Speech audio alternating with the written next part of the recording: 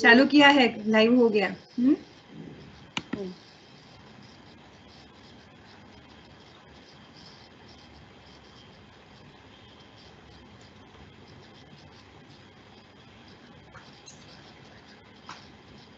A very good morning to one and all.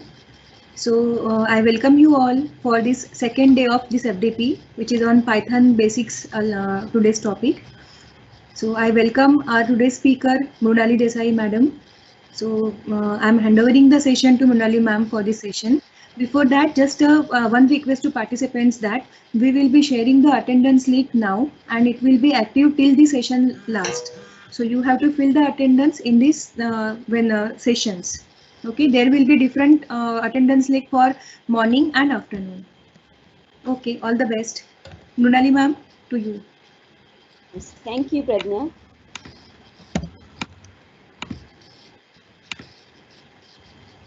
Good morning, one and all present here. Yesterday's session, I enjoyed to teach, but I don't know how have you enjoyed it or not. But I assure you that today also you enjoy my session. So today I am going to explain you the remaining part of yesterday's, that is the uh, break, continue, assumed, and the past statements. And today, after that, we will start with the functions, OOP concepts, modules, packages, arrays, exception, and file handling. And some packages I just give you the introduction. You can learn more in next 4 days about these packages. So now we will start with the break statement. Yesterday I think I explained you what is break statement. Whenever looping is there, we use break and continue statements, right? If you have written one loop and some condition occurs and you don't want to continue with the loop, at that time you have to write the break statement. And second is the continue statement. Sometimes it happens that you don't want to do something when something occurs, right? So at that time you use the continue statement. For example, you want to print the all the numbers that are divisible by 3. So at that time you have to check, and if it is not divisible by 3, then you don't want to print that statement. So that is the continue statement. So I show you the examples of it, how to use the continue and break statements.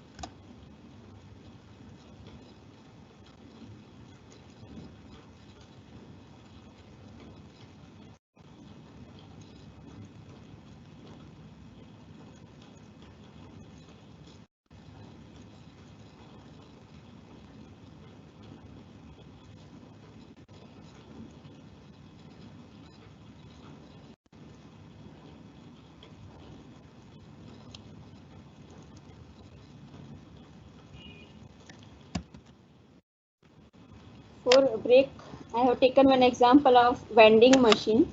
If there is one vending machine which has some limited number of candies, and some customer asks to buy some number of candies, then if the machine has no candy, then it will shows that out of stock. And if the candy is there, then he will display the message, please take one candy. So first what we will do in this program, first we take the input from the user. Fine. So how to take input? Now you know how to take input from the user, and we want the number, right? So I will write x is equals to input, enter,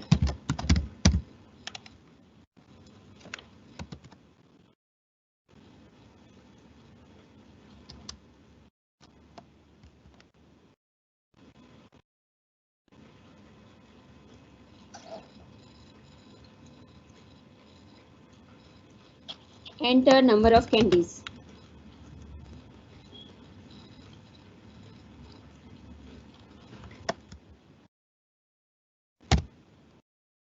Right. I check whether my command is working properly or not. I have to first save my program.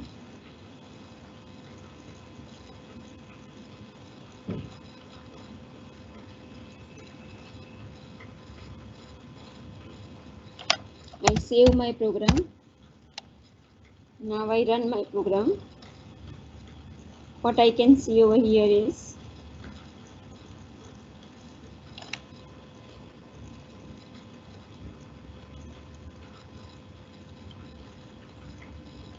enter number of candies, right?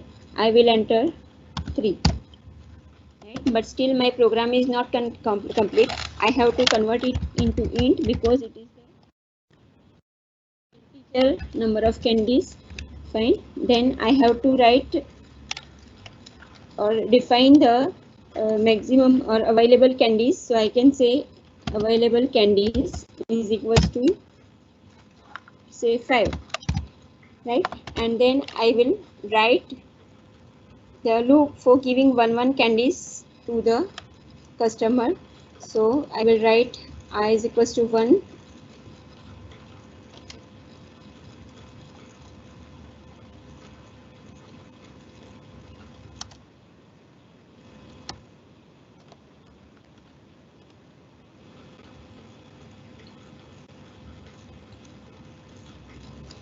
I is equals to 1, while I is less than x means what?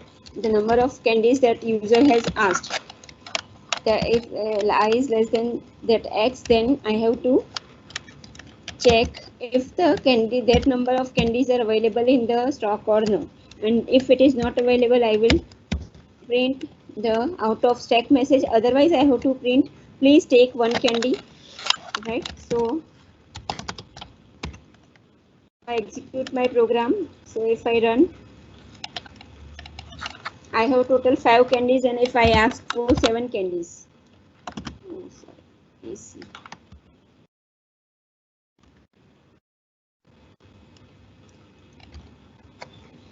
Right, I will ask for 7 candies, then enter number of candies.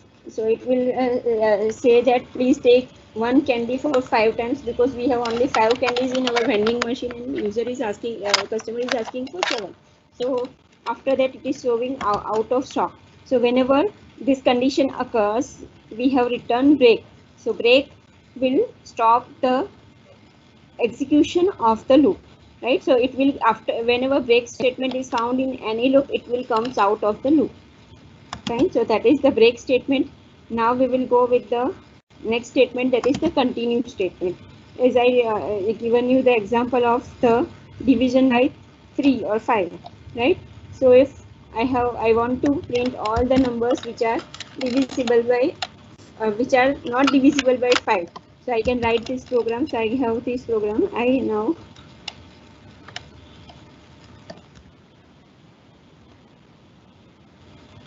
run this program. Right. So what it's showing me is the all the numbers that are not divisible by 5. If I want all the numbers that are divisible by 5, then if I can change this condition to I mod 5 is not equals to 0. Continue means if i's value is 6, then the continue will increment the i's value and again it will execute the loop. Right, so it will goes to the first statement from where the loop is starting. So increment, generally whenever the for loop is there, the sequence is like first the control variable is initialized, right? Then the condition will be checked, and the third is the update of control variable, right? So first initialization is done, then it will execute the loop. After execution of the loop, I will show it over here. After first step will be initialization, it will initialize the loop or control statement. Then second will be check the condition, will execute the statements. Then third statement, it will increment the control variable. Fourth will be, it will check for the condition.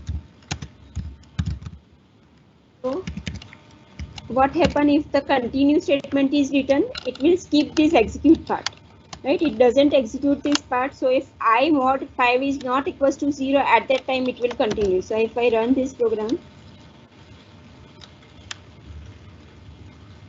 then it is showing me all the numbers that are divisible by 5. Fine. So if it number is not divisible by 5, then it will be continued. So it will not be printed. So next the statements after continue inside the loop will not be get executed. Fine. Now the next statement is the pass statement. Pass is nothing, right? Pass is means it does nothing. So whenever you write a pass statement anywhere, the meaning of it is just for writing the statement. It is for completing the syntax we require that statement. That's why we write that pass statement. Fine. So I show you one example of this also. So if this is your list, in your list 9 numbers are given. It is positive and negative number, and you only want to print the negative numbers. So if I execute this program, so in list we have 9 numbers, fine. For I in num, whenever this is the iteration for the from the list, fine. So for I in num is 1 to 9 numbers are there, and it will take one by one number. So I initially I is equals to 1, then I is equals to -2, then I is equals to -3, like that, fine. So if I is greater than 0, then do nothing, right? Why this statement is written? Because we want to, it can also be written in the another way also without pass, but I just wanted to show you the use of pass. So to complete this statement syntax, if you don't write pass, then what happen? It won't be executed. It will gives you the error, right? Your syntax is not proper.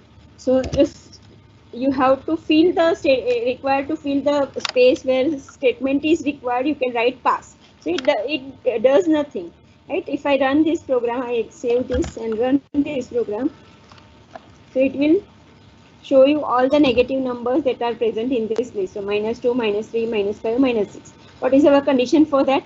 I should be less than 0, right? So what condition we have checked to show the use of pass? I have written I is greater than 0, then pass, else print I. Fine.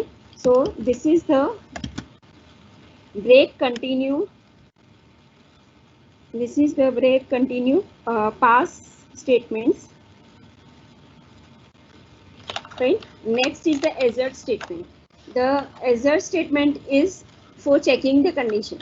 Like if you take the input from the user and you want to put some validation on that input. So if you want to know that the number check that now the number should be greater than 0, right? So at that time you can use the assert, right? Message is optional. It is whenever the condition is expression is true, at that time message will come, and if the condition is false, then the assertion error exception will be generated. Fine. So I show you the example of this also, and at that time you also have to write assert error exception handling you have to do, otherwise it will show error to the user.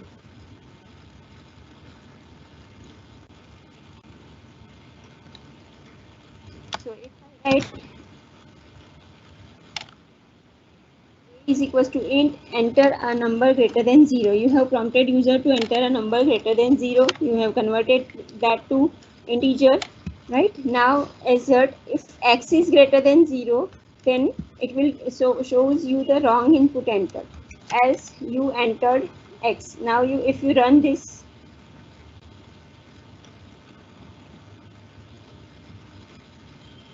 enter number greater than 0. I am entering 4.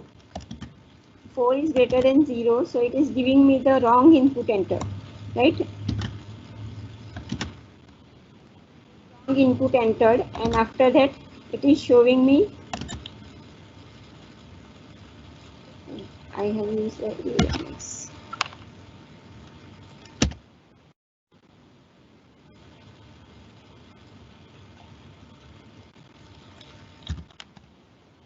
Fine. But if the condition is true, a is greater than 0 condition is true, so it is showing me you entered a. But if I enter negative number, right? I run this program and I enter a negative number, right? So it has shown me assertion error and wrong input entered. Fine.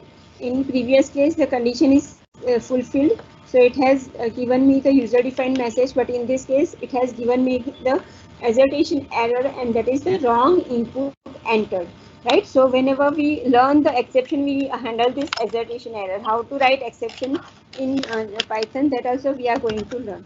So this will be your break, continue, pass and assert statements. Now we will start with the today's session, that is the functions, right? Everyone is aware of function. If you do C programming, in C programming, functions is most important. You always have to write your program with, start with your program with the void main, right? In Java also you have to write your function code inside the function that is called, you can say, public static void main, right? Inside that you write your code. In Python, it is not required always that you have to write the functions or classes. You can directly also, till now, till this point we have done the programs, all the programs without any functions. We have not created any function. So, but if you want, you can create the functions, classes and objects, right? So today, in today's session, I will be covering this. So functions, we already know that there are two types of functions are there. First is the built-in functions and second is the user-defined functions. If you take built-in function, then functions that are already defined, right, that are already exist in the programming language, that are called the built-in function. No, logically there is no difference, but built-in functions are something that is always required, and that's why the programming language the writer has already given that functions. Like for example, in our Python, we have used print function, we have used input function. So these are the already defined functions, right? Second part is the user defined functions, that you want something to write, you want to declare or create your own functions, right, according to your requirement. That is the user defined function. Now the syntax of user defined function. So the syntax is, first you have to write the def keyword, right? Whenever you write a function in Python, you have to first write the def keyword, right? So if you say what is the how you write the definition of function, it will start with the def keyword, then name of the function, and then in round bracket you have the parameters of the function. Fine. After that you have to do a colon, then colon sign is must in Python. Then you have to give the indentation, and then you can write the function coding, right? Whatever statements you write or whatever task you want from the function, that you have to write inside the function, and that is indented, right? It don't be on the same line as the def. Fine. So indentation is must, def is must, parameters are optional.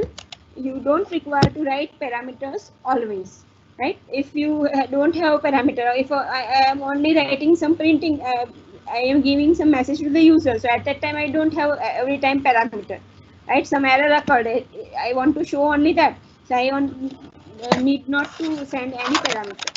Fine. So at that time the empty parenthesis will be there. If I have parameters, then also I can pass the parameters, right? So this is how you have written in this example. Function 1 is there, right? We have two things are there, function definition, function call. And in C we also have the prototype declaration, function prototype declaration or function declaration. So we have to inform to the C compiler there, this named function is there, it has this many number of arguments. The arguments will be in this order. The type of argument we have to define, then only we can write the function. But in Java, in Python, you don't require to declare the function, you only have to write the definition of function. Fine. And then you have to call the function. So def func1, def is the keyword, func1 is the name of my function, and in bracket I have not written anything, means I am not passing any parameters to the function, and then colon. After that print I am learning Python function, print I am learning Python function. So function, this much part is my function definition. You can see over the space over here. I don't know whether it is visible to you or not. Right, so this blue, first blue rectangle is the function definition, second rectangle part is the function call, right? How whenever you call the function, the part or the statements inside the functions will get executed, and if you pass parameters, then that parameters will be taken by the function. So what is the output of this program? It will only print I am learning Python function. So now we will try to write one function, simple function we will write for, that is our, what we have done in our first program, addition of two numbers, right? So I can say def sum bracket, right? Then I will write a is equals to 5, b is equal, I don't have written the colon. Remember to write colon over here, right? Otherwise it will give you the error. Fine. A is equals to 5, b is equals to 10, c is equals to a plus b. Then I will write print c, and then I will call sum. This part is the function definition. This is function call. Now I save this program, I run this program, and let me check what will be the output of this program. 15. Fine. So now function with the parameters, right? Whenever there are you want to pass the parameters, you have to take the values of the parameters. I will take some static value for a and b, right? So I will take over here, I will write a comma b. Over here I will write 5 comma 10 and run this program.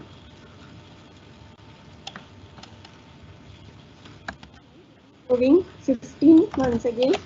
Right now function returns value, right? Function will return some value. Whenever you write the function, you want some output from the function. At that time you can say function is returning some value.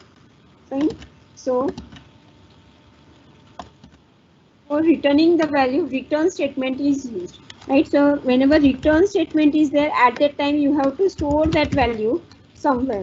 Fine. So if I write return c, so c first def sum a comma b, c is equals to a plus b, return c. Now I have to take some variable over here which will get the value returned by the sum function, right? Sum is returning the addition of a and b, and that I have to store somewhere because return c will returning the value. Fine. So I will write print sum equals to comma x. Fine. And now you can run this program. So I will run module. So it is showing me sum is equals to 15. Fine. This is all about the functions, how to write function, how to return values. Now we will concentrate on the parameters, right? How to excuse me, ma'am. Yes. Some participants are requesting to please make it slow. So if it is possible, please slow it. Okay.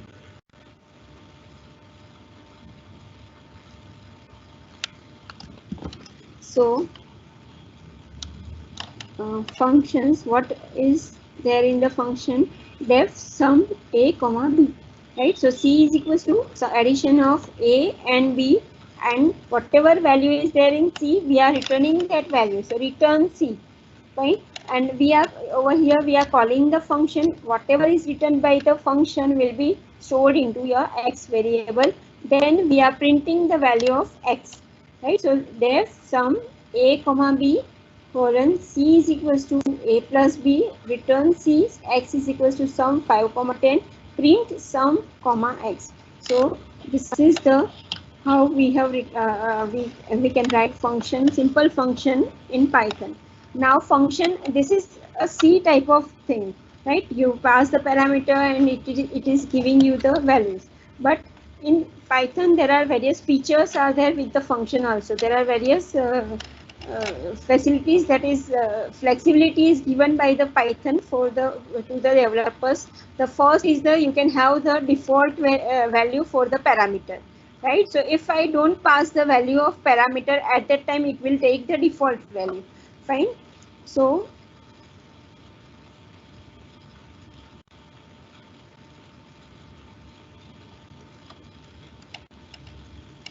the second point is to declare a default value of an argument, right, to declare a default value of an argument.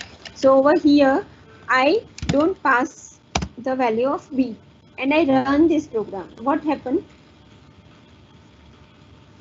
It is giving me the error. Why? Because missing one required positional parameter b, right? One parameter is missing at the time of calling this function. There are only two parameters are there in the definition and you are passing only one. So any language will gives you error at this point.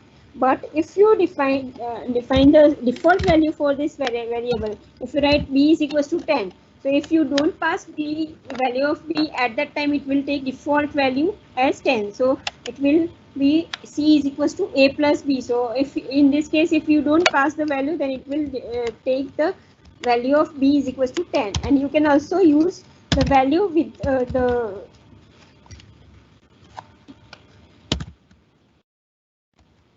you can also have sum 5 comma 20, right?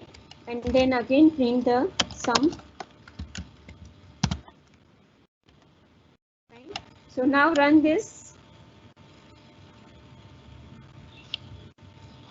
Right? So it is showing 15 and 25. In first case, it has shown me error. If I don't write equals 10, then it is showing me error over here. This part won't give error, but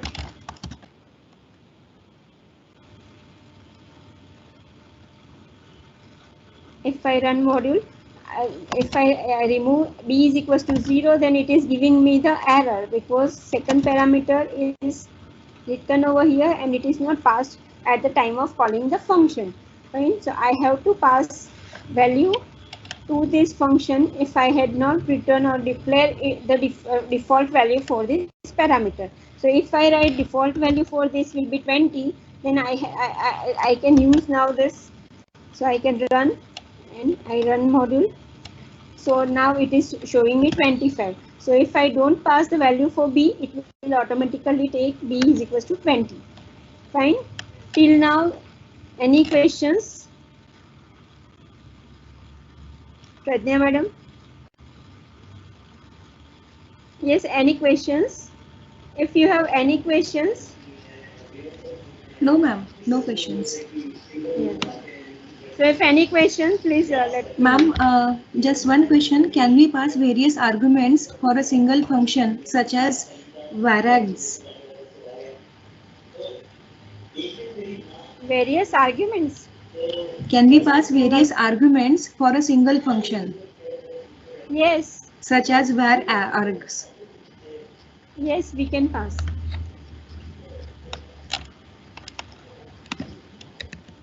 We can pass various arguments to a function. That is fine. If you have one, a is your string, b is your number, then it is fine. I can show you. Here you can write name, right? And here you will write some other variable, name and salary. I can see, fine. And you want to only you are printing some value over here, so you can print name. Print name, comma salary.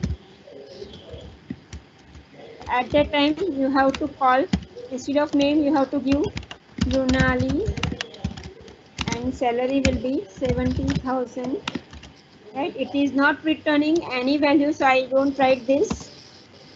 It is also not required to write this print statement because it is not returning any value and we are not storing it anywhere. We are only printing the name and salary. And so you can use it like this.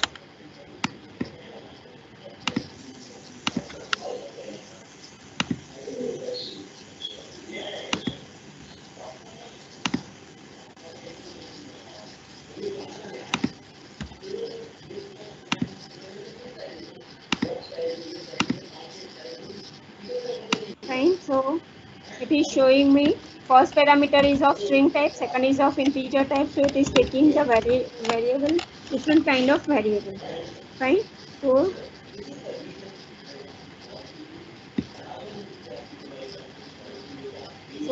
we have done to declare a default value of an argument.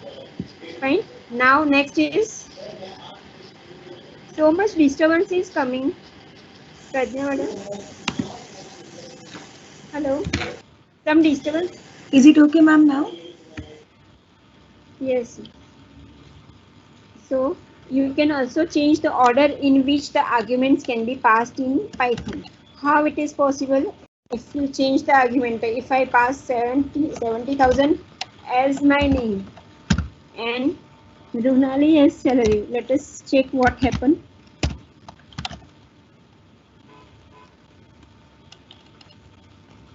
Yes, it is taking, because we have not defined any type over here. The name is always a string or name is always a salary, right? Another thing is, actually this is the logical error.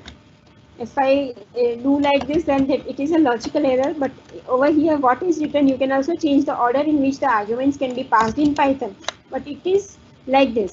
You can give the variable name over here. For salary I am passing the 70,000, and for name I am passing Munali. So this is also called the named argument.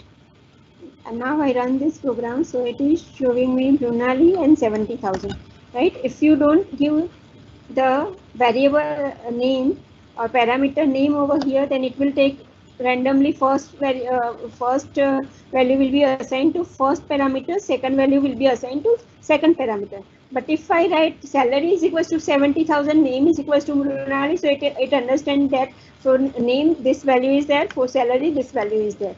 So that is this is called the named arguments, right? And this is another feature that is available in Python and not available in earlier languages like C and Java. Right? Next is the multiple arguments can also be passed as an array, right? Multiple arguments can also be passed as a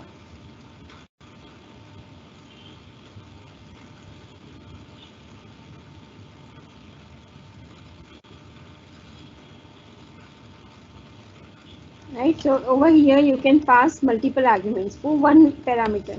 So if I print this, I copied this, and I run this. I save this program, I run this, right? So it is showing me I have passed 5 values and it is taken into star args variable, and it is showing me args. Now I want to pass only first value of that. So I can write args of 0. This can also be done in this C and Java, I think. And so it is showing me the first value. So this is passed as the least. Right? So you can pass multiple values to the parameter, but at that time you have to write the star and then argument name. So one argument will be pointing to these 5 values. So now this is also over. Multiple arguments can also be passed as an array. Now returning multiple values from function. Returning multiple values from function. If you want to write single function for addition and subtraction, is it possible in C or Java? Think it. Fine. So in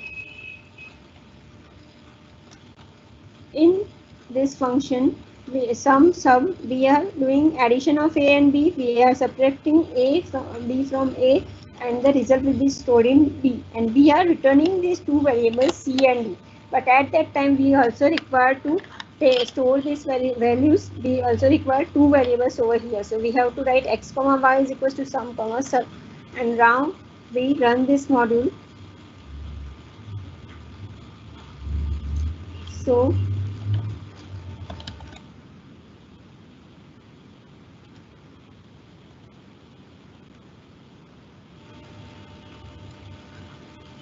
okay, I have not printed these values, that's why it is not giving me anything. So you have to print these values, right? So I will write x is equals to comma 5 is equals to 5, save it and run it. right? So you can see x is equals to 15, y is equals to 5. So two parameters we have passed, that is 10 and 5. C will be 15, D will be 5, and that will be returned, and that will be stored into x and y, and it is we are printing x is equals to x, y is equals to 5. Fine. So Ma'am, there is one question. All yes. parameters can be defined as default or only few. Like in this example of sum, we have defined one. Yeah, we can define multiple parameters also as the default. If I declare over here 10 and over here the value of b will be 5. It is fine if you declare all the variables as the default variables, right? And over here I don't write anything. Now I run this program, right? So still it is giving me the same result because default value for a is 10, b is 5. Again I change the value to 50 and 5. Yes, so you can declare multiple variables as the multiple parameters as the default parameters. Right? Now, next is the anonymous function. Anonymous functions or lambdas. Right? Anonymous function is a function that are not bound to name. Right? So whenever we write anonymous function, we don't give any name to this function. This is a special kind of function that exists in Python, and we don't give any name to this function. Right? It is just created by writing a keyword lambda. Right? If you write lambda first word as lambda, then it will be understood by the system that this is the function, anonymous function. Right? It can also take any number of arguments and return an evaluated expression. Right? It is created without using the def keyword. You don't require to write the def keyword for this function. Fine. So you can see over here the syntax of it is lambda. That is the first keyword we have to write lambda. Then argument list. Argument list, that is required. Whatever arguments are required in this expression, we can write that as the argument list, and then expression. Fine. So now how to write this function?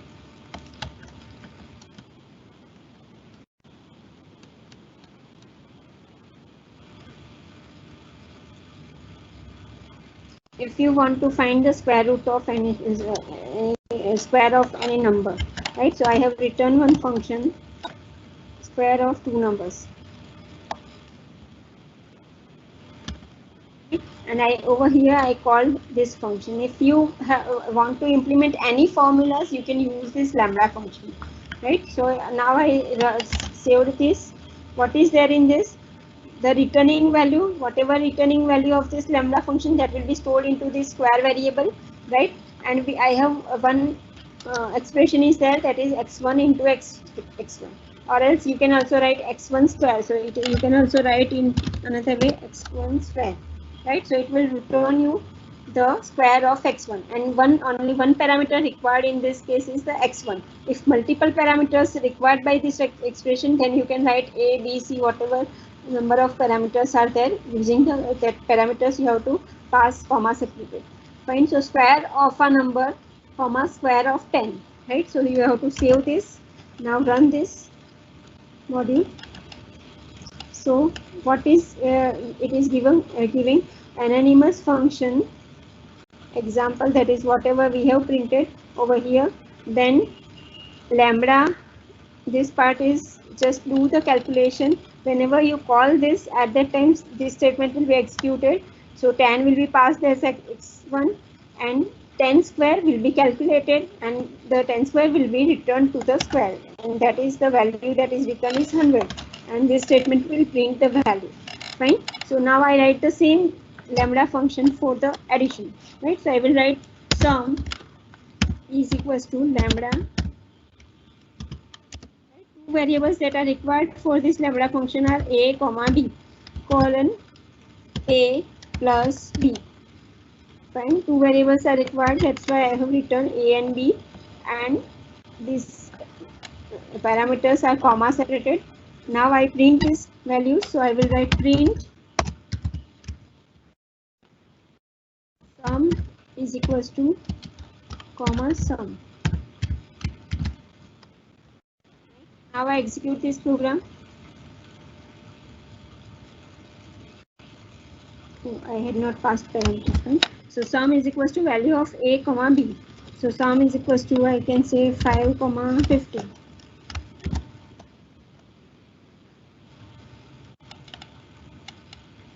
You can see this printing sum is equals to 55. So in such way you can implement any formula you required in your program. Right? Whenever implementation you do a implementation of a research based project or anything, at that time you can use this lambda function for writing your expression that will be used multiple times. You use it for many times, right? And you can see how this function is called. Lambda function is called.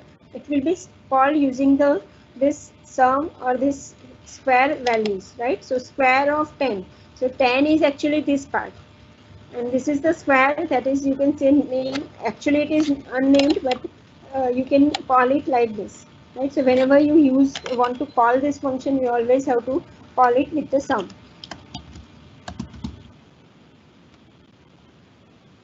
Right, so this will be the anonymous functions. Now scope of variable, everyone who is using C will be aware of the scope of the variable.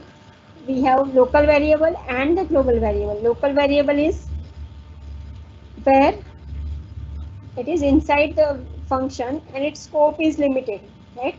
If you write two functions in C, one function you declare one variable int a, another function you declare one variable int x, right?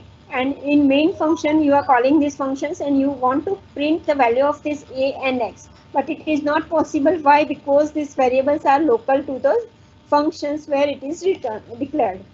Fine. So that are the local variables. So its scope is limited. In Python also we have the local variables.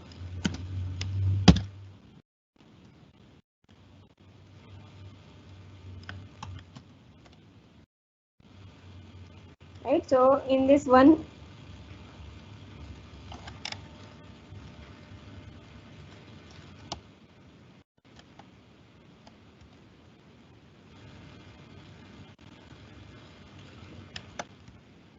right, print local variable example. This is just for messaging, right? Define message a is equal to 10, print value of a is a, right?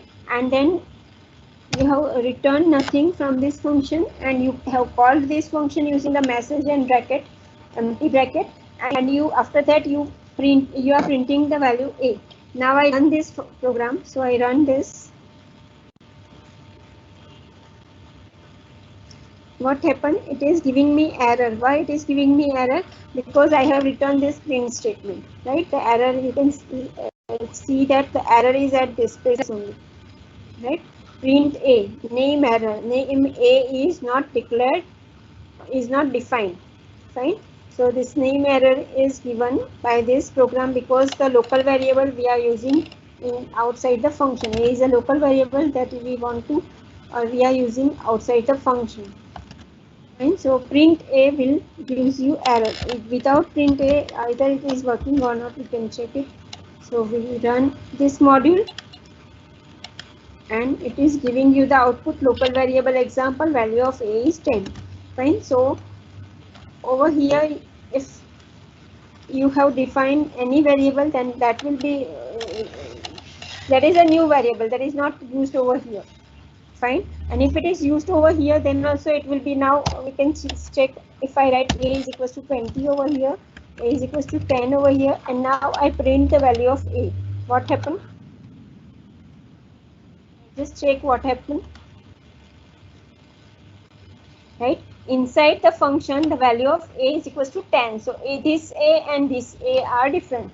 This a is the global a variable, this is the local variable. So this will be used inside the function, outside the function whatever value is displayed, that is the global variable. So now again I will take another variable b is equals to 10, and I want to use this b over here. So value of a, I can say value of a comma b is a, and I remove this a is equals to 10. Now what happened? Now what happened? Value of a comma b is 20 comma 10, because inside the function you can, a and b are the global variable, so inside the function you can access the global variable, fine, but local variables cannot be accessed outside your function, fine. So over here it is giving you 10 and 20 and 10. Now I give a is equals to 10. So what happened now?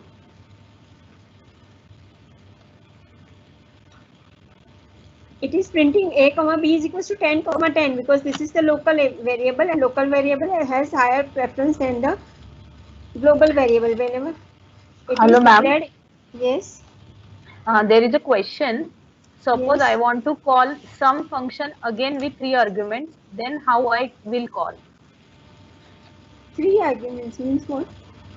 Again with 3 arguments. Yes. 3 arguments. And there is one more question. Does it identify from the number of parameters? Number of how? What? Does actually lambda function you are told now? So Yes, for yes. that, does it identifies from the number of parameters? What is the need for identifying number of parameters? Why we require that? How many number of lambda functions allowed in program, and does it identifies from the number of parameters? The question is like this. See, I don't think there is some limit for defining the functions in defining the lambda function, right? You can define any number of lambda functions, and I also don't know how to identify number of parameters in lambda function. I also have to check for that. Okay. Thank you, ma'am. So now a is equals to 20.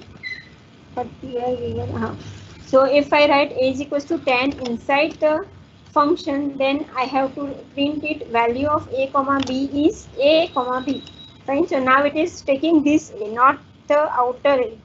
Why? Because it is inside, this print statement is inside the function, and it has the more preference for local variables than the global variable. If local variable doesn't exist, it will take the global variable. So this is the global and local variables.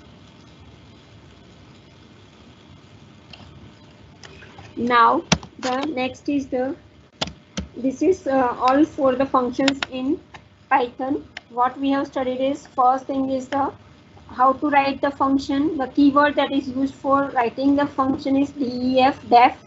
We use def function for writing the function, right? Then the function name, inside the square round bracket we write the parameters, and whenever you want to change the order of parameter passing at the time of calling, if you want to change the order of parameter passing, then it is possible in Python. Then new thing in Python is you can declare any variable or any parameter as the default parameter, fine, and the lambda function, global variable and local variable. Now we will start with the OOP concept.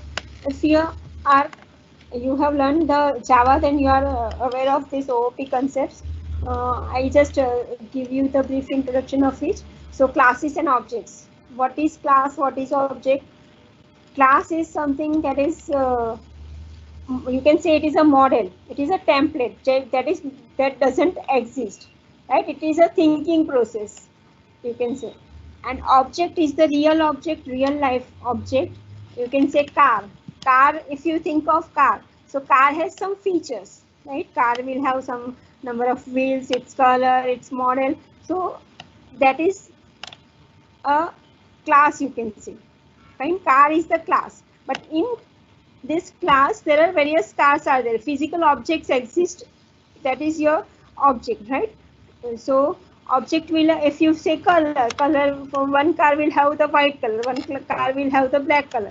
So it is the speciality of that object, and it is physically exists, whereas class does not physically exist, right? We only define the template or structure for our object. The object hoga, then it has this many attributes are there, these methods are there. Methods is what? Its behavior.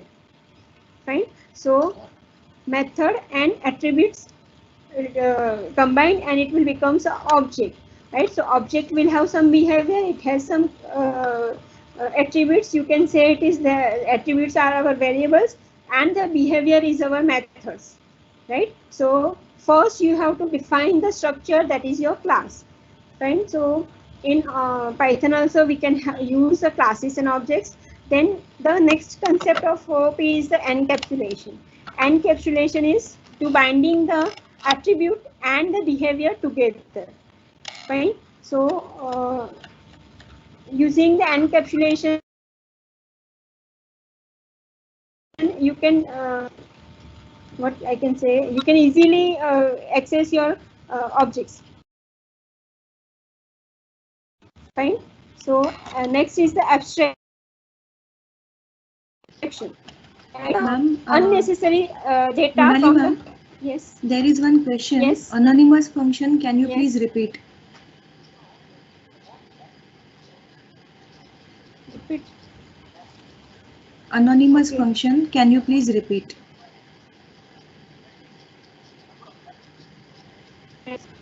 Anonymous function. What is anonymous function? It is a function which don't have the. Pradnya, I am repeating ma'am. the. Yes, Yes, I ma'am. am repeating. You please switch off your mic. Okay. So anonymous function is a function that are not bound to name, right? So we don't give any name to the function, even though we give the name, but the syntax I can say it is a different. So we can say we are not giving the name to the function, right? It is created by using a keyword lambda, right? So in our example, I think I have removed that example. Right? So yes, we don't give any name to this lambda function. We only write lambda x1 into x1 raised to 2. Fine. So without this square name also you can use it. Fine. But at that time you only pass the value. But for calling this you have to give some name over here. Right. So we don't use def in this. Def generally whenever we write any function we use the def. But for writing the lambda or anonymous function, we don't write def. Fine. So lambda is created without using the def keyword, right? Lambda takes any number of arguments and returns an evaluated expression. So after colon, whatever we write, that is our expression. If you see the syntax of lambda function, so we will have lambda argument list colon expression. So what it will do, it will, if you are doing or evaluating any expression, then you have to pass the values for its parameters, right? For example, a plus b minus c. So you require 3 parameters for this, so you have to pass a comma b comma c over as your argument list, and you have to write, you can write like this, lambda a comma b comma c colon a plus b minus c. So this is your one lambda function, right? It is after execution of this statement a b c, it will returning you some value, right? If you execute this function, evaluate this expression, it will have some value, right? Some value that is calculated. So that value will be returned as the sum, or you can say any variable. So I can say x is equals to lambda a comma b comma c colon a plus b minus c. Now whenever you want to evaluate this expression at that basis, you can call it like x of, I can call it like x of a comma b comma c, where my abc value will be something. I can also pass the static values like 5 comma 2 comma 3. Fine. So I have x 5 3 2. So it will be calculated. I can we can execute this program. Just give it.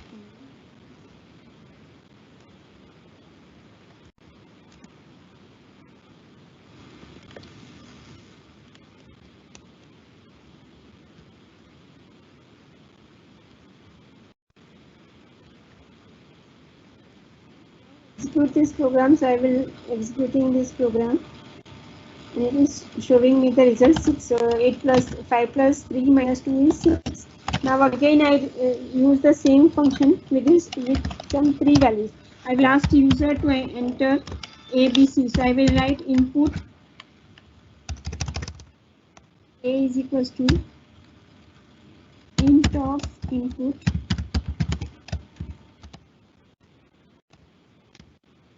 enter A.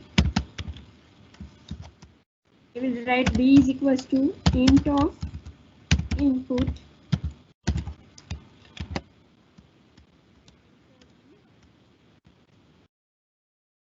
and I will write C is equals to int of input enter C.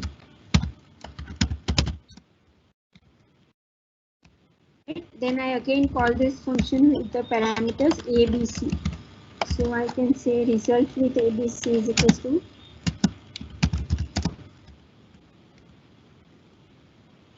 X in bracket A, B, C. Yes, I just comment out this. Now I run this program.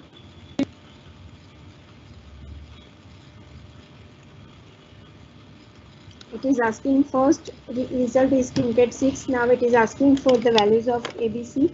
So I will ask me enter 8.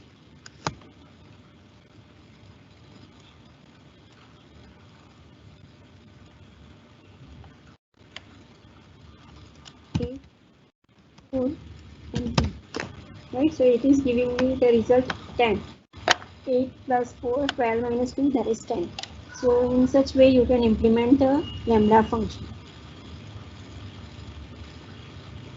Now is it fine?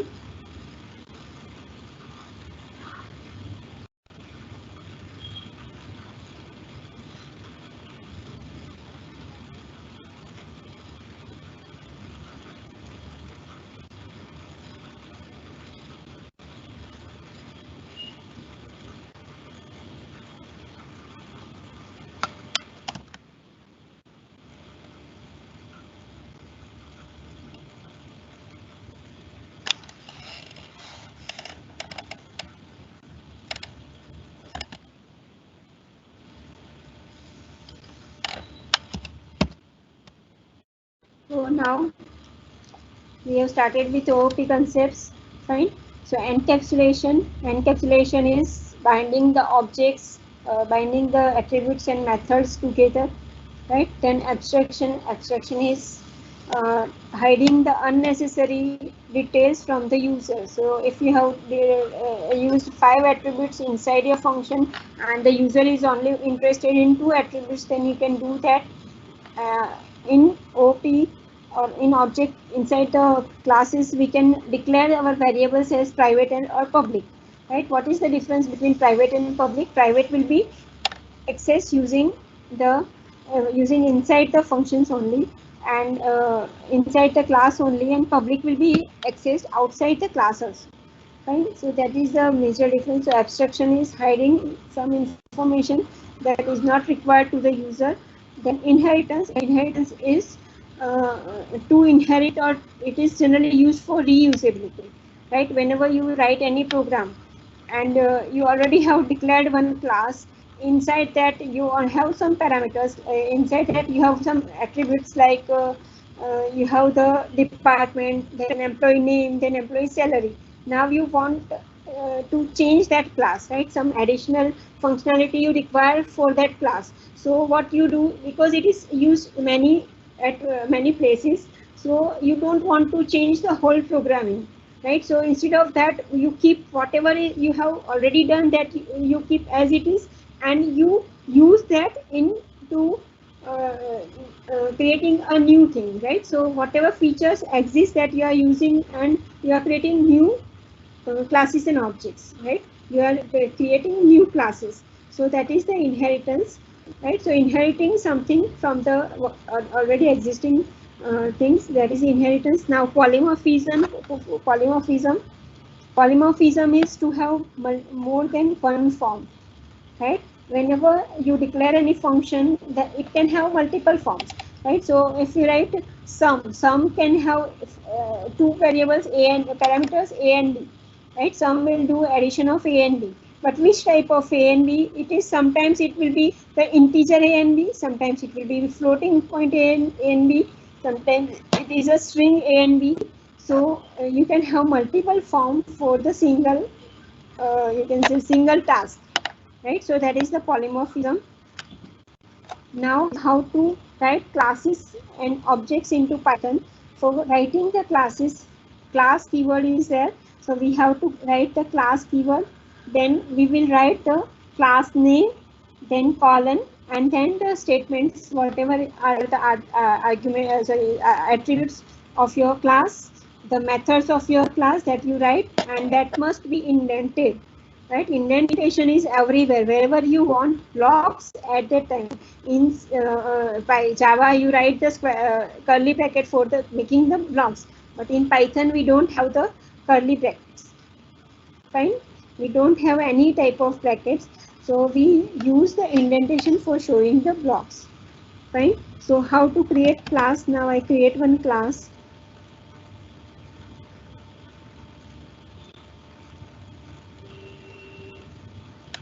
I can say I create a class student, right? So how can I create that class? I will write class student, and then I will write colon, right? Colon is compulsory at each and every place. You have to remember to write colon. Fine. Then press enter. So it is in your ideally it is already indented. Fine. So indentation is there.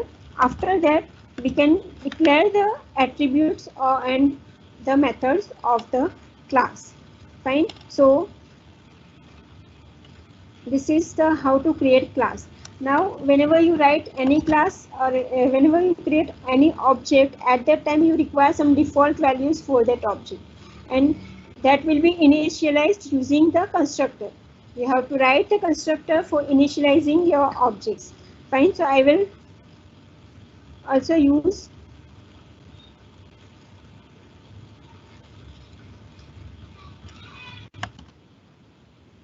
right. So in Java, how you write the constructor? You have the same name as the class name. The method which has the same name as the class name, that are called the constructor.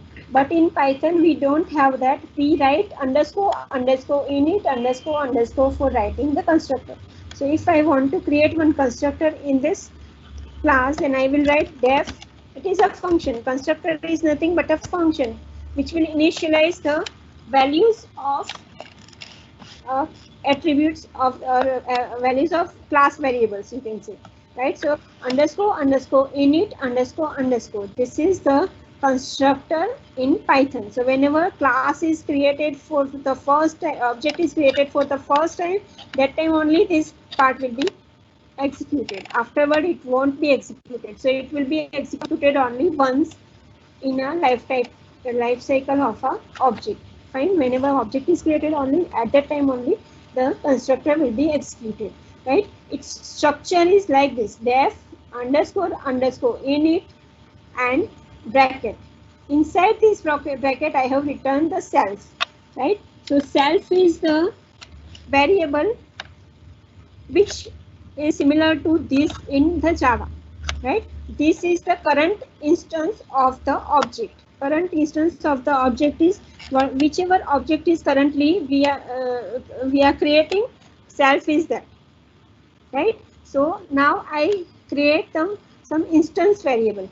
Now there are two types of variables are there in Python. First is the instance variables, second is the class variables or static variables, right? You already know static variables in C or Java. What is static variables? It is a variable whose scope is the lifetime of your program, right? So it will be only, there is only one copy of a static variable. If you declare any variable with the static keyword, then it's only one copy is maintained into the program, into the whole program, right? So class variable or static variable are similar to the static variable are, class variables are similar to the static variables, right? So only single copy of class variable is created, right? And instance variables, multiple copies, or the number of number of objects of that class, that many number of copies of are created for the instance variable. So if I have 5 objects, 5 copies of instance variables are there, right? And the value of each instance variable will be different. So because it is belongs to the object, not the class. In class variables belongs to the object. So now how to create this instance variable? We can write it inside the init, right? So we can have, in this example, we have name, department, and institute. 3 class variable instance variables are there. I can say self.name is equals to Mrinali, self.department computer, self.institute KJS IIT. Fine. Now def talk self. This is the method. What is this name, department, and institute? These are the instance variables. So I can write over here. These are the instance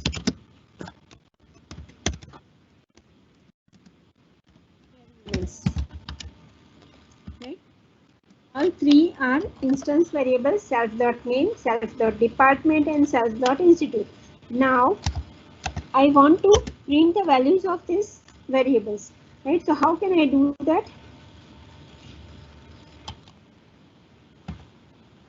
How can I print the values of these variables? I can write the method for printing these variables. So I can write diff top, or you can say display. Def top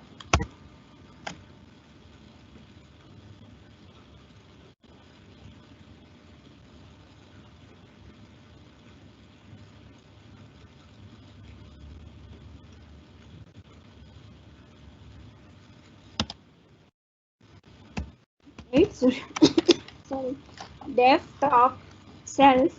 Top is nothing but this is the method, or this is the function or method inside the class, right? So you can say this is the method of the class. So top is the name, then self is the parameter. Whenever you write constructor or function, any function, you have to give self as the first parameter, right? Self will be your first parameter of any function or constructor, right? Now you want to print the values that we have created at the time of creation of the object. So you want to print name, computer, name, department, and institute. So I can write self.name. For accessing these variables, instance variable, we always use self.name, self.department, self.institute, right? So you are in this, we are printing the same values.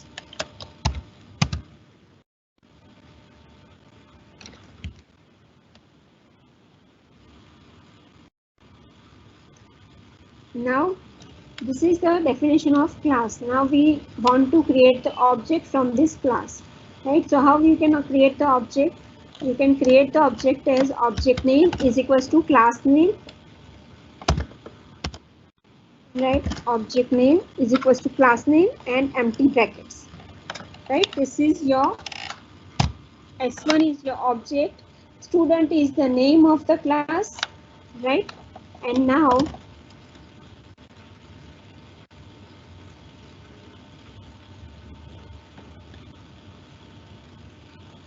you can see over here name is different. I had given different name, and in this program it is different name. So I will make it student as capital, right? So S1 is equals to student. Then I can call this method s1.talk, right? I will call this method s1.talk. Now we run this program, right? So what it is showing me, hi, I am Munali, my department is computer, I am a faculty at KJS IEIT. Fine. Now I don't want this values. This is the fixed value, right? Any object you create, the name of that object will be always Munali. Department is always computer. That we don't want. Fine. What we want to pass these values. So we create the constructor in such a way that we can pass the name, then we pass the department, and we pass the institute.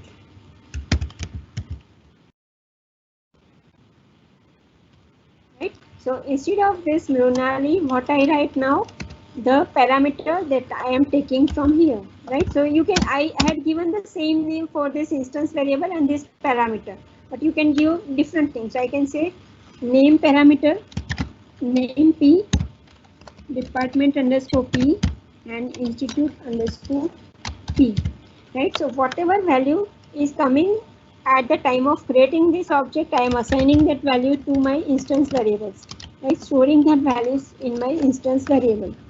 So I can write dept underscore P, and next is institute underscore P. Now I again run this program, but in this you also have to give the parameters. You also have to pass parameters from here. Why? Because it is expected. Fine. So now I pass the parameters from here. So I write Mronali, comma, computer,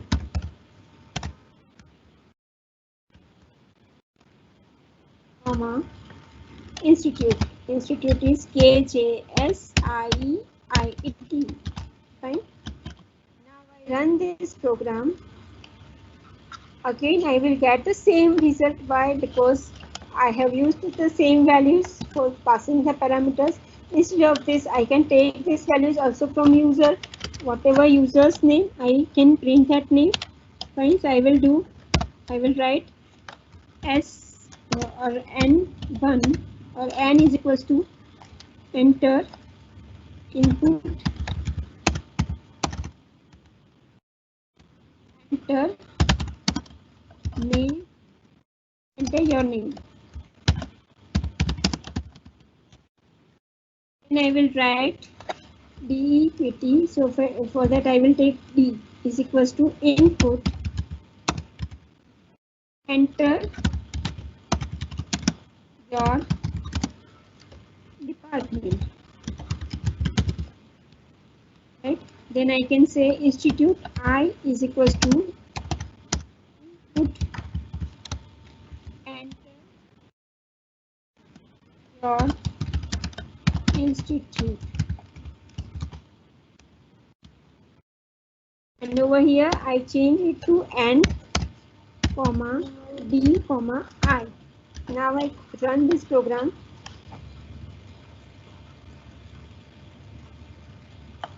Enter your name, ABC XYZ. Right? Department is computer. Institute is KJSIEIT. Right? Again, it is printing, hi, I am ABC XYZ. My department is computer. I am faculty at KJSIEIT. So what we have done in this, we have created the class, we have created the constructor, we have created the object, and we also have initialized this object with the user defined values. Fine. Is there any question regarding this? Any questions? There is a question. You can ask, Pradnya, don't worry. Okay. Ma'am, is it compulsory always to write init function?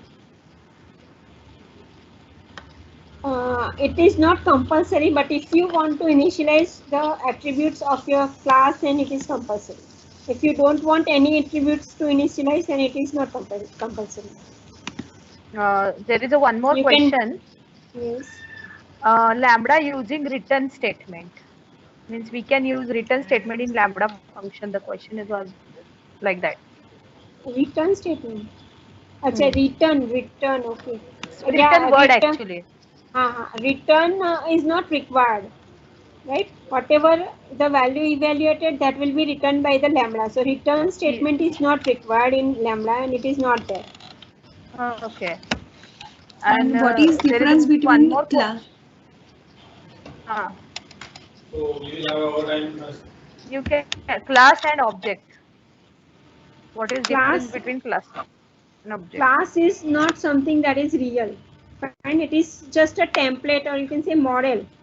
Fine. If I am making something, it is just idea. I am making something, then this will be there, this will be there, this will be there. And when you really making that, that has some. If you are making some, you can say toy, right? So if you are making that toy, then you can decide what is the shape of my toy, what will be the color of my toy. I will make like this. I will make like this. So whatever you think, that is your class, right? And whenever you really create that idea, you really convert that idea to reality, that will be your object, right? So if you think about circle, so circle, what whenever you are told that make a circle, so you know that I have to make the circle, so I require the center for that, I require the radius for that circle, but you don't know the what is the value of that radius or what is the center point of that circle. And whenever you really draw the circle, at that time you define that the radius of this my circle will be 5, right? Some other person will also create the same circle, but radius of his circle will be different. So shape is circle, it has a radius, but the value will be different. So circle, you can say it is a class, right? And the circle of that, the person who has drawn that, that is the one object. The another person's circle is the second object. So that is the reality, fine. And student, the class is not the reality. It is an idea, right? So it is a template like thing. Okay. Is it clear? Which uses less memory, define function or lambda function? DEF, which we are defining in function then. It is not in the means terms of the memory, because memory is not so much memory is taken by the code. Right? Whenever your data is there, data will take so much memory. So I don't think it is for the memory point of view, but it is created for the usability. Right? You can easily write your expressions or formulas using the lambda functions. Right? That's why it is created. So memory, I don't think, or I don't know if there is a difference between the def function and the lambda function with respect to memory. I don't think. How to build user defined function with expressions? User defined, I had shown now. If you want to add two numbers, then you have to write def, then the name of the function. Inside the round brackets, you have to write some parameters, whatever parameters you want for your function. So if I have removed that. And just a same minute. function. Just a minute. Okay. If you have a sum is your lambda function, what you are doing using sum is you are adding two numbers, fine. So lambda a comma b colon, right? Your expression is a plus b. This is my lambda function. Now I convert this function to the def function. So I can write def sum in bracket. I will write the same parameters that I have taken over here, right? And I write return a plus b. Fine. This is my simple function. This is my lambda function. Fine. Next. Okay. Same function with a number of arguments. This is just question. Same function with number of arguments.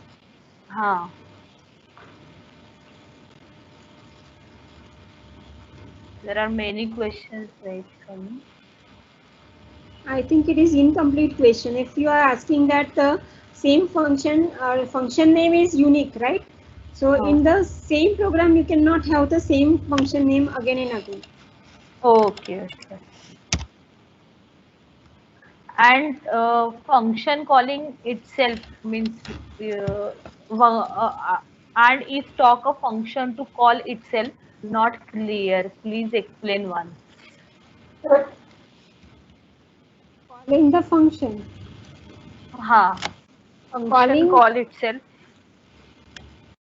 Calling the function is whenever this is just you have defined the function, but whenever you really want to do a plus b, at that time you have to call the function, fine. So you will write c is equal to sum of a comma b. So this sum of a comma b, this is the function calling, right? And whatever value that is calculated using this function, that will be assigned to the C. So function definition you only write once, right? But calling can be done any number of times. So if you want to again call some other numbers, so you can write sum of C comma D. So you can write x is equals to sum of C comma D. So the function is whatever is a repeated thing, you can reduce that using the function. So you don't have to write each time a plus b, a plus b, a plus b. Instead of that, you can write one function. So it is only the static part that always remains same, but the values of that whenever you call the function, at that time it is actually executed. And how to pass dynamic values to functions? Dynamic values means what? What is the The meaning of question dynamic like this. variables? Whoever has asked this question, please clear what do you mean by dynamic variables? Yesterday also someone has asked what is the difference between Java and major difference between Java and Python. So major difference I can say it is in the way of declaration and use of variables. Right? In Python you don't require to declare the variables, whereas in Java you require to declare the variable. And the second thing is the dynamicity of the variables. So if I declare once a next time I declare a as the float, but it is not allowed in Java. So that is a major difference I found in Python and Java. So next question. Is there any questions? More questions? No. Question is not there. Can we take break for 10 minutes? Yeah, I just complete Or this part. okay, as you wish. Okay, thank you. After 5 minutes we can do. Okay. So now, is this clear now? Any questions regarding this class and object? Right, so if you don't want to create the constructor, then also it will be fine, right? So in that case I can write my function will be, I create a new program.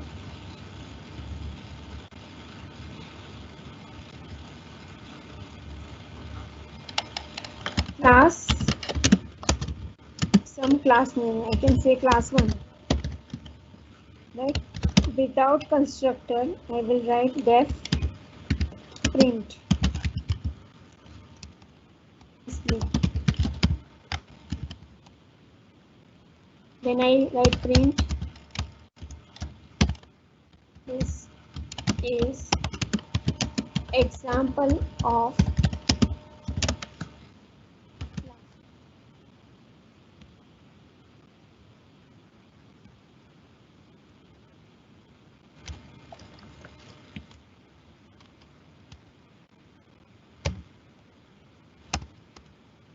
now I call this, I create one object of this. So C1 is equals to class 1 with empty parameters, and I write C1 dot display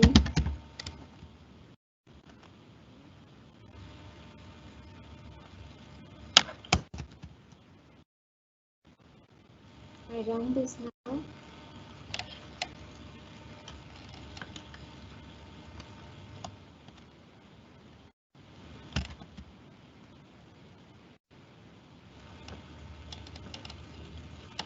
Right, so you can not always require to write constructors.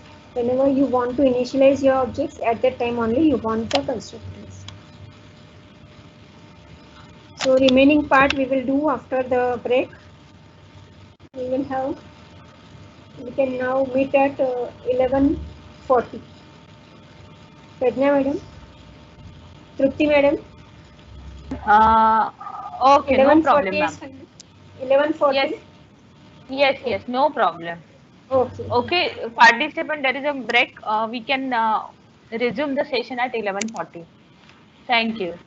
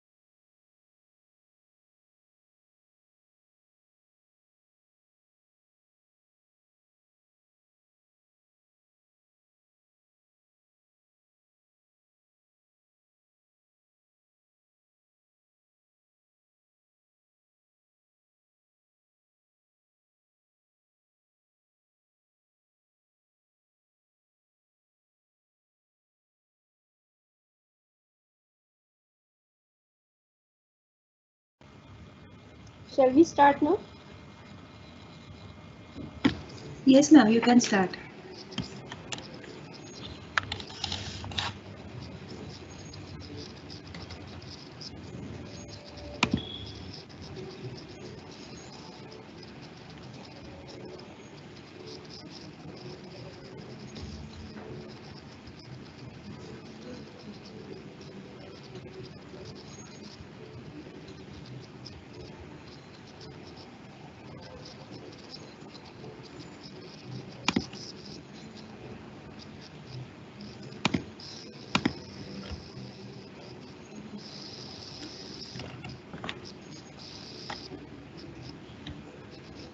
Ma'am, please share your screen.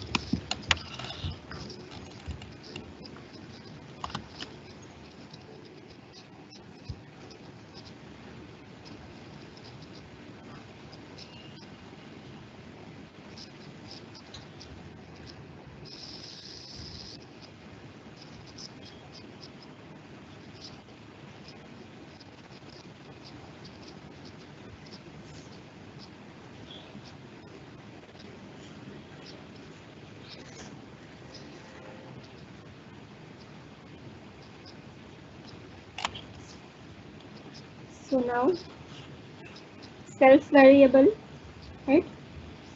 Here self variable is the variable that belongs to the instance of the class. Hello, Pratna madam, please switch off your mic. Yes, ma'am. So self variable is a variable which belongs to the instance of a class, and if you want to access the variables of a class, you have to use the self variable, right? So we have written the example, this one, in which we have given self. So whatever is the first variable, that will be taken as the self variable, right? So it is not necessary that you always write the self name. Instead of this, I can write xyz name, right? If I write xyz, then it is considered as self, right? So its name can be anything, but it is considered as the self variable, and it belongs to the object or instance of the class, right? So if I have created this s1 object, then it belongs to the s1 object. If I create another object s2, so it will have the separate instance variables, self variable, right? So s2 will have different variable, s1 will have different variable, right? So if I declare 5 objects, if I create 5 objects, s1, s2, s3, s4, s5, I have created 5 objects.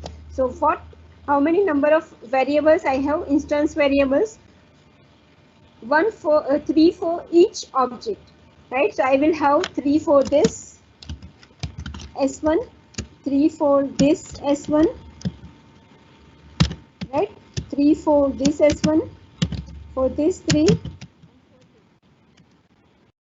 and so total number of variables, instance variables with me is 15, right? And how you can access that variables? Using this self variable, right? This name, department and institute, you can say these are the instance variables, and whatever is you have passed as the, or you have written as the first parameter, that is your self variable. So in this case, self is your xyz. Generally we use the name self only, right? We don't go for another name. If we have one unique name is there, why should we go with another name, right? So we use self as the name for self variable, right? It is called self variable, but its name can be different, right? Instead of self, we can write any name, and it belongs to the object or instance of the class, right? So this will have its own self variable, this will have its own self variable, all will have its own self variable.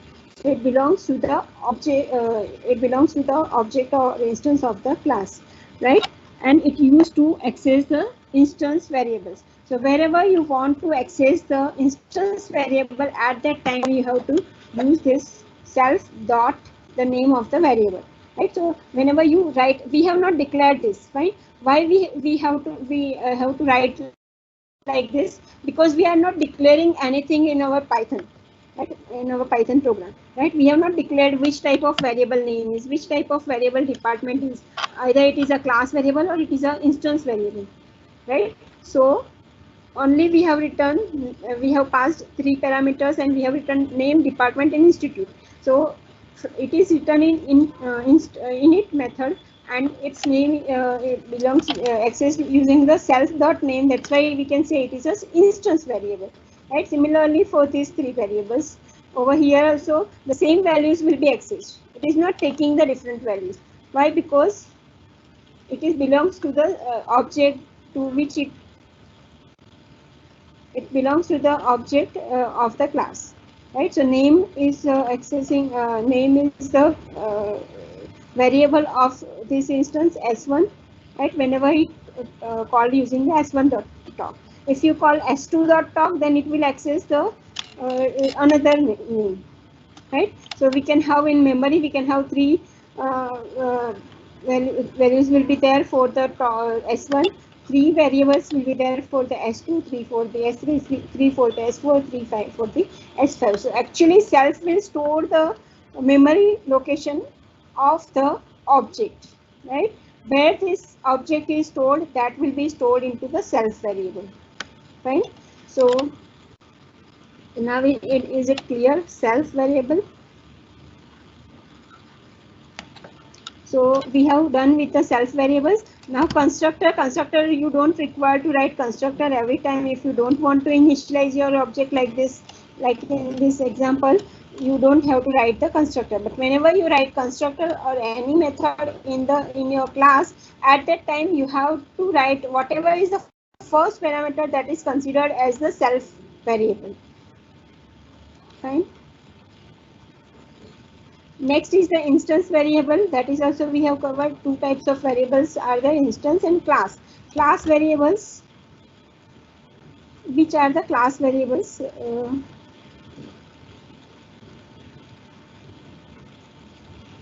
In this, right? We have the wings. Wings is equals to 2. So this in this we have not written anything. I just copy it in another window.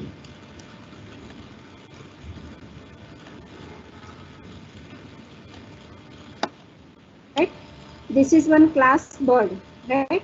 In this we know for every bird the wings will be 2, right? So we can declare it as class variable, that is only one copy of this variable is there in the memory, right?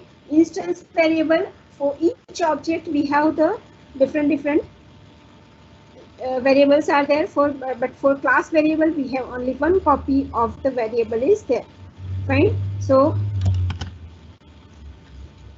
in this case wings is our variable, right? Now fly, def fly, and before that we have written as @class method, right? And the meaning of @class method is what?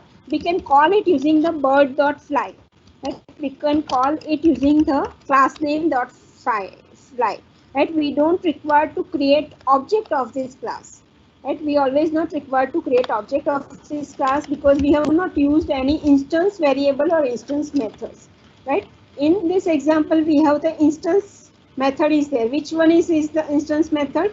Talk. Inside this we have written self, but in this the instance method is not there.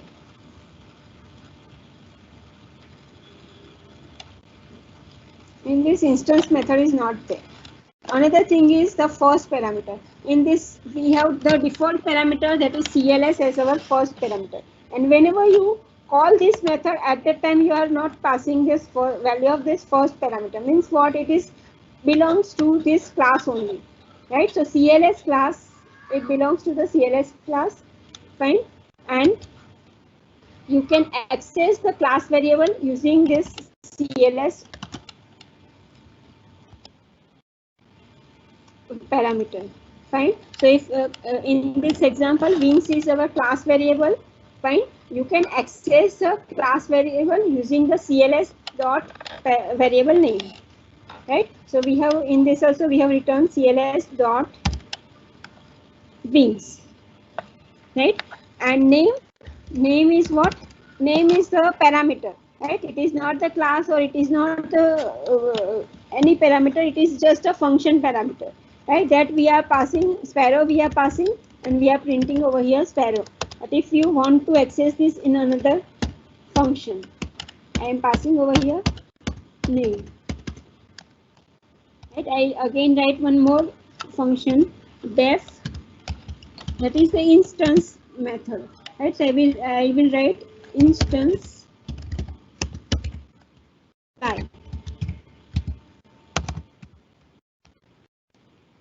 In bracket I will write self comma name. Want to access name, either it is accessed or not, that I want to check. Right, so I will write print cells dot name. Now you can see what message it is giving.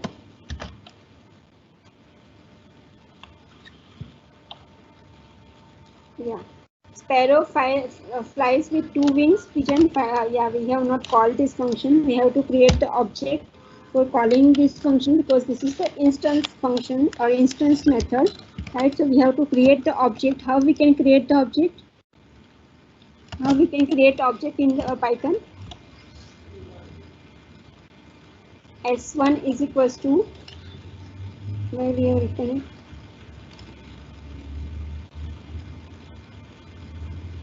it, S1 is equals to student in bracket this, right? So similarly, we can create object is equal to bird, or P1 is equals to bird. We are not passing any parameters over here. Now we are running this method, right? So it is not printing anything, right? We have not called it, fine. So B1 dot instance underscore fly.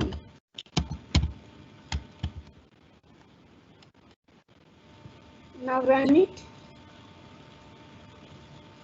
It is giving me the error that print self.name is not found. Why? Because we have not initialized this self.name, right? We have never created this self.name, and we are trying to access this self.name. So if you want to create this self.name, then you can do it over here. No, we cannot do it over here, because this is what? This is the class method. Inside class method, you cannot access the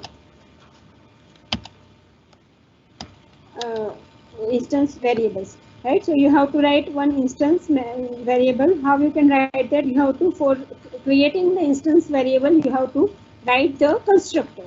Without constructor, you cannot write the instance variable, right? So you have to write the constructor inside which we will initialize the instance variable, and then you can use that instance variable. Fine. So, and even this fly method cannot be called with the object, right? So if I call even I remove this part, I comment this, and I call b1.fly.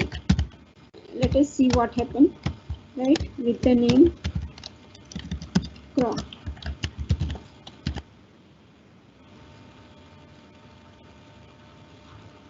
I am getting the error that name b1 is not defined, right?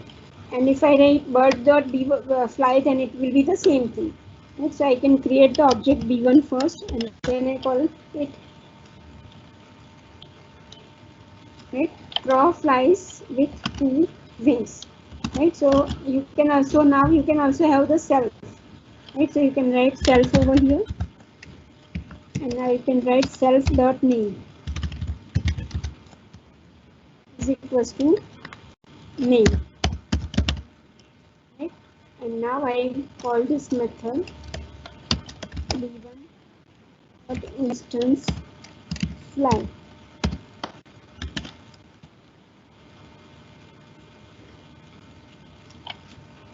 right? Again, fly missing one required positional parameter, right? Is giving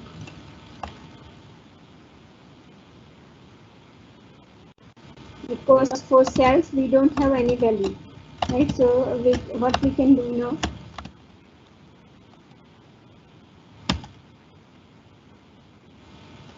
we can pass self. So b1 we can pass our object.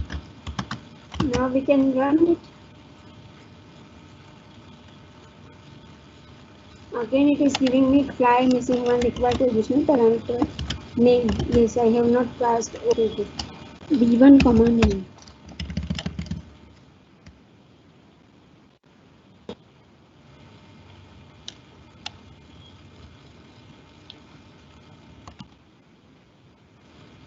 Over here also you have to pass something.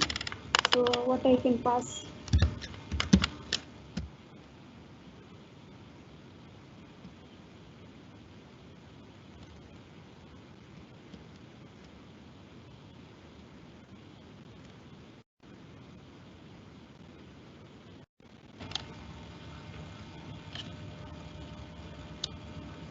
Right, so now you have the sparrow flies with two wings, pigeon flies with two wings, crow flies with two wings, and at last we have printed the name of b1, that is the crow.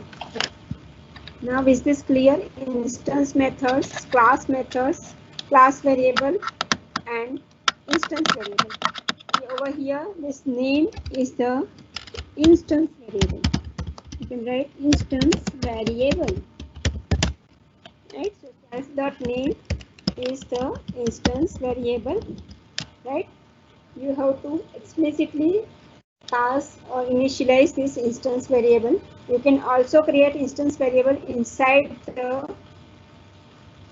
constructor, right? Or else you can write separate method for that. That is also fine. So is this clear now? Any questions? Is this clear? Yes, yes. There is a question. Yes. What is the use of format word in class variable example? Format word. Ah, Okay. Over here. yes, Yeah, it format. is. We are right. Yeah. It is the syntax of the print statement. No? Whenever you, instead of these brackets, you want to print these variable names, right? At I can say, yeah.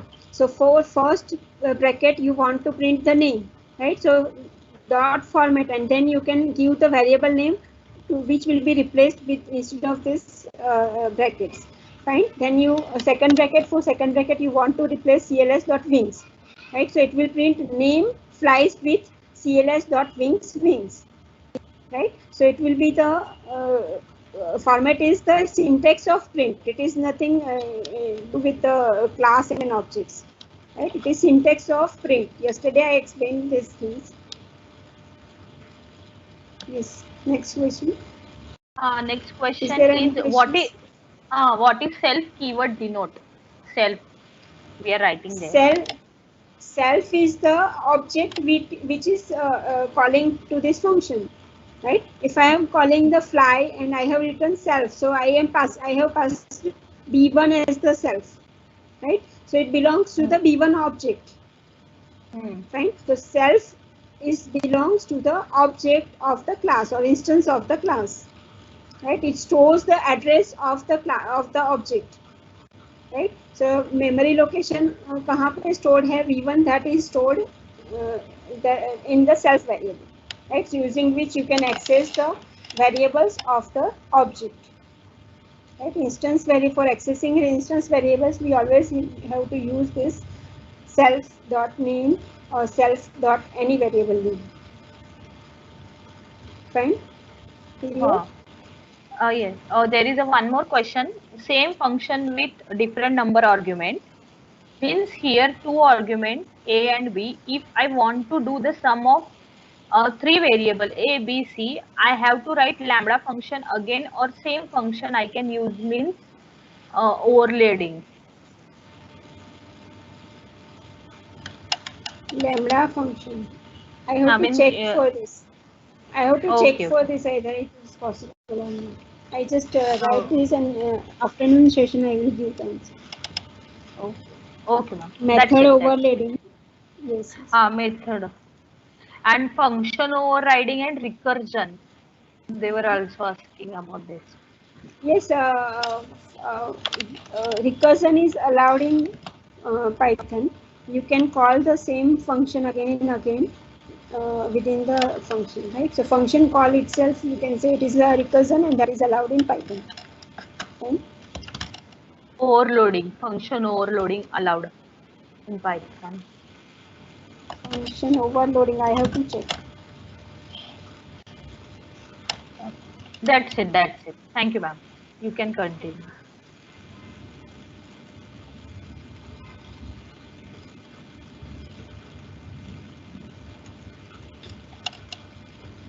So next is the static variable. Fine. Static variable, static methods, right? Instance variables, class variables, or static variables are the same. Instance variables are different, but class variables and static variables are the same thing, right?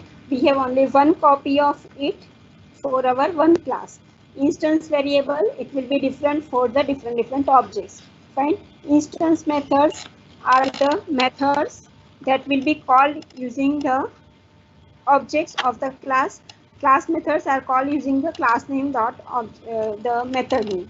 Now the static method, right? Static method is generally it is used for the formula kind of thing. If you write you create some class and it has so many number of formulas and the some methods are fixed for that, then at that time you can write the static methods, right? So I show you one example of it.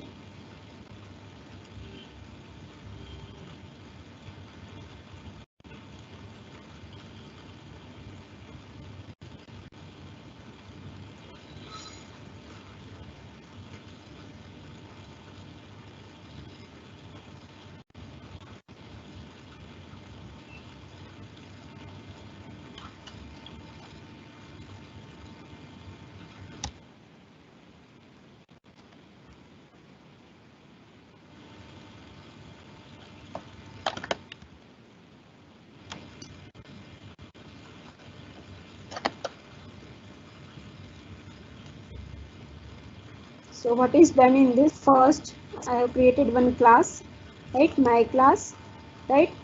N is equals to 0. What we want to get is we want to count the number of objects of this class, right? My class is one class. I want to know how many objects are there of this class. That's why I have created one variable. This is the class variable or static variable because I had not written anything. So if I write, if I have declared it in some method and I have written self dot, then it is the instance variable. But I have not written anything and I have declared it outside the methods. So it is a class or static variable. Now in the constructor, I am incrementing the value of this variable by because you can see how I can access this variable using the class name dot n, right? Because it is a class variable, I have to access it using the class name dot n, right? If it is a instance variable, then I have to access it using the self dot the variable name, right? So I am incrementing it whenever I create because init is called only once, right? कब init कब call होता है? If I have simple program like this.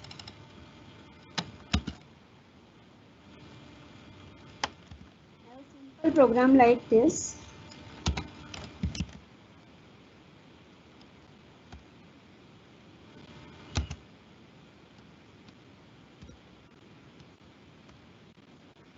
Right. One question was there in on this also. Okay, init. If we don't give init, then how it can be initialized? It can be called, right? So I am not creating, calling the init, right? So my class, sorry, m1 is equals to my class. When init is called, whenever I create object, at this time the init function will be called. Init is what? Init is your constructor. So this will be called at the time of creating the object. right? And it is only called once whenever I create the object. Afterward, I cannot call the init function. Init function is automatic call, right? I have to do not have to explicitly call the init function, right? Constructor is not called explicitly, it is called implicitly whenever the object is created, fine. So in this example,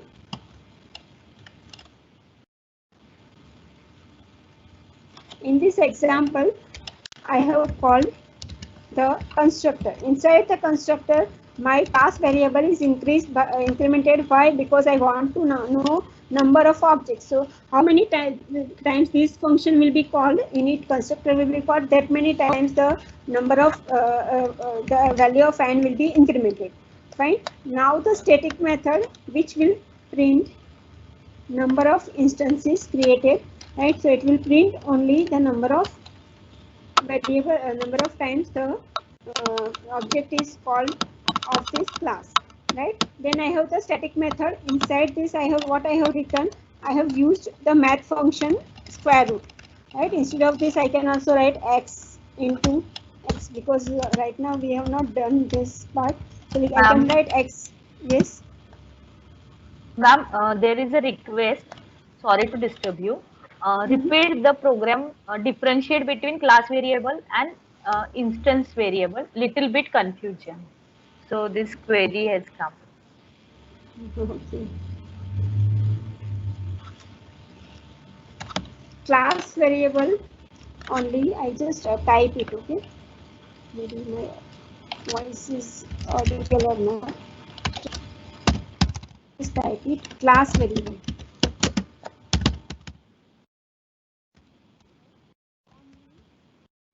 One copy of class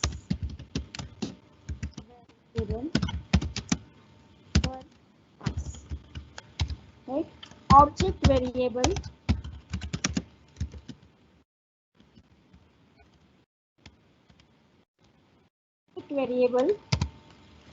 number of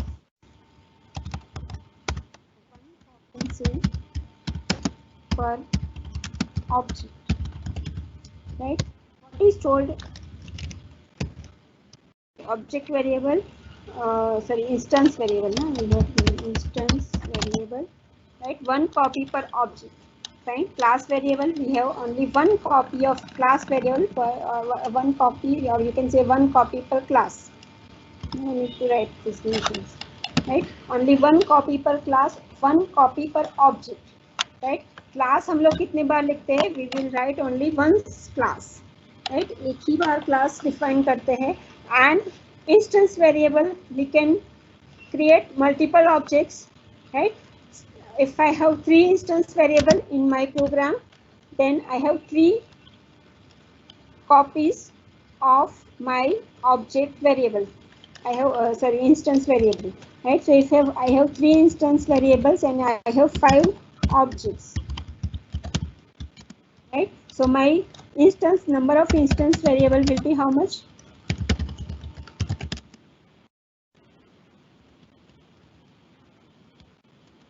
5 into 3, 15. But I have 5 objects.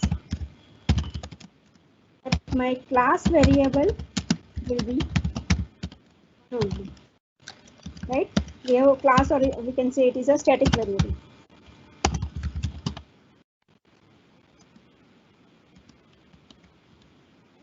I have only one class or static variable. I have multiple instance variable per class, right? Per object, one copy of the instance variable, per object only one copy of the class variable, right? So now in this example, what we have done, we have created one class variable wings, right? Then we have called one class method. Class method is used to access the class variable, right? And whenever you write class method, why we write this class method? Because it can be called using the cls.name, right? Class.name.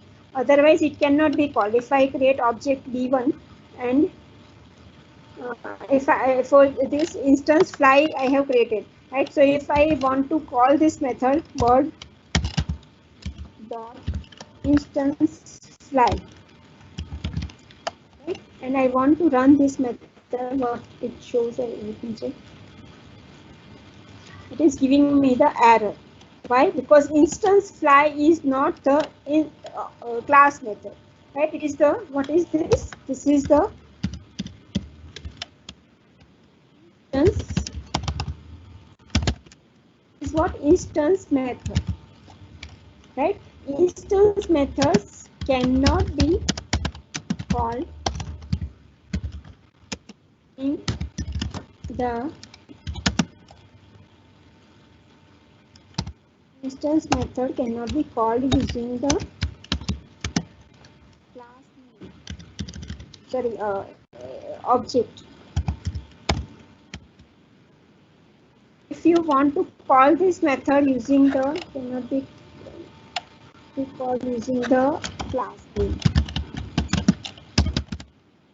If you want to call this method using the class name, then you have to write this @class method.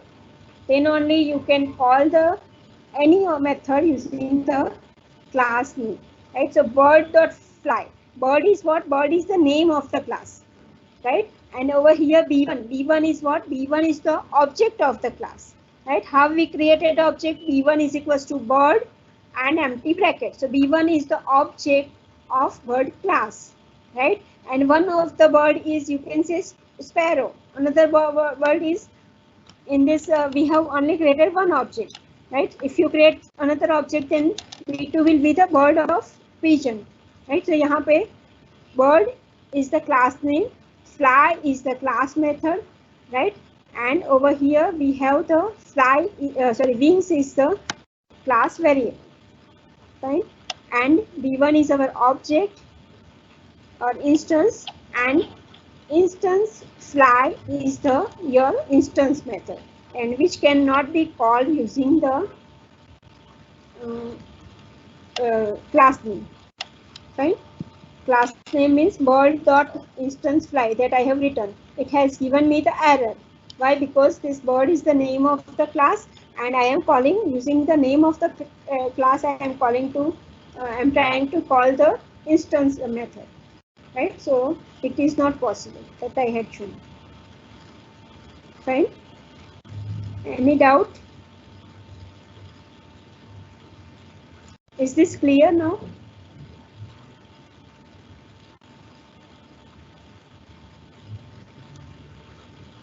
Right, so it is showing me error.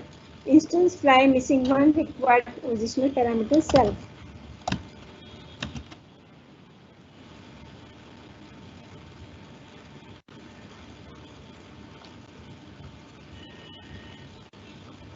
Now we move on to the static method.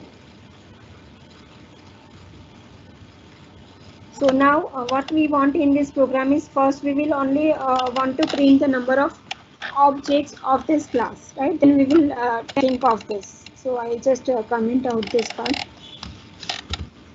remove this part, okay?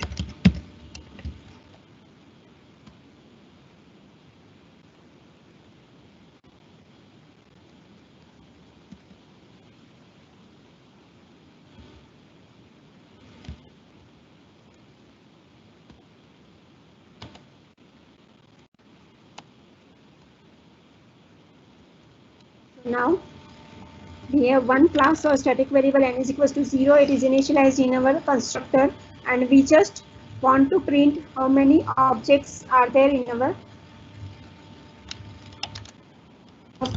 class my class, right? So we have printed this using the my class dot n. So you can see n is a instance class variable or static variable, and it can be only be accessed using the class name dot the variable name. Right, so now again I execute the save this program and run it.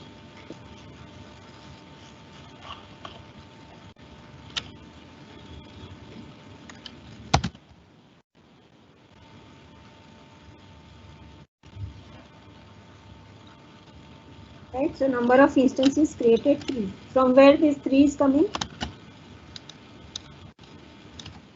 3 is coming over from here. Right, I have created first object, I have created second object, I have created third object. So whenever I create first object, at that time the value of n will becomes 1, right? So if you write over here number of objects over here, it will print you 1, right? After second object, the number of n will incremented by 1 because it is class or static variable, right? So it has, as I written over here, only one copy per class is there, right? So a same variable will be there that will be updated, right? So you can say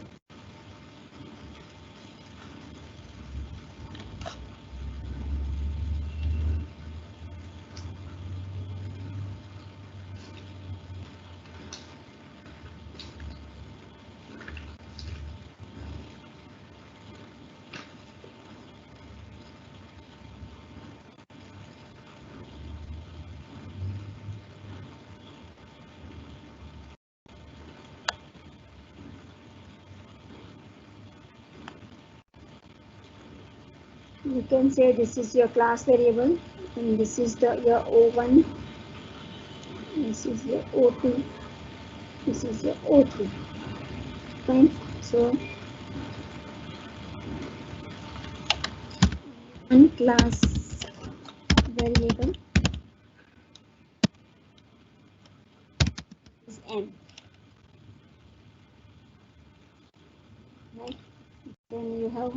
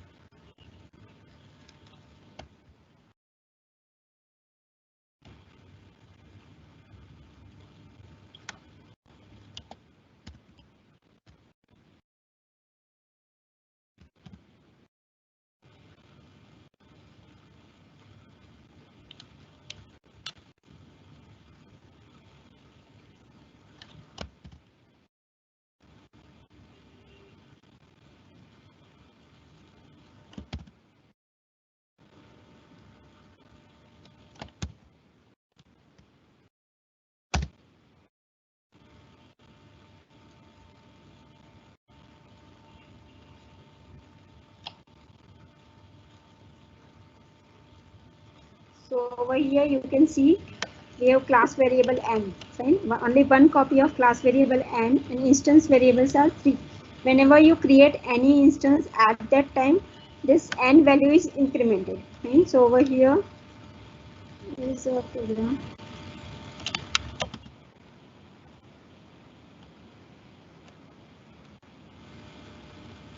This one. So initially n value will be 0. Whenever you create this first object, this one,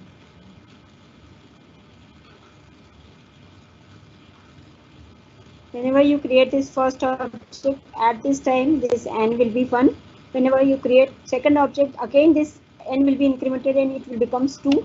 Whenever you increment or create this third object, at that time n will again be incremented and it will becomes 3.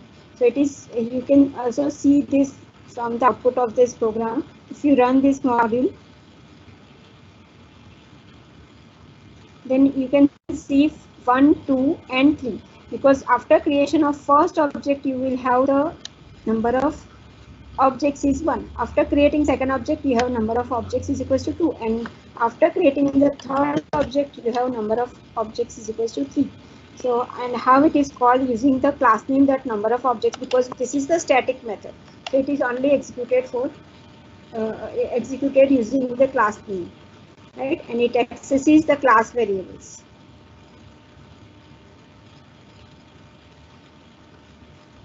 Is there any doubt regarding this?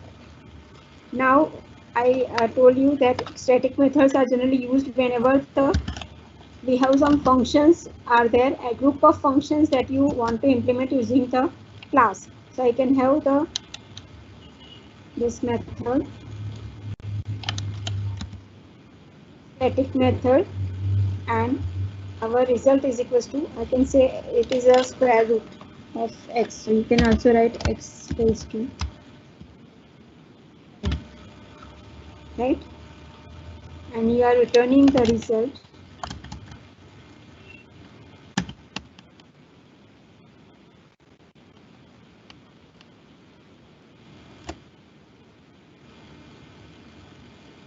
Now I am calling this function.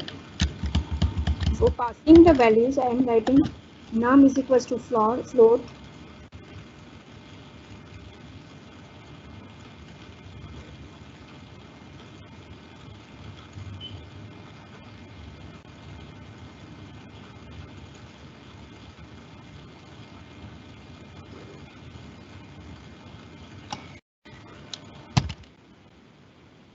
in this part of program. What we are doing, we are asking to the user enter a number, right? We have converted that number to float, and then we are calculating our square root of that number, right? And over here it is we only printed that value, right? No need to do this. I will remove this. It is just for formatted output. So dot format num comma res. So it will shows you the square root of the number. So I will run this program. It is asking for the number. I will give any float value, right? That will be converted to float. So it is printing that the square root of 5.0 is 2.2316, whatever is the value. Fine. So after that, I again check number of objects. Right, it have printed 3. Why? Because the number of objects are not incremented, because we have not created any object over here. We only called the myClass.calculate function, right? You can see this is the static method. Fine, I have written it as @static method, right? Whenever it is @static method, at that time it always will be called using the class name. So I have to call it as myClass.calculate. Fine. So myClass.calculate, and then inside the bracket you have passed the parameter for calculation of this. You expecting x over here. So I have passed number over here, and it will calculate the result and return the whatever is the result returned by this calculate function will be assigned to result, and that we have printed. Fine. Clear this program? Is there any questions? No, ma'am, there is no question. You can continue. So now this part is over. One more thing is inheritance, how to implement inheritance in Python, right? So I think that we will cover after these modules and packages, because inside the modules and packages I have written the classes that we are going to use into the our implementation of inheritance, right? So first of all, what is modules? Module is nothing but a simple Python files, right? It is a .py file, and the name of the module will be the name of the file, right? Name of the module is name of the file, the Python module can have a set of functions, so you can write multiple functions into one .py file. You can have various classes are there, and you can have the variables are there inside your .py file, and that file you can import into another file using the import command, right? Modules, again, modules are also of two types. You can say user defined modules and built-in modules, right? For example, math is the built-in module, right? We in this example we have imported math.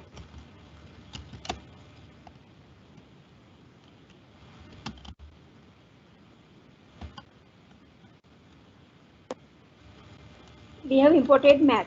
So math is what? Math is somewhere math.py file exists that I am using or calling over here, right? And math has some functions, like over here I have written sqrt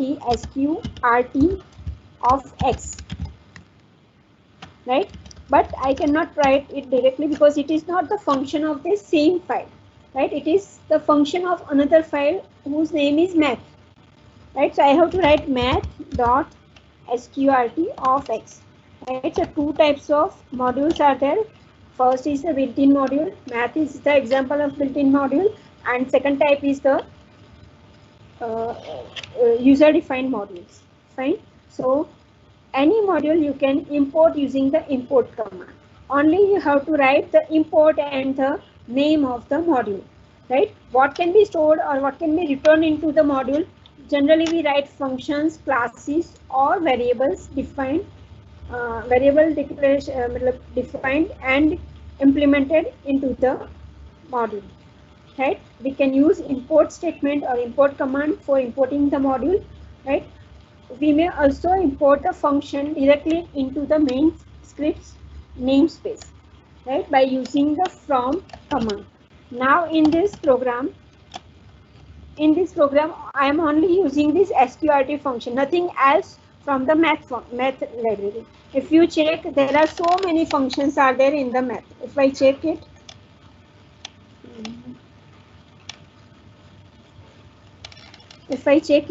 there are so many functions are there in math. So I can write dir in bracket math.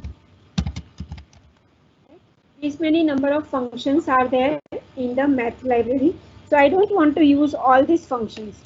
I only want to use sqrt. So why should I import a whole math file?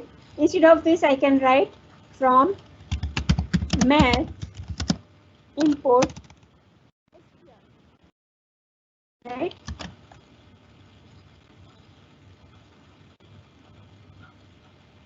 Right. So it is giving me the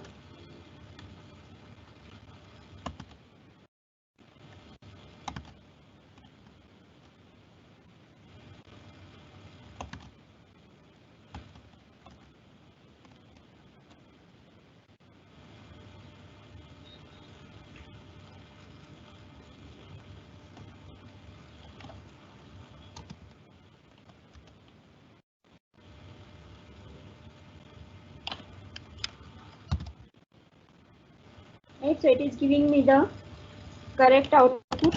I don't have to use, whenever I import single function, at that time I don't require to write the library name, right? So I don't have to write the math dot over here, because from math I am only importing sqrt. If I am importing the whole file math, then I have to write math.sqrt. Fine. So this is the modules and packages, right?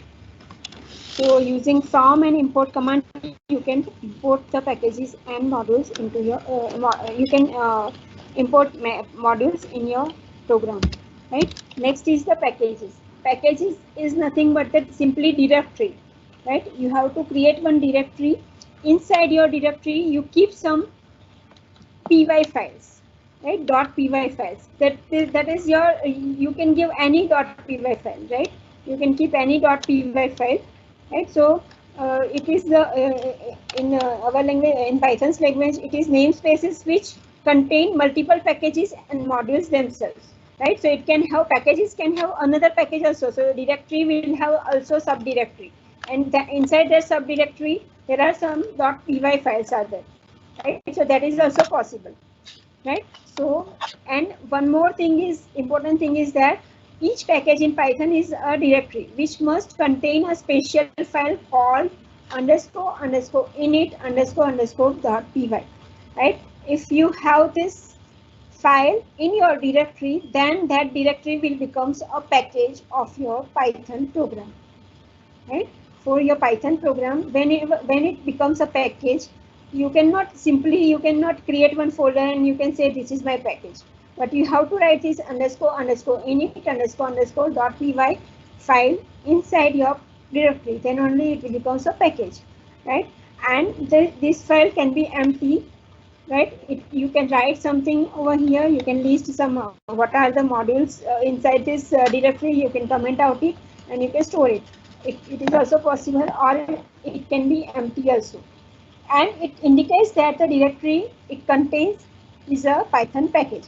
As I told you, if you have this file init.py file, then only it becomes a Python package. So it is indication that this is the Python package, right? And it can be imported in the same way we import the modules, right? In the same way, like you can use import and from commands for importing these packages and modules, right? Fine. So now here I created my this package. I have created one package. Um,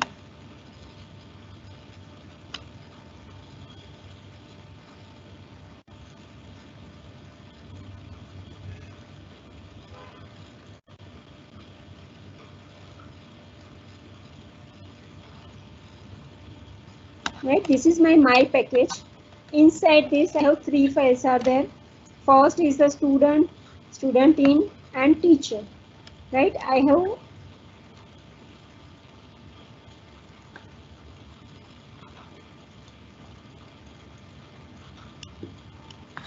I have imported this over here, right? So what is I have written inside the student? I have created one class. I have created one class student, right? Inside this class I have written some methods, right? This is just a class definition. I have not written anything that will get processed over here, right? Then I have created another package, another module, that is teacher.py. Inside teacher.py also I have some methods are there, right? That is for setting and getting the values of the variable, right? So it will just only get the instance values and instance values of the instance variables, right? So inside student and inside teacher I have some methods, right? I have called these methods in this program, right? So from my package dot teacher, agar ye teacher, if it is out of this my package, if this teacher folder teacher.py file is out of this my package, then I have to write only teacher, import teacher from teacher, import student from student. We can do that.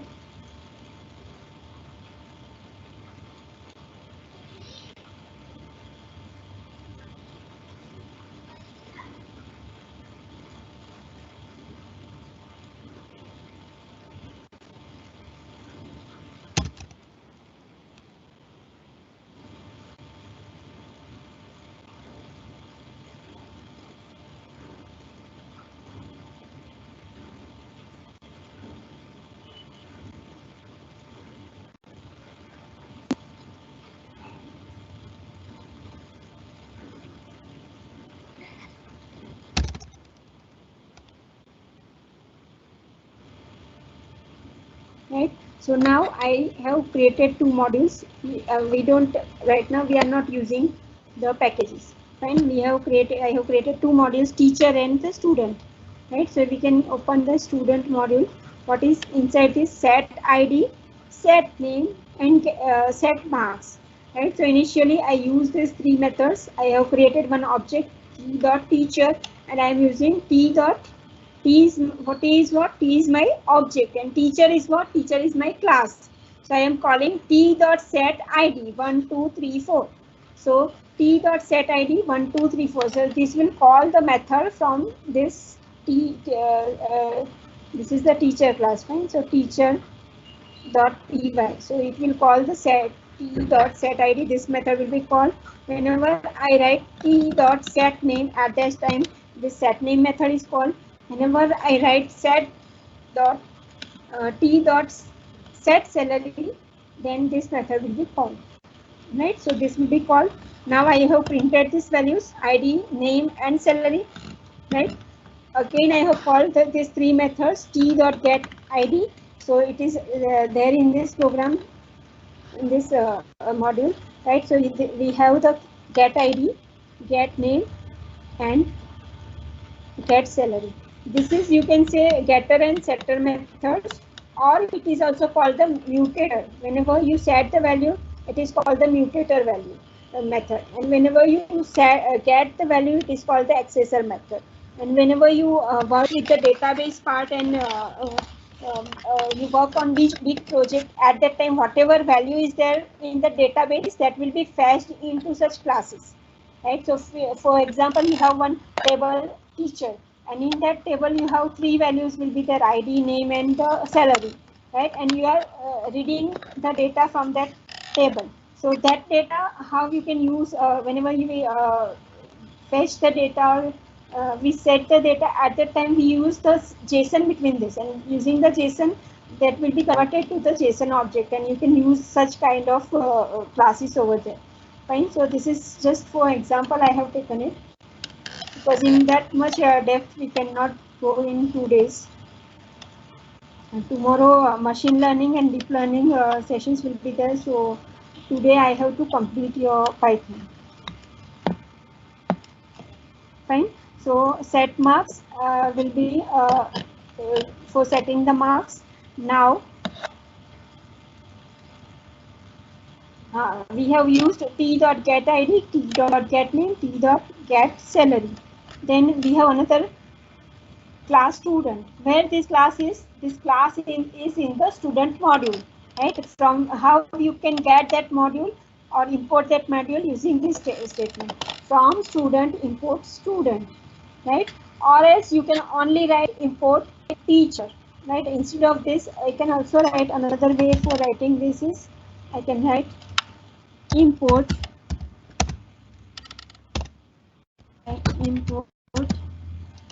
teacher.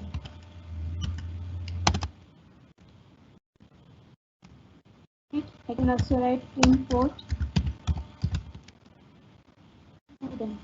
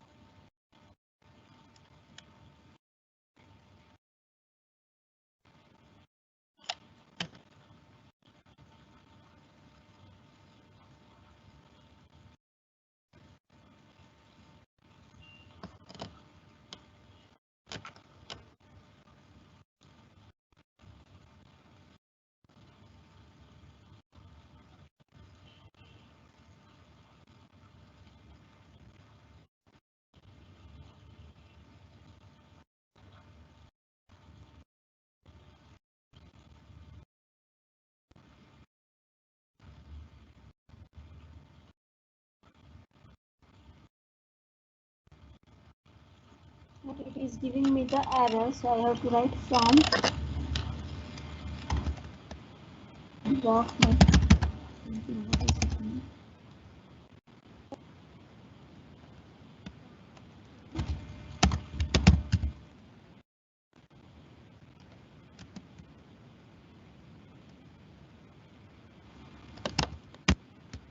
import star from student import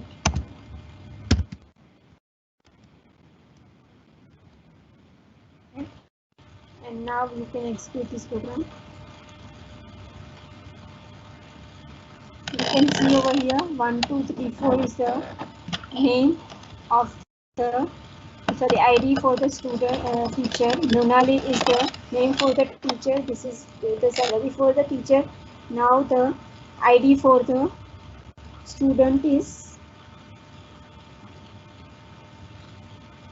ID for the student is 5678 Pratik and 60. Fine. So this is how modules can be used. Now if I move these files to the package, right now it is in the same folder where this program is op4.py. Where is this program? In the same folder we have the student and teacher file. Right now I move these files to our package. Right, which package I have created is I have created one package with the name my package. Right, if you can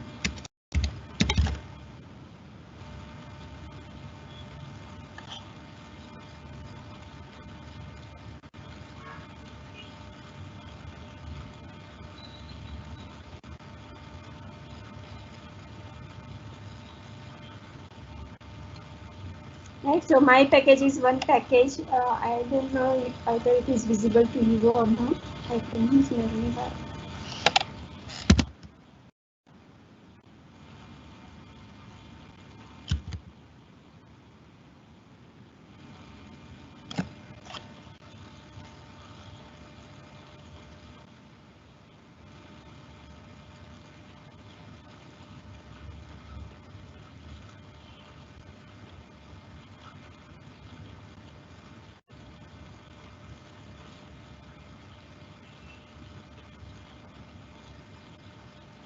So you can see over here we have the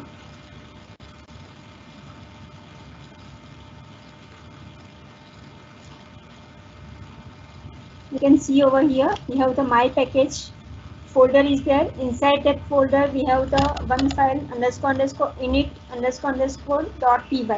Right, so this indicates that this is the Python package. Right, now we will move these files.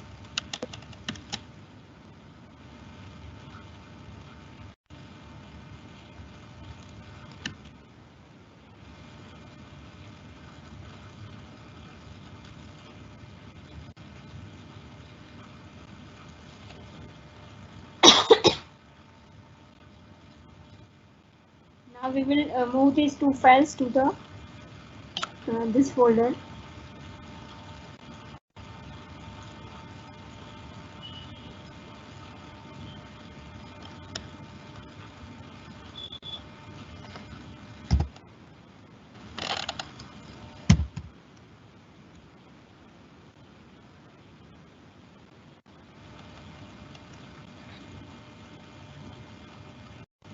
Okay.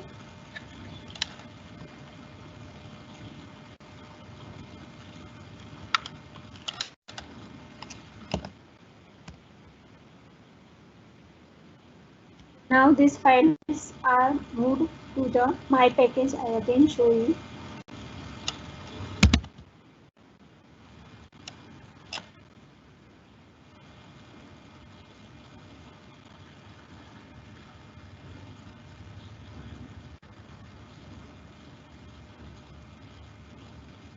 Right.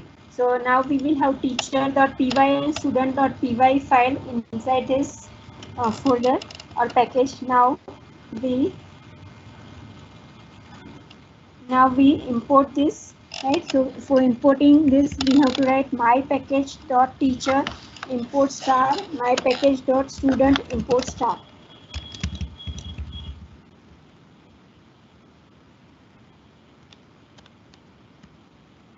So automatically it has taken my package dot. I have not written it, but I only have written from teacher import star. But the files are moved on to that package. That's why it has automatically taken this my package dot teacher and my package dot student. Right. So this is how the files will be accessed from the packages. Fine. Now I want to show you the inheritance. What is inheritance? Is as I told you, if you have already something that is already done and you want to extend that thing, then at that time you don't change or you don't modify that existing thing. You do add-on thing, and that is, you can say, inheritance. So it is it can use the old things as well as the new things, right? Additional things. So it inherits some part from its parent, fine. So I have created one class student in, right? Student in is the class for student, right? What I have written in this, I have written class student, and inside this bracket I have written teacher. Teacher is what? It is imported from another file, and it is this is what this indicate. Teacher is the parent of the student class, right? In teacher also we have declared three variables. First is the id, second is the name, and third is the salary. Student don't require the salary part. We don't use, we will not use it if we don't require it, right? Huh? No. If we uh, teacher part, if we use don't want salary part, then we don't require to use it, right? But we can create a new class which has some part from the teacher class. So you can use the id and name of the teacher class, and you can use the other part from the student class, right? So to additional thing that is in the student class is the def set marks and def set get marks, right? So marks part is not there in the teacher class, so we have to add that class that part into the student class, right? So teacher, this class, this is how you can implement the inheritance in Python, right? So you can write student, and in bracket you have to write the teacher, fine. So now where we can use, or how we can use this student class that is inherited. Yes, over here I have created, I have imported student class. You can see over here I have not imported the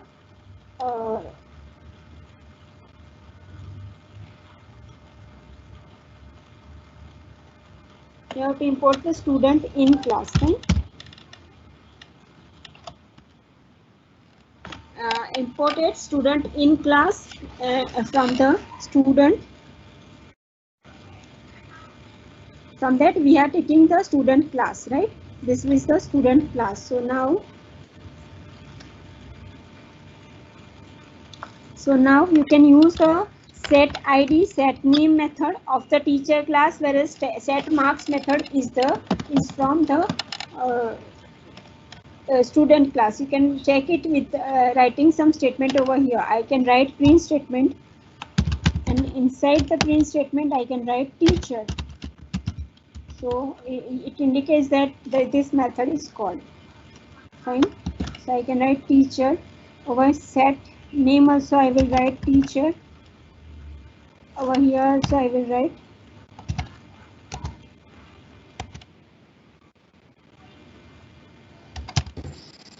Excuse me, Munali ma'am. yes. So it's becoming 1 p.m. So we will be having a break. So you can complete this topic. Yes, yes. So if we run this program now, op5.py, fine. So it is showing that teacher, teacher, teacher. So whenever you are setting the values, at that time this teachers set id is called, and inside this we have written print teacher, right? And whenever we call this,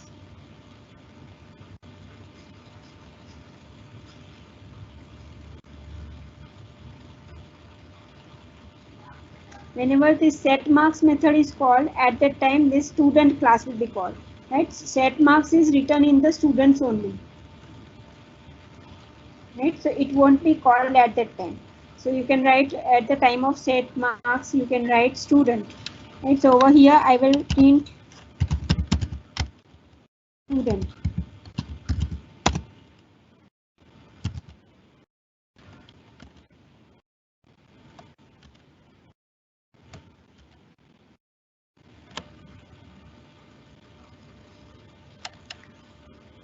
right? So you can see over here it is calling the students method, right? Over here it is calling this method teachers methods, right? Why salary is also get printed. Printing student in I have written.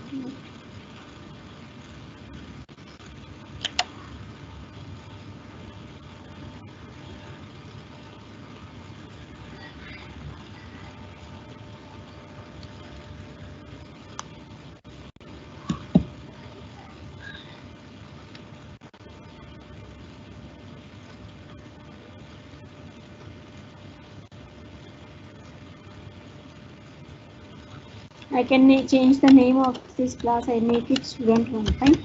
So over here also I will take student 1, and now I try it.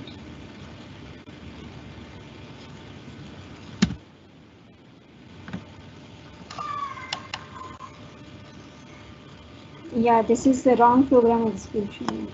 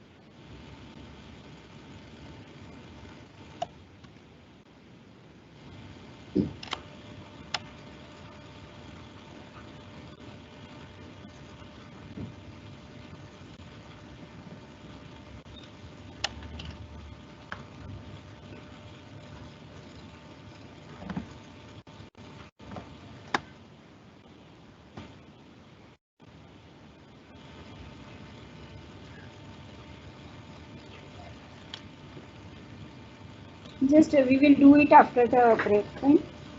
We will first take break and then I will discuss it. Ma'am, can we have some questions? Yes.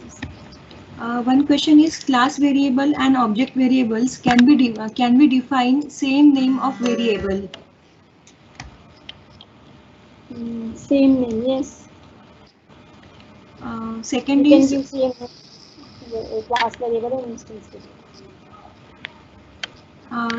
ma'am, some participants are from non-IT computer background. So they have messaged that sessions are very useful. All participants may be from computer or IT, but I am from basic science. Till I complete what madam is explaining, she is on another point. I request her to be a bit slow. Okay. Then one question I is, try going slow, but if I go slow, then it won't be cover the whole yes part ma'am, of I the know. One question is, can you explain assertions once again? yeah. You can explain it in the next session, but Okay. just keep it in mind. Okay. And another is the format function in class bird program cannot accept wing as integer. It says format argument 2 must be string, not integer. Bold program. What is the error? The for printing we write the format statement, so that they need to be explained again. Well, 2 times I have already explained. Again, I tried. Okay, ma'am. Have a break now. Yeah. So we will start with 2:30. Okay. Thank Thank you. you.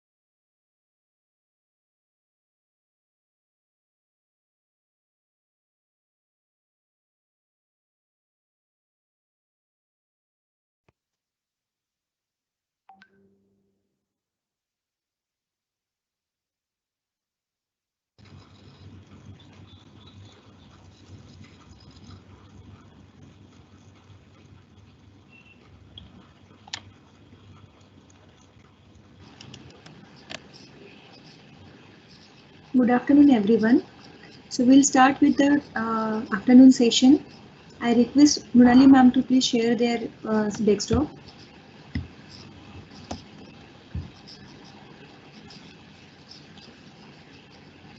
Dear participants, the attendance link is already shared with you all. So kindly fill your attendance.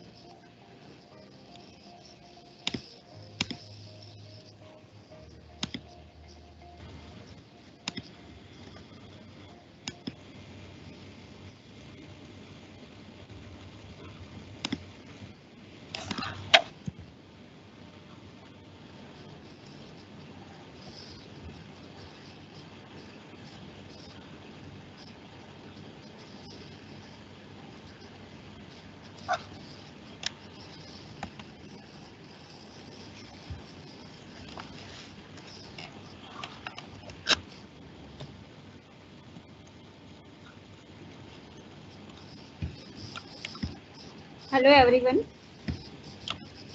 Hello. Hello, Yes, ma'am. ma'am. Yes, ma'am. You are audible. Okay. Yes. So Ma'am, I there start are now. two questions came in the lunch break. Okay. Uh, what is the use of at the rate? Use of at the rate.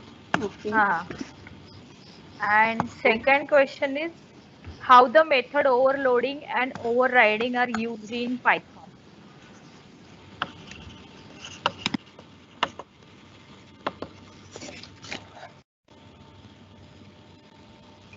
Yeah. So use of at the rate, we have used at the rate over before the class methods and the static methods. Fine. So over here we have, this is the syntax for this name, right? So it indicates that this method is the class method. So for indicating that the at the rate class method is used. So similarly for static method, if you write at the rate static method, then that will be used for that method is the static method to indicate that we use this at the rate and then the class method. So this is the syntax, right, to declare the method, the class method, right. Similarly for static method also we have at the rate static method to declare the method as the static method.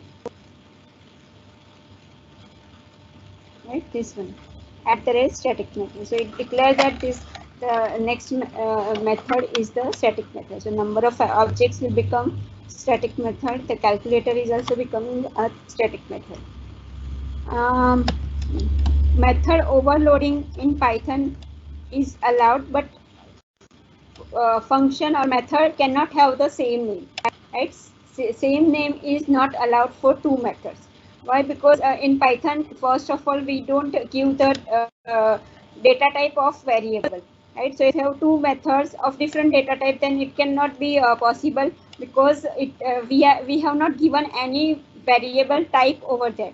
Right? So you, and also there is a facility that you can give the default values. So if you call the method with the if the two parameter method is there and you only pass one parameter, then that is also allowed. So it is not I think it is overloading is already achieved using that.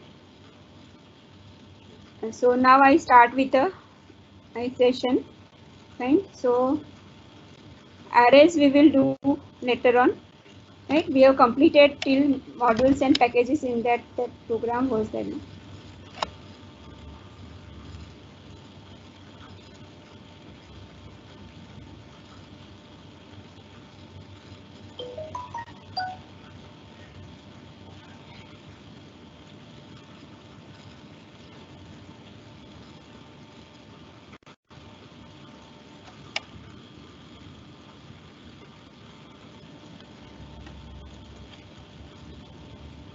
Right. So we were executing this program. S is equals to student. We have inherited this teacher over here, and teachers class will have this methods, right?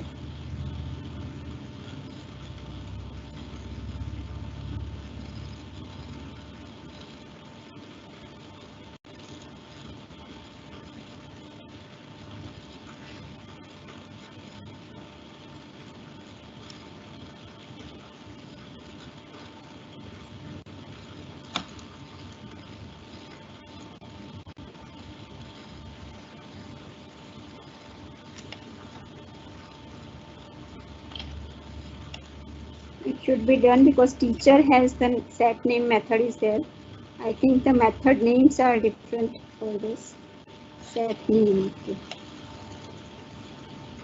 Okay, so we have to take small n over here, right?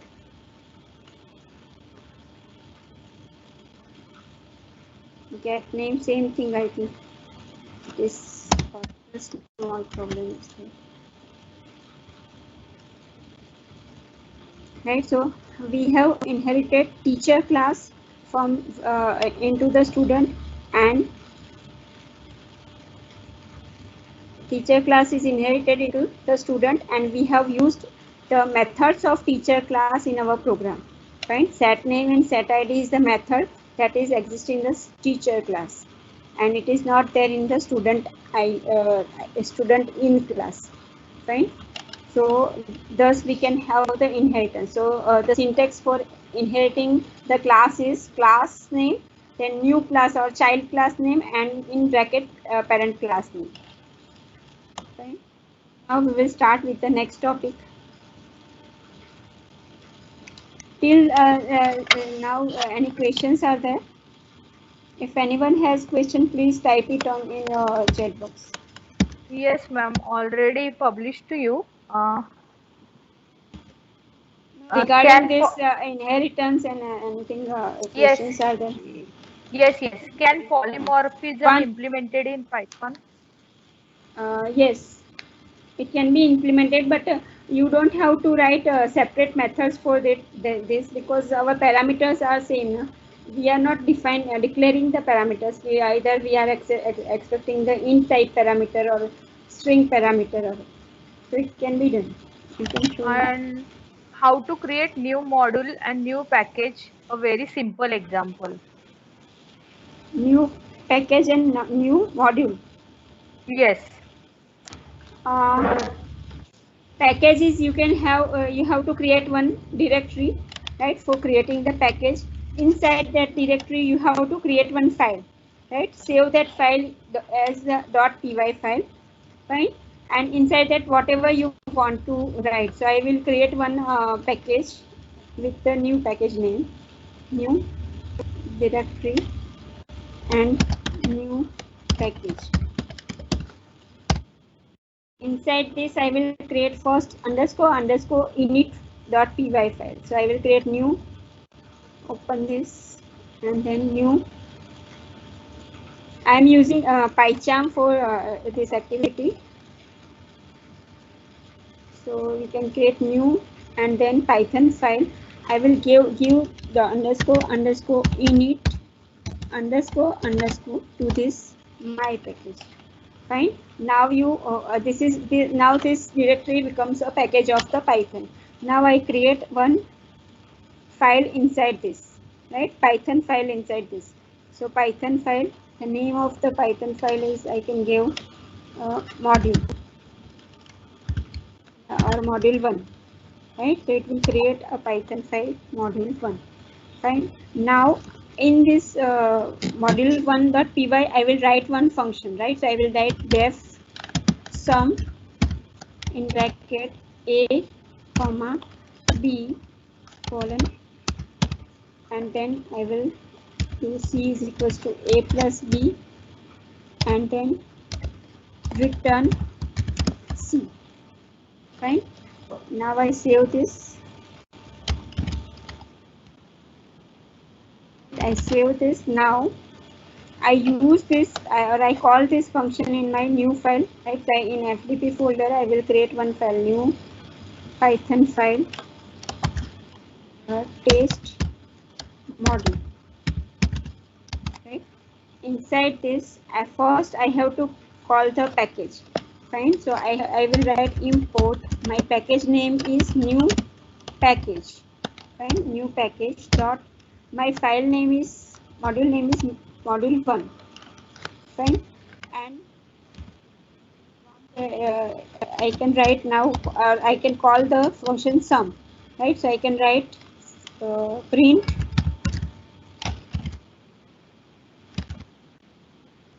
result is equals to comma sum 5 comma 5, 5 comma is an other name.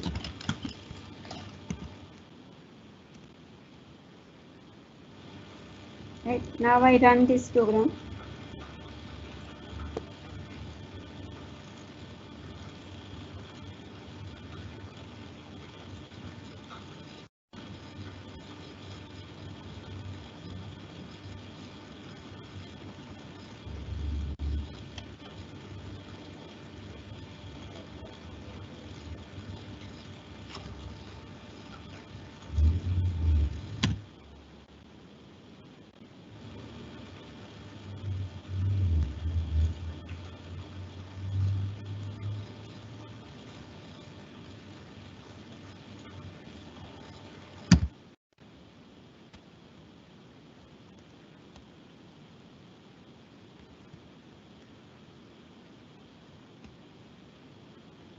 Module 1 import.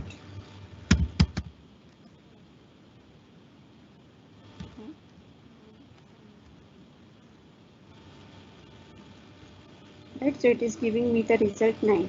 Now if you talk about loading,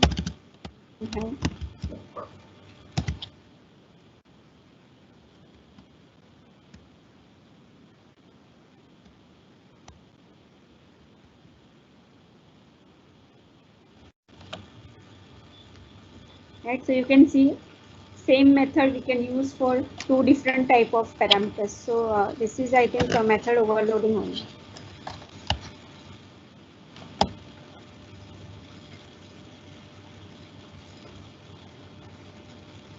Fine. Is this clear now? What I have done? Yes. I have created one package, new package.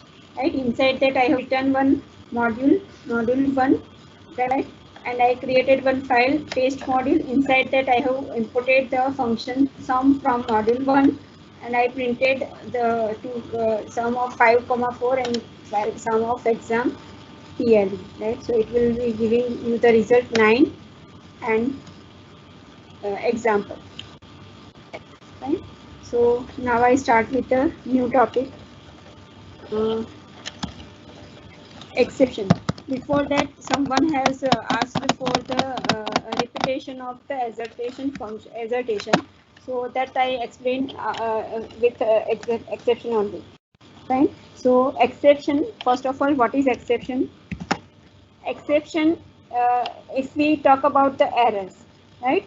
There are 3 types of errors are there. First is, you can say, syntax error, syntactical error, right? Second type of error is the runtime error, right? If you have the error in your syntax at the time of writing, many times I even forgot to write colon, so that is my syntax error. Whatever Python has given me, I am not using that rules, right? So that is the syntax error. Runtime error, that is occurs because of the misbehavior of the user, right? If sometimes user will enter some wrong value, and because of that some errors occur. So you can say it is the runtime error, and you have the logical error. Logical error is it is a programmer's actually error. He has done some mistake in his designing, or he has done some mistake in his logic. So because of which he has used either wrong expressions. Anything can happen. So because of that, this whatever error occurs, that is you can say logical error. Fine. So syntactical error, if syntactical error is there, you cannot run your program. You cannot, you are not able to execute your program, right? But if you execute your program and because of the wrong input, the user will get the error, then you can control that errors, right? And for that we write the exception, right? That is called the exception, which controls the errors that is occurs because of the wrong input. Fine. So or some wrong behavior. Fine. So expectation is something else, and you are giving some something wrong. Fine. So now try. This is the syntax for the exception. First is the try colon and then statements. Now you should know where there is a possibility of the wrong input and the error, right? So developer should be aware of that. This statement can get the error, and what kind of error this statement will give, that also you should be able to know. Fine. If you are converting the string value to integer value, what happened at that time? I just check it. I run it one program. I run one program. I write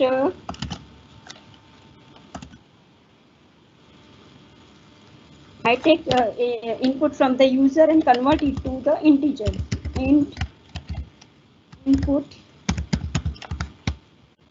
will say to the user enter a number. I will then print a value x. I run this save this program.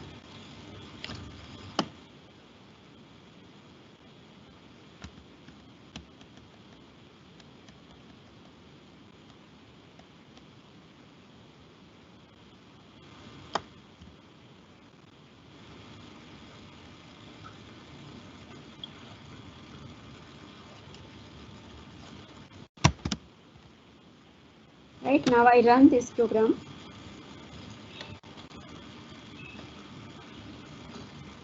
It is asking me for the enter a number. I will enter 5. It is working properly. Again I run this program. It is, I will enter 4, some string, right? PAS. What happened? It is giving me error. Which kind of exception it has fired? It has fired value error exception, right? So user can handle this value error exception. Whenever the user will enter wrong input, at that time this exception occurs. And if I am expecting the number and user has entered the string, so string cannot be converted to integer. So it is giving, at the time of converting the string to integer, it is giving the error, and that error is the value error. So now what is the syntax? So I have to write this statement inside this try. After this try, so I have to write this over here. Statements, where I have written statements, at that place I have to write this, right? Then you have to write except. Except is the keyword, and exception 1, then handler statements, right? If such thing happens, then what you want to do, what user will know, right? Either you can give the error message, or you can again tell the user to enter something else, right? So it's up to you how you handle the statement, handle the exception. Fine. So handler statements will be after the exceptions. So there can be multiple exceptions are there, can be possible in the single statement. So you have to consider all that, and you can write the handler statement accordingly, right? For example, divide by 0. Some number is there and you are dividing it by 0. Fine. So your expression is again I can use this same, and I can write divide by y, and I am expecting y from the user. Y is equals to again integer of input of enter a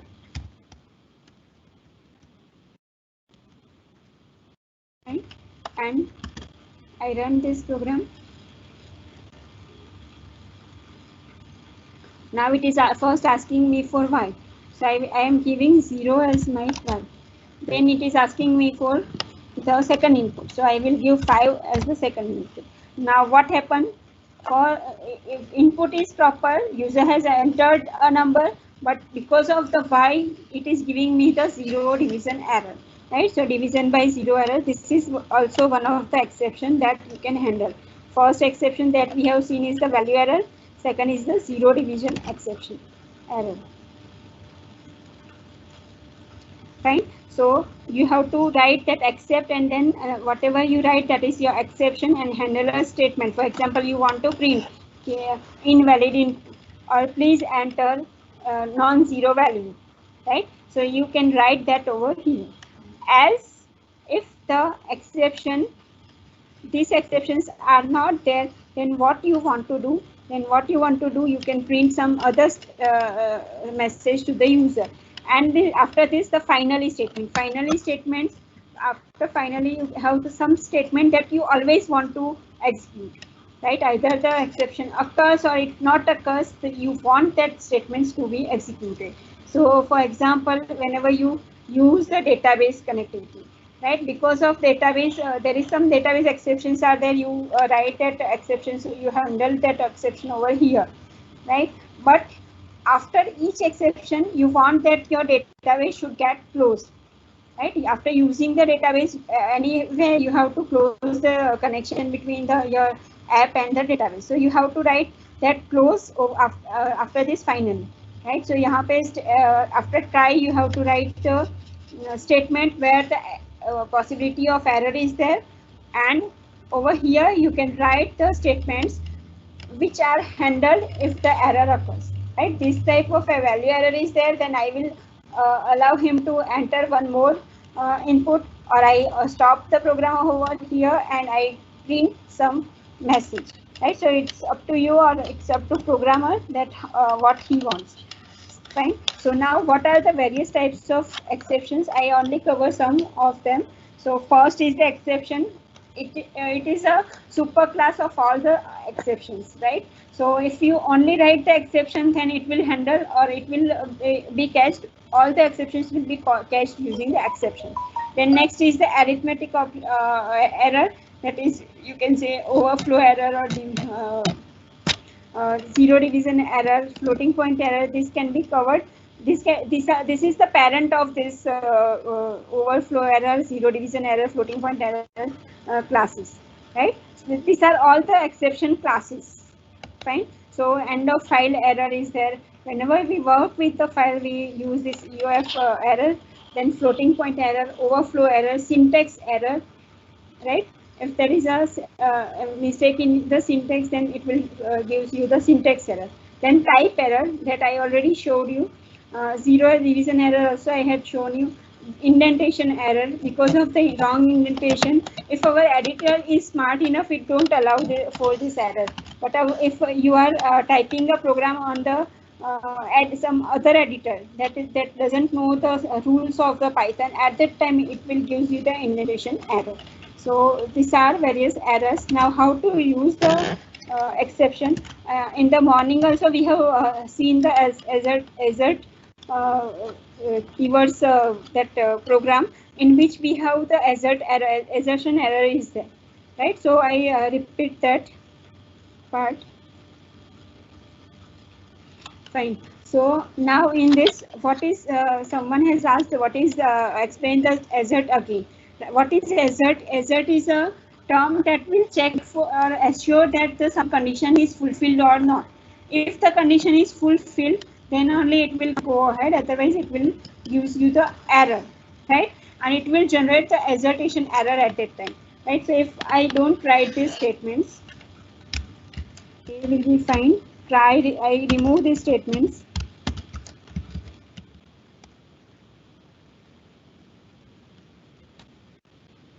And I run this program.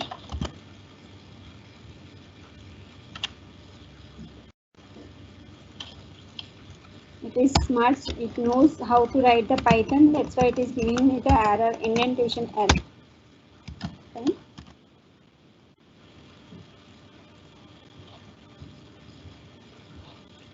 Now, what it is asking for, enter a number greater than 0. I will enter 5. What happened? It has executed this statement, print you entered A. Now, again I run this program. Again it will ask me for the number, enter a number greater than 0. What I enter? I enter some negative value. Right? What is here? You can see over here assertion error is there. Right? So how to handle this assertion error? I have written this statement try. Right? Then I have written assert. Again see the or remember to give the indentation over here. Fine. So I have to give indentation because we are writing the try except blocks. Right. So these two statements are under the try block. This one statement is under the except block. Fine. So assert a is greater than 0, then it will greater than 0. If it is there, a is greater than 0, then this next statement will be executed. Otherwise, it will generate the assertion error. Whenever assertion error comes, the flow goes like from assert, it will go to the except. Right? Whenever any exception occur, it goes to except. Right? So assertion error occurs. So at that time it will return, print the message that wrong input entered. Now I again run this program and let us see.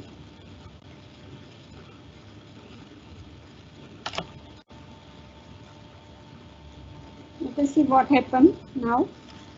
5 entered properly. Now again I run this program. Right? Again I give minus value. Right? What it has printed, it has given me wrong input entered.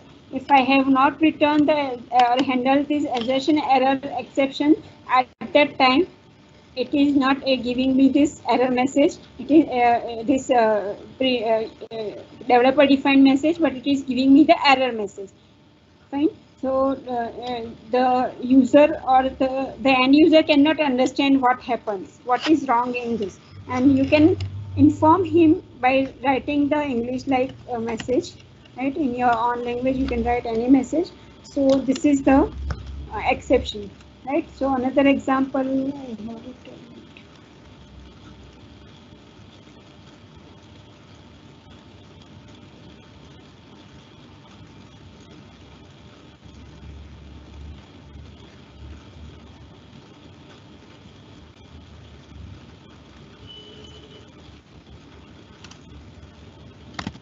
Now we will do the divide by 0 and the type level. Okay?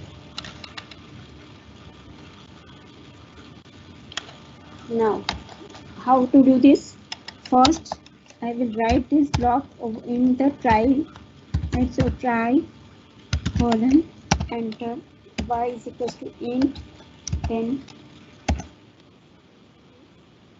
I print x and else except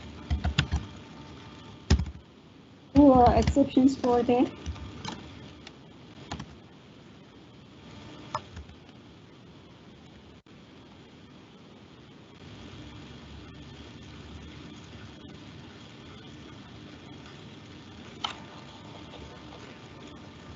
One is zero division error.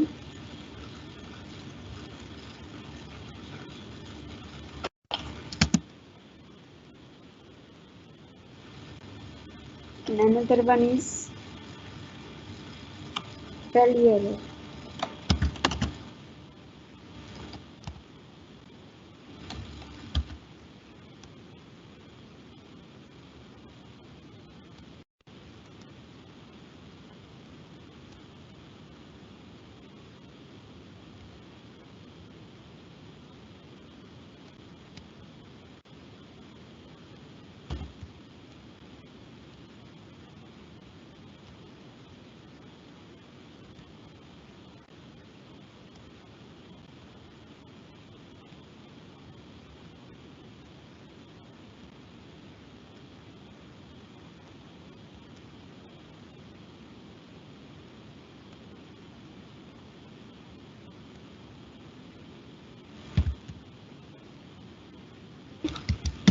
value error, if zero division error, then I will print the message y cannot be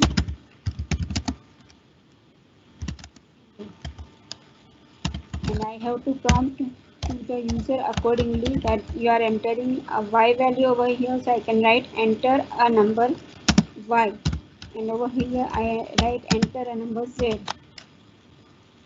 right? So y cannot be 0, print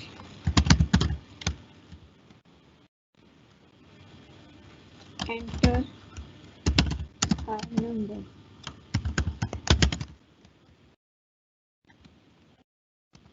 Else I will write print some error occurred.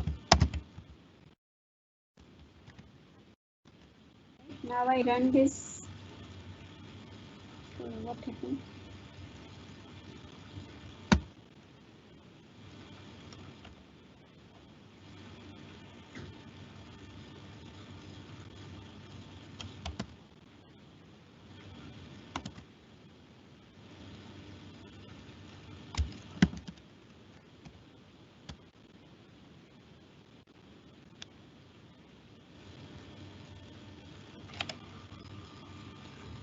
Fine.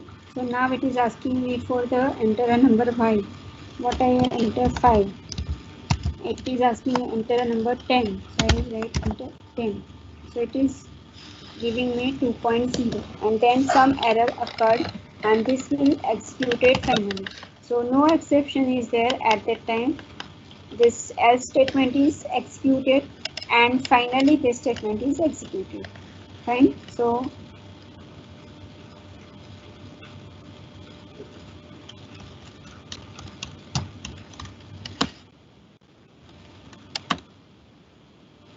now we will do the divide by 0 error. Again, it is asking me for the value of y. We are dividing z by y, so I am giving 0 as my y value. Now enter a number z. I will enter again 10 only, and I enter. So what it is giving me, y cannot be 0. This will execute it finally. So now this zero division exception is occur, and that's why it has printed me z cannot be 0. Now again I run the same program. I give enter a number y. I will give y should not be, or I give some text over here, and I enter. Enter, this will execute it finally. Why it has not taken?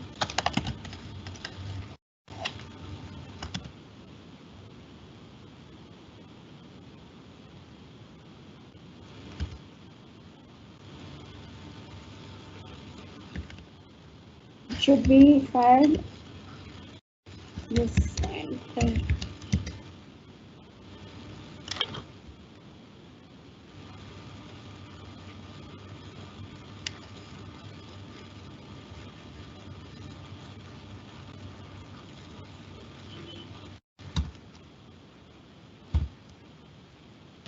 Right, so it is giving me for the next statement. For this statement, I think I have to write another except over here, another try and except over here, right?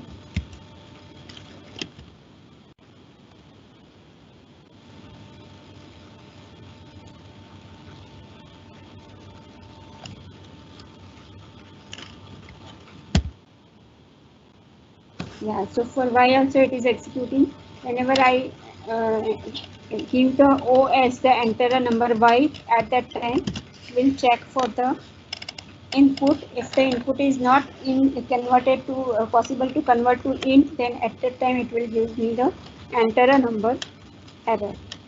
Enter only number. We can change the message to enter only number. Right, again I am executing this program. I am typing O, enter only number. This will execute it finally. Right, so after this it is giving me enter only number exception error message, and this will be executed finally. So this will be all about the exception handling in Python. Now you have to remember these exceptions. Again we will I will take one more example for exception when we will study the files. Right. So now we will start with the file handling in Python. There are two types of files that are possible in Python. First is the text file, binary, and second one is the binary file. Text file will stores the text strings, and binary files we have 0 or 1 format is there. Right? So we will start with the text file. How to use text file, right? Whenever you write any, what is the file? File is nothing but something that is stored onto your hard disk, right? If you want to, if you execute your program, and whatever, for example, you have written one program of class and object, and in that you are accepting hundreds of data, and after you switch off your program, you switch off your machine, then what happened that whatever you have entered, that will not be stored anywhere. So again, you are, if you are calculating something or doing something, then that data will get missed, right? So what you want, whatever input you have given, that you can use or utilize again, right? For example, you are using some analysis problem, and so many data is there, and you have manually entered, then it will be difficult for you to again and again enter it, right? Because not we don't sit for 24 hours or 30 hours on the same machine using that. So you have to any time switch off the machine, and at that time your data will get lost. So you can store the data into the file, right? For example, log data will be stored most of the time into the files. So now, for whenever you work with the file, you have the file name is there, right? Then there are access modes are there, in which mode you are going to open the file, right? You have to open the file, right? And you also have the buffering, that is the how the read and write operations are carried out, means how many bytes will be read or written, right? And this is the optional parameter, either you give it or not, it's up to you, right? So it will create an object file, that is called file object, right? So syntax of creating a file object or opening a file is file object is equals to open file name comma access mode comma buffering, right? Whenever you open the file, you want to either read from the file or you want to write from the file. So the possibilities for access mode are is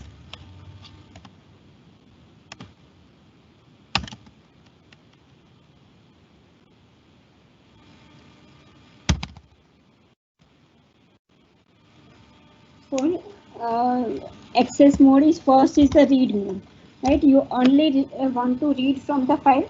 Second is for the write mode, you only want to write to the file. Then the append mode, file is already exist and you want to only append to your file. You only want to store or insert some data to your file, right? So RWA, then R plus will extend the accessibility mode, so it will read as well as write, right? Again, W plus, it is also write as well as read, and A plus is also append plus read.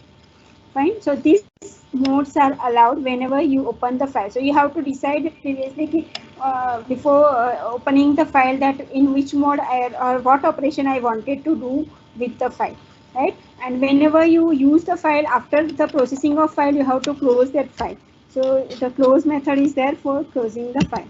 So now, how to read and write the file? In Python, we have read and write commands are there. Write command will write or write to the file, right? So whatever you write to the file, that will be stored onto that file, right? Read command will read from the file, right? So it is like an input command. Read is like an input command. What in input, what we do, we take input from the user. Write is like print command, right? So it will, whatever data you want to store to the file, you can use write command for that. Fine. So we will take one I will take one example for reading and writing from the file.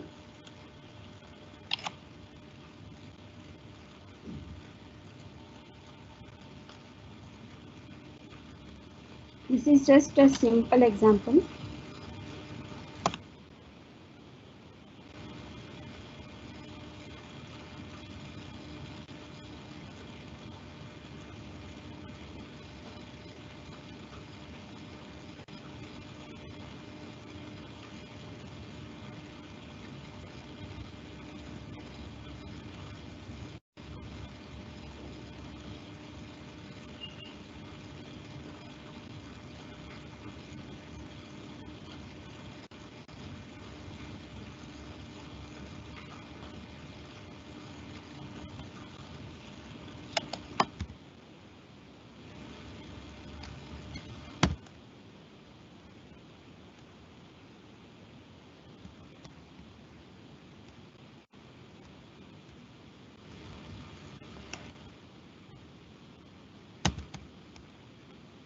right? So first statement is f is equals to open new file.txt. That is the name of my file, and for which purpose I am opening this file, for writing the file, right? Then I will taking input what the user wants to store to the file. So enter data to be stored in a file. Then I am writing that data to the file using f.write and str. Str is my data. What I am doing, which operation I am doing is the writing to the file, and then I am closing my file. So I run this. It is so simple. You also done this in the C also. It is there. Only the syntax will be different. Right? So f is equals to open, str is equals to input, enter data to be stored in a file, f.write, f.close. Now I run this, right? And now it is asking me for the enter data to be stored in a file. So what I can do, I can write my name, Desai, assistant professor. Now I check whether this file is created or not. Where this file will be created, it is created over here. I have to check for this.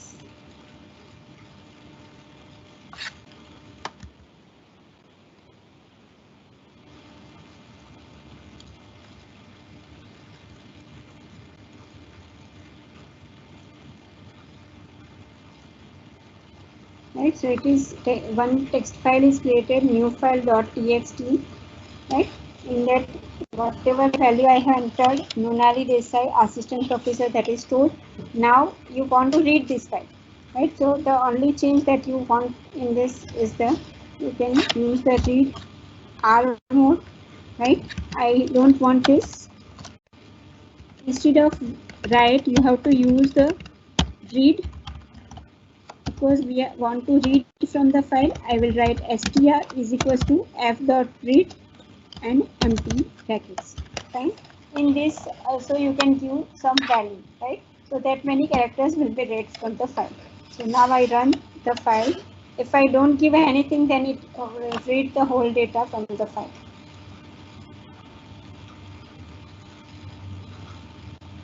I have not printed str, so I have to print.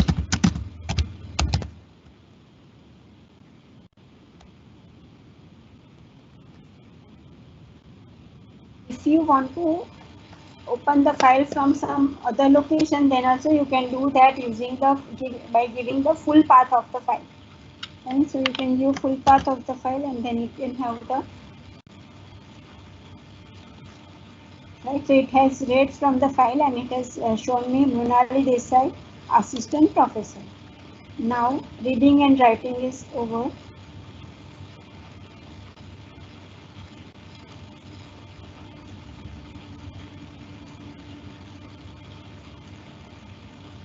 Now the next thing is the file position, right? File position is whenever you read from the file, there is one pointer is maintained, right? Or you write to the file at the time also, there is a pointer is maintained, that is either the at which position the pointer is based, at that place the file will be read or written, right? So whenever I read, once I read the file and again I read the file, then I think I don't get anything. Let's say if I use the read command 2 times over this, str is equals to f.read, str1 is equals to, again I will write f.read, right? And I again print the str1 also. Now what happened, we will check.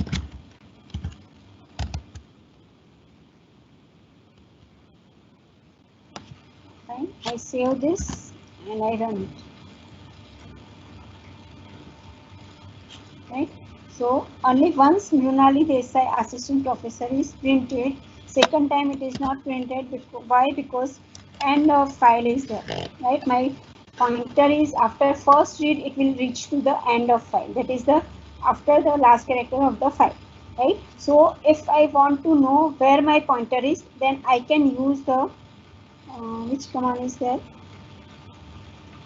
F.tel command, right? So F.tel will tell me where my current file pointer is, right? So I can over here also, before the reading also I can write print F.tel. I can say print F.tel. I run this program. Now, for first, it is for before reading it is giving me 0. After reading it is giving me 33. I think the length of this will be 33, right? If you check length over here, I can check it over length, double quotes. So length of the string is 33. So after reading, your pointer will be over here at the end of the file. You can see over here it is not open. Yeah, it is over here, right? So initially it was here. After reading, it is here. And how you can know where is your pointer? That is using the f.tel command, right? Next is the f.seek command. F.seek command is for moving the pointer, right? If I want only to read, I want to read only Brunali for the first read.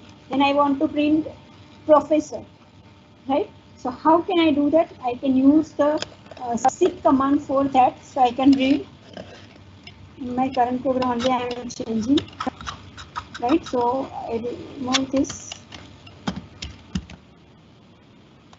I remove this also. Fine. str is equals to Brunali this side.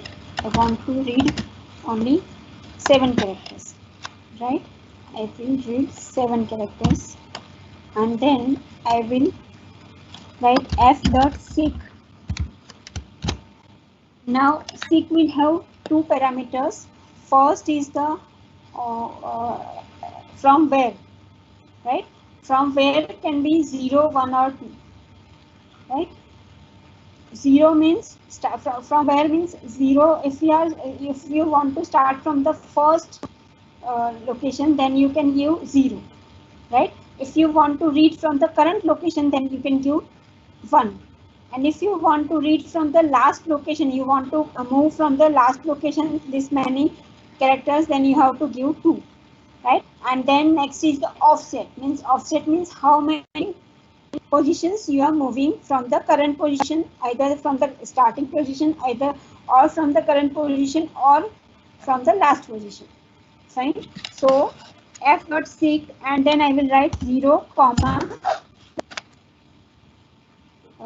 0, I can say 7, right? Again I will keep this as it is. Now I run this program.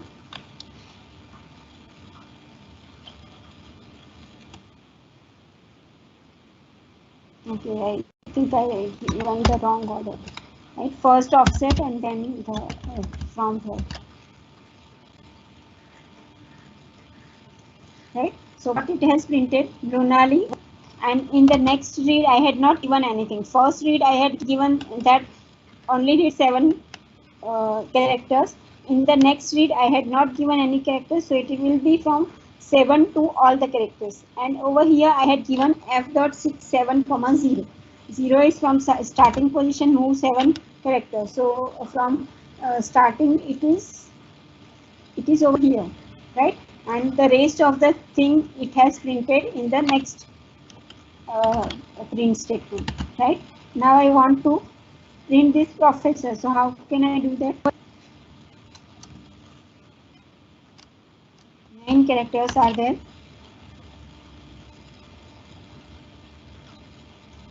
I can move my pointer to the 0, 2, right?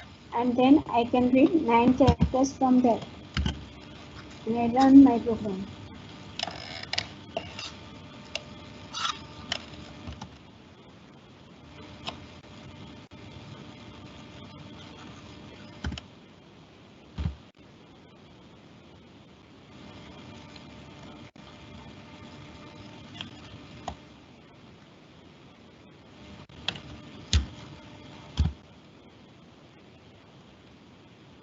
it won't be 0. It's length of the 33.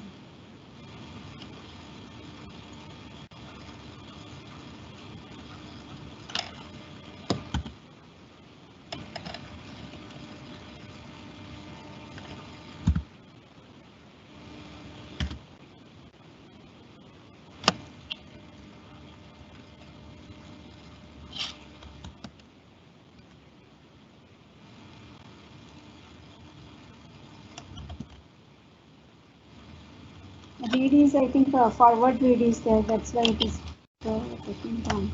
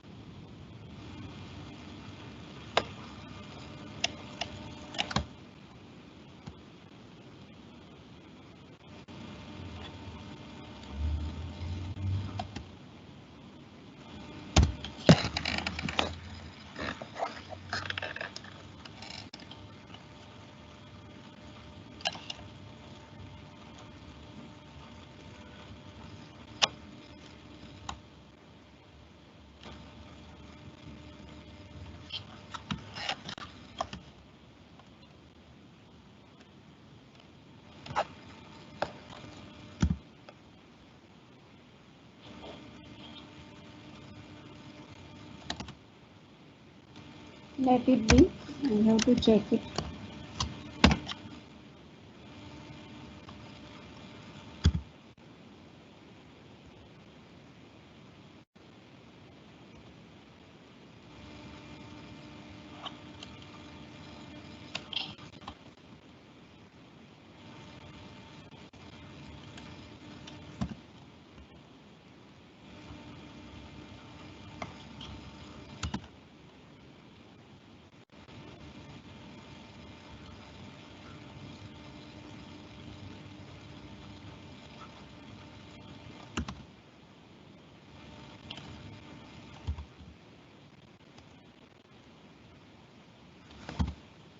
So F6 5,1, we have to move from the current position 5 characters.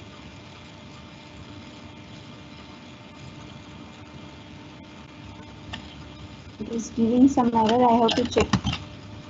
Okay, so this is the seek and tell.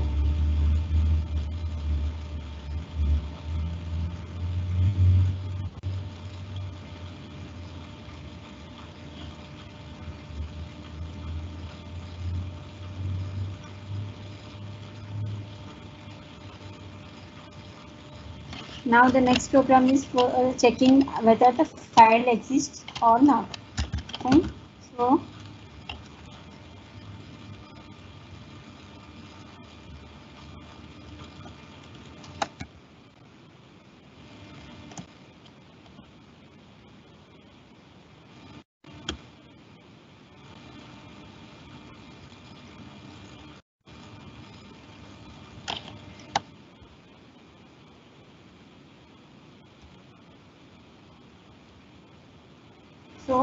for this, I have imported two modules of the Python. First is the OS and sys module. These are the inbuilt module. You don't have to install this module. It is already there in your system whenever you install the Python. Fine. So first, if I will ask for the file name from the user, if the file, it will search for the file name, right? So os.path.is file of fname, then it will open the file into the read mode, as it will gives you the message file does not exist and it will exit from the program. Sys.exit will exit from your program. Anytime you want to exit from your program, you can write sys.exit. Right. Next is the print the file contents are. If the file is there and exist and you want to print the content of that file, then you can use this str is equals to f.8 print str, the contents are, and then you have to close the file. So the main thing is this os.path.is file and the sys.exit. Right? If the file does not exist, it will just display the message to the user, file does not exist, and it will return come out from the program. Right, so now I save it and run it.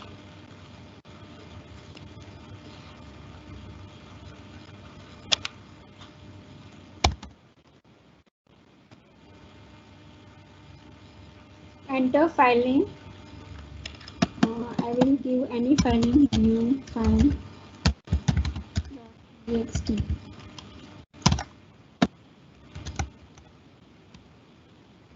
This file is exist. That's why it is showing me Lunari will say assistant professor, whatever content of the file that will be displayed. Now again I run this program.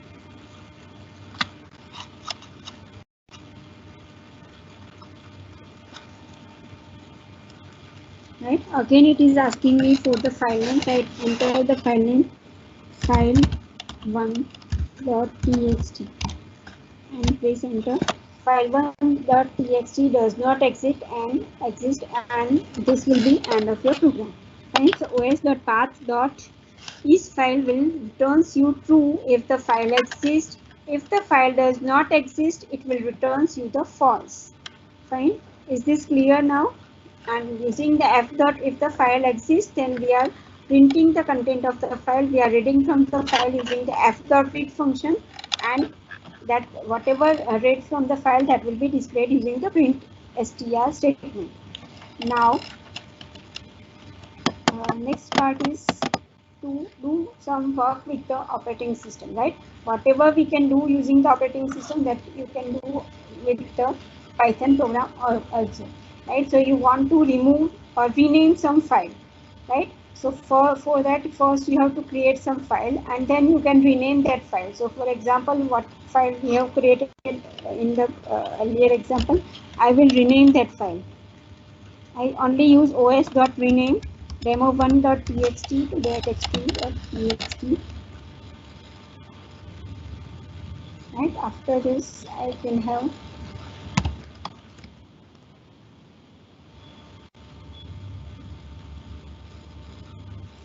say whatever name user has entered. If it is found, then I change that f name to test2.txt. I have to first close this new file .txt. Fine. Now I run this program.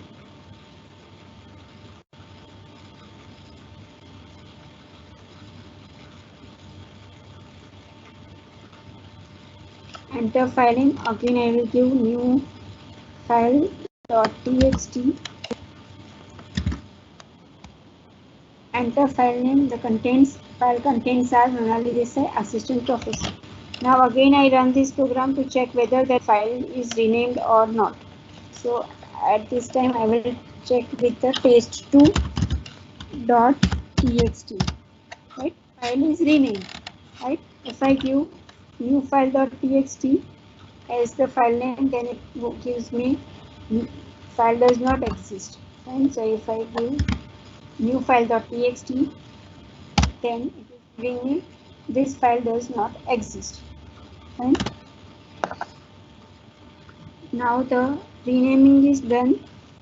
We will do another operation on file, that is the removing the file.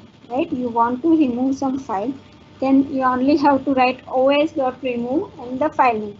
Right, so if I want to remove this test2.txt, then I can write os.rename. Remove test2.txt.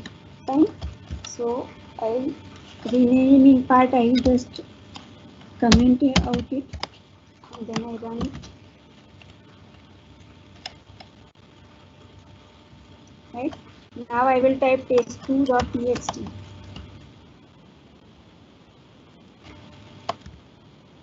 So this file will be removed. Again I run this program.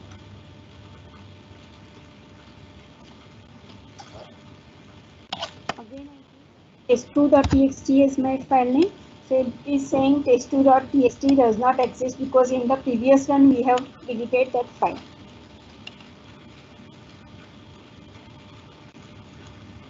Now we want to do some operations with the directory that we generally do. We want to make the directory, right? For that also you require to import the OS module of the Python, right? So import OS, then you have to write os.make directory, right? So I will make one directory over here.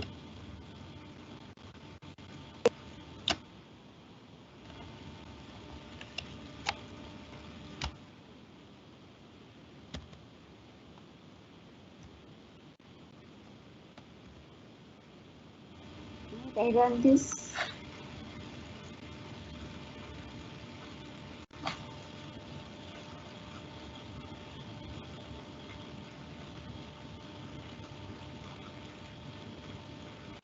It is asking me for the file name txt.txt. txt does not exist, but we want to. Our aim is either this directory is created or not. Right? So I will check.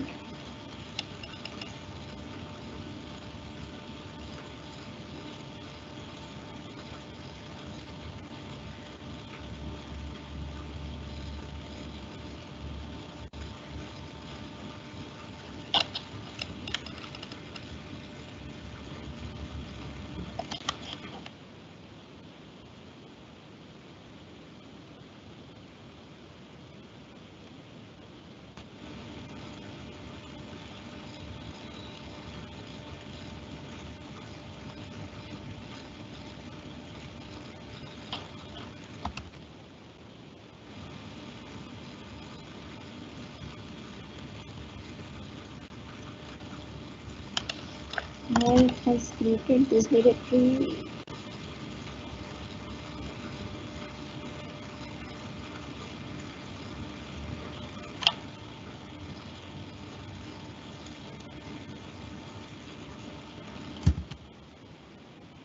No, that part is not executed because the file is not there. I have to remove that part. I have to remove this previous thing because this file does not exist. So it is exiting from this. So this statement is not executed at all. And so I will write it over here. And I remove the remaining part of the program.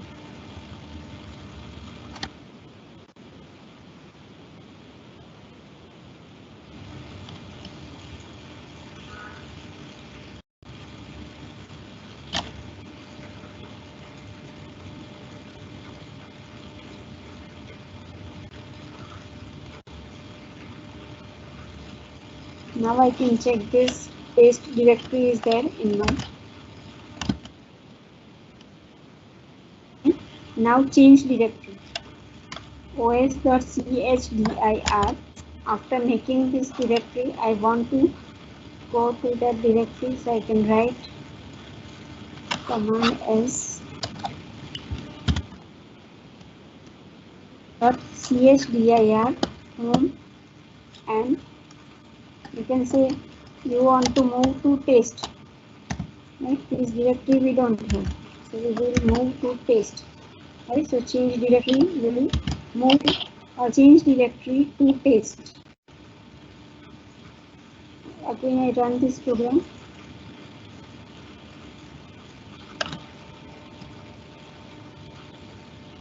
It is not finding the test. I think I have to give the full path.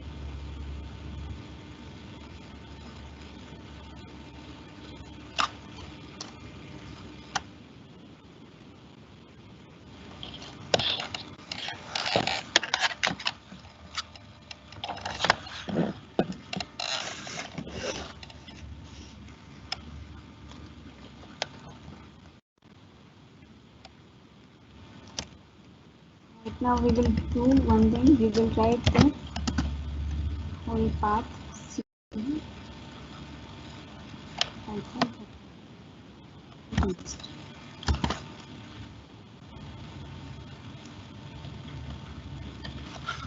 Right. So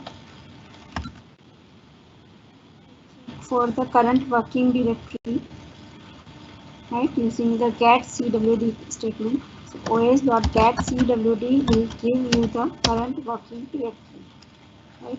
Right now we moved to the current working directory, and inside that we have made one directory test, and we moved to that test directory.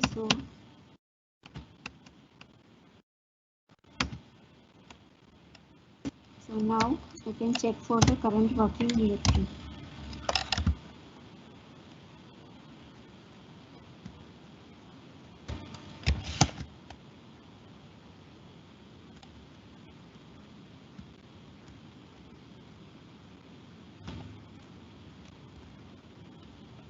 Run my program. Right. So I'm getting C:\users del app data local programs Python 38. This is my current working directory.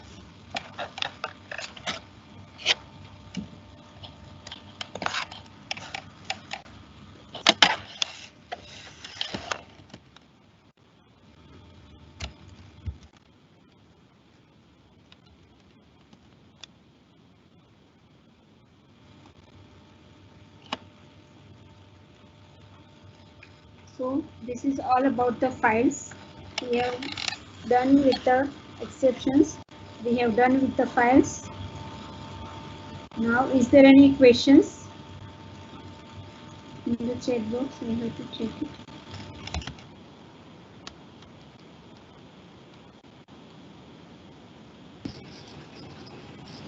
Hello, ma'am. One question is, what is value error? Value error is if the system is expecting string value and you are entering integer, or the system is expecting integer value and you are entering string. Right? So this is wrong value. So if not, in normal case, if you enter it, then no problem. But if you want to convert it to integer, right? So the value will be integer will expect a string, but it will be number, right? So you have to you have the number like this. The next question is, what is OS and sys? What they contain and their use? Just a minute. Okay. Your number will be like this, right? So what is system is expected? Inside this double quotes, it's expected any number should be there. If I convert this to int, it is a number, then it is no problem. It is fine. If I can convert it. But if I have A, B, C, D over here, and I want to convert it to integer, so it gives me the value error. Right. Similarly for other numbers or other type conversion also.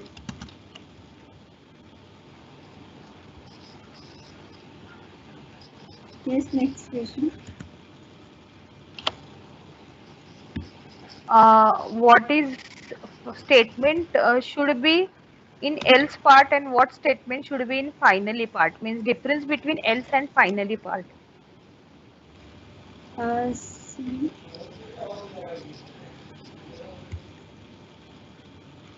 If else and finally block. Yes, exception. Ah. Yeah. If no exception is there, then else part is executed.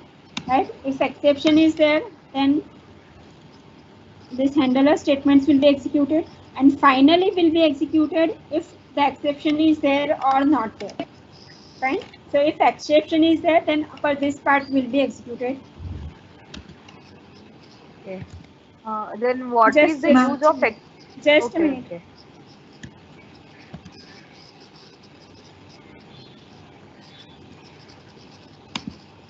I think it is important.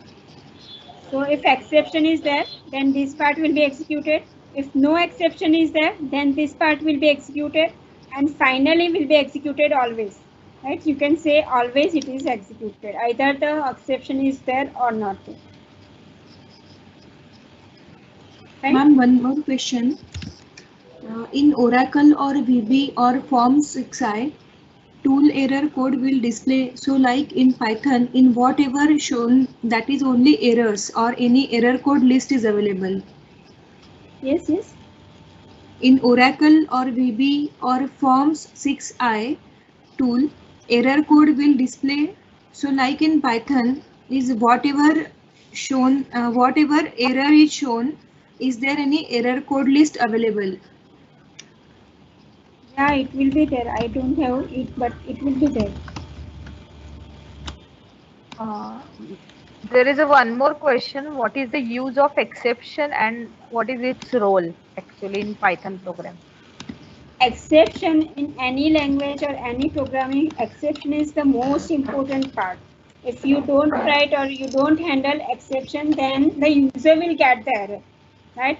In our example, if I don't write the exception, then user will get the error that file not found error, right? Over here you can see file not found error. It is showing me the message like this, right? If you have not handled the exception, then it will shows you like this, right? So user will be in tension that what I am getting, right? Instead of this, if you give the proper error message that this file does not exist in the system, then user can easily understand. So for user friendly error handling, you can do using the exception, right? So user can know something goes wrong, and I have to run this program again, or else the developer has to resume that program if something happened wrong. Then what to do, right? There Yes, is there one is an general Any question. programming language exception is most important. Without, I think first you have to write the exception and then you have to start the other coding of your program. That is the best programming practice. Yes, next. Ma'am, there is one general question. Can we use Python rather than PHP for developing websites? Yes, yes. We can use, and if you develop the websites using Python, it will be faster than the PHP. Right? In Python, we have the frameworks like Django and then Flask, right? Using which you can develop your website faster. Even in Django, you don't have to open your database. Everything you can write in your code only, your Python code only, and the tables will be created. The data will be retrieved, data will be inserted. Everything can be done easily using your Python only. You don't require to even open your database. One more question is how to connect Python to website. Python to website is in HTML script you have to write the Python code. In Django, it is the structure of Django is like that. It has given that how your form should look like, right? It is a MVT structure. So you have the view, you have the template, and you have the model files, right? So you can have the in your views only you can have the connectivity with the HTML files. Right, so whatever data you retrieve from the database, that you have to show to your HTML file, and in between these two you have the templates also. So connectivity is not required at all. and there is Connectivity a kind of thing is not there. If you want to connect with the database, then connector modules are there. Connect module, database connectivity modules are there. Like MySQL Connect is there. For Oracle also connectivity is there. One more question Yes. is what are the types of inheritance can use in Python? Python supports all types of inheritance. It also supports multiple inheritance that is not supported in Java. there One are certain question. ask you can ask Pragya. One question is from the morning session. Can pass be used for loops also? Yes, it is something that you don't want to do, right? It is in syntax. There should be some statement should be there. but you don't want to do anything using that statement. So you can write that at that place pass. So it can be possible to write it in the loops also. There are certain comments also. That is very nice explanation, very informative session, and you are explaining very well. So these are the certain comments for you that I can pass to you. Okay, thank you. I can see, but I have to move from here and there. That's why I have not. Yes, yes, yes. That's why we are giving you a feedback. Whatever the Yeah. participant. Yes. Ma'am, there are some more questions. OS.remove, is it like delete or totally removed? Or after remove, it's stored in recycle bin or restore the deleted directory? No, it will be in recycle bin. Okay. Next question is, learning HTML is must for developing in Python. Yeah, HTML is the something that is required for your website. So if you want for Python, it is not required, because if you are going to develop a website using Python, then it is required. But if you are doing any other application using Python, then it is not required. For website, it is must. You have to learn HTML for the websites. That's it, ma'am. Okay, so do we take 5 minutes break? Okay. Okay, ma'am. Okay, participant, we are 5 minutes break. Come after resume after 5 minutes. Okay.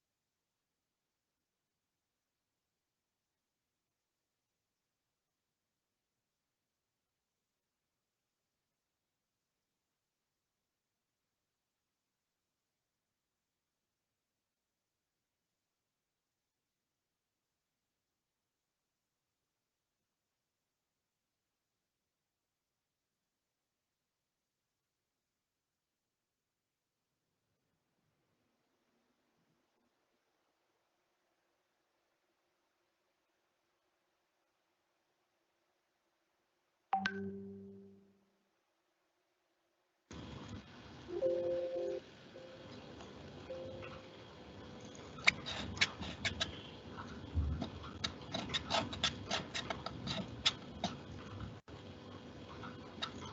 guys want to try this? You can also try this shellfish onto your own network. I will not recommend. This tool is only for educational purposes.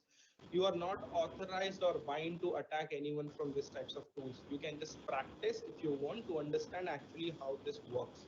The tool name is shellfish. You can just find it on GitHub. Okay. So yeah, the main motive of showing you this is that you do not fall prey for these types of attacks and you understand the Hello. principle actually that how this works. Okay. Hello. Yes ma'am. हाँ कौन है ये? कौन है मतलब? प्रज्ञा? नहीं कोई और कोई बोल रहा था ना? नहीं दूसरा लैपटॉप का भी था. अच्छा. मुझे लगा अपने यहाँ पे कोई अच्छा. ओके. पीपीटी शेयर करती हूँ. Start. Okay.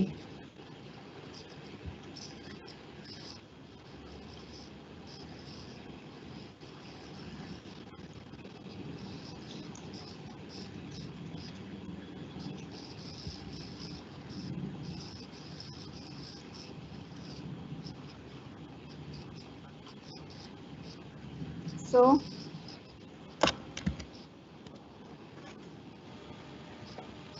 there is one comment from the participant.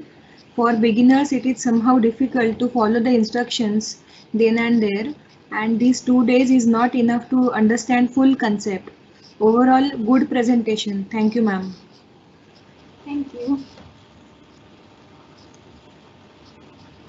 Okay, so now we will start with the arrays because we have so less time is there now. So arrays, you are all who are using the programming languages are aware of arrays. It is a collection of same types of elements, right? It can be accessed using the index. Each and every element of the array will have some index, right? And you can have the syntax. You have to import the array library or array module in Python, right? Then only you can use the arrays in Python, and it is a inbuilt module. So whenever you install your Python, it will be installed with it only. But you have to explicitly import it when you write the program, right? So the syntax for creating the array is array name is equals to array. Now this array is a keyword, right? Array is a keyword, and comma. Array is the keyword, and in bracket you have type code comma elements, right? So this will be your elements in the square bracket, right? Whatever elements or values are there, you have to write that values inside this square bracket, and you have the type code, right? In a Python, the type code is given for example, you want to write the integer type of value, you have to give the type code I. If I want to store the character type of value, then I have to give U as the Unicode character type code, right? So there are various type codes are there. I have listed this all, right? And it's C type if you have C type character, right? So you can also write C, and Python type is character, right? Then B, then unsigned I. I is for signed int, and Python type is int for this. And what is the size of that type is, that is also how many bytes it will take to store this type of data, right? So you can create the array using the array name. You can create the array using array name is equals to array in bracket type code comma elements. Now in Python, only single dimensional arrays can be created, right? You cannot use multi-dimensional array, and if you want to use multi-dimensional arrays, then you have to use the third-party package like NumPy, right? There are other packages also, but NumPy, most of the people will use the NumPy for the multi-dimensional array processing. Fine. So now we will see the examples of how to create the array, right? So over here I have created one array, right? So I can write or execute this program.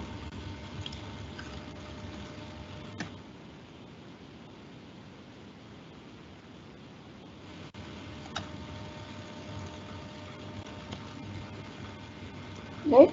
So what is written in this program? From array import star, so it will import all the functions of the array, right? Then I have created the array. A is the name of the array. This array is a keyword. This is the type of the array, as it is an integer type array. It is signed integer, so I have written I, right? And these are the values of this array, right? Then I have printed the elements one by one, right? So you can write for loop. Using for loop, you can easily access the elements of the array, right? Over here, remember that you don't have to write A of I. In list and other collections also, you don't have to write A of I, right? You only have to write the name of the element. You don't have to write any other thing over here. Whenever you reiterate the collections, right? Like list or tuple or anything. Fine. So after that I have printed out, and over here also some people confuse, they write like this, element of 5, but element itself is A of I, right? The value of element is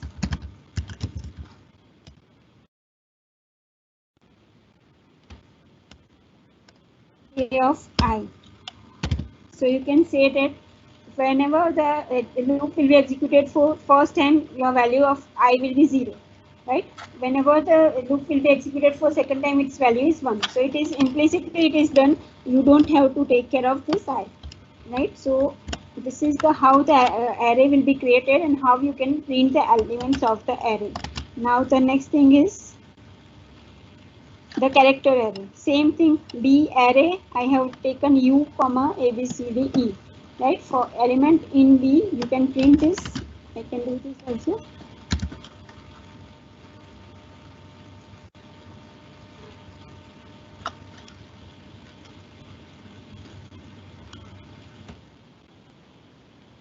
You have to import the array for this. Right?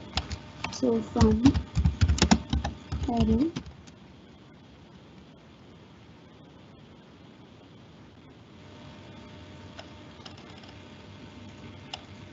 right? So A B C D E is printed. Now indexing and slicing in the array. We are already aware of what is indexing, what is slicing. Whenever you access any element using the its number, then you can say it is the indexing, right? So I want to access the or print the fifth element from this array. I have this array. I want to print this fifth element, E, right? So what I can do, I can write B of which number it will be 4, fine.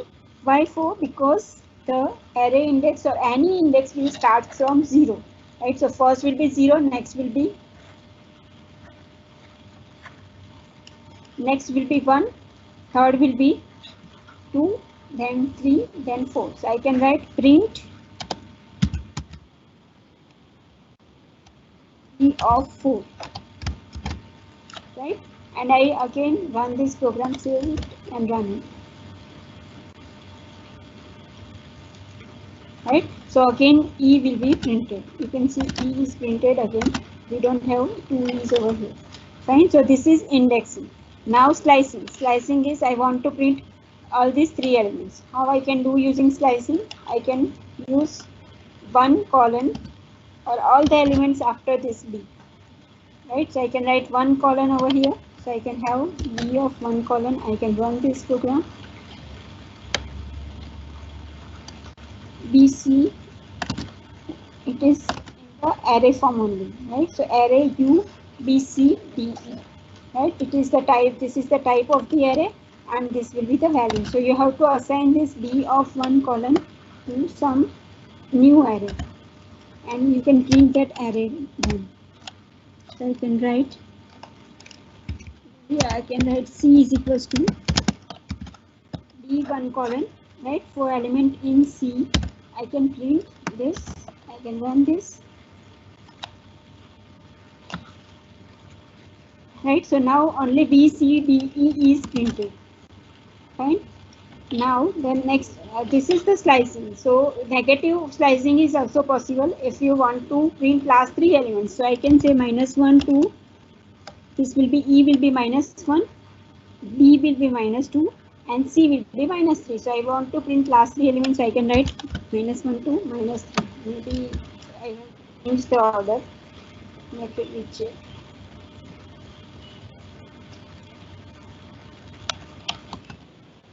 I have to write -3 to -1.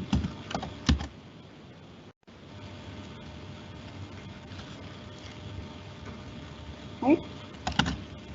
So yeah, this will be 0. This will become 0. Right? So I have to write 1 for this.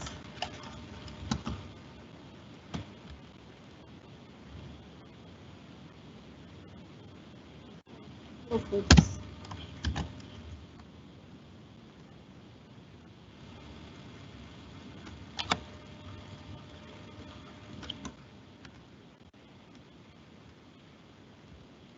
This will be -1, 2, 3.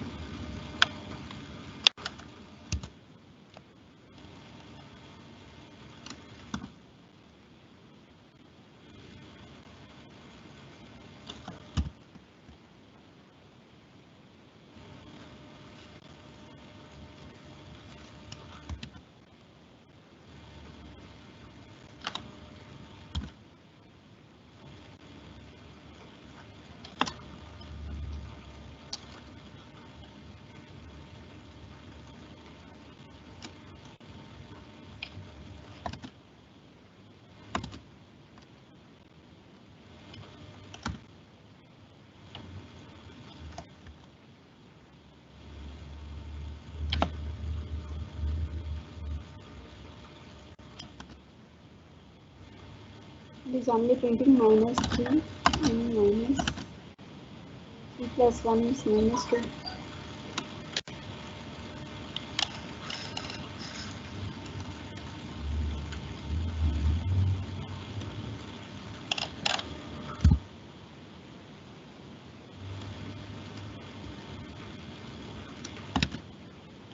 Let it be. You have to think for this. Right? So now the alternate elements are the two first, and then leave 2 elements, and then again print the next element. You want to print like this, then you can write B0 colon 2 and then 2. Right? You print A, C, E. A, C and E. If you want to leave 2 elements, then you have to write 3. Default increment factor is 1. Right? So if you want to leave 1, then it will be 2. And if you want to leave 2, then it will be 3.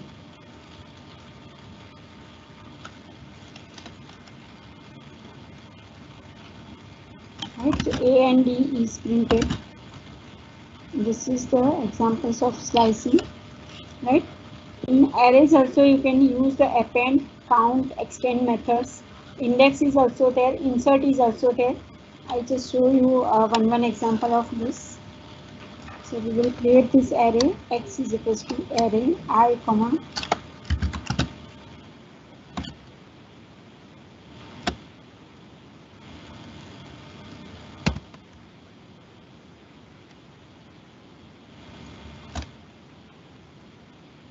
now we will do append. First I append some value, append 70.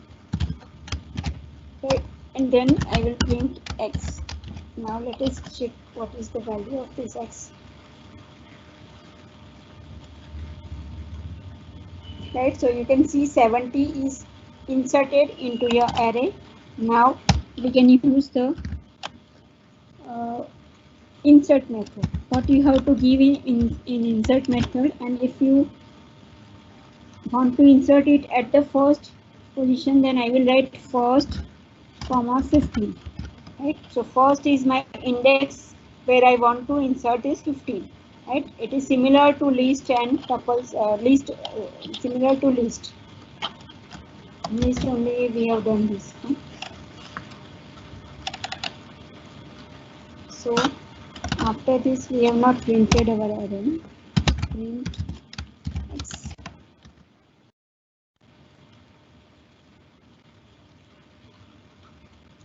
So you can check, see that after 10, 15 is inserted. Similarly, you have the count method is there. So you can print x dot count, and instead of this 15, I can add insert 10. And I can write insert x dot count 10. So it will gives me number of times the 10 is coming in the array.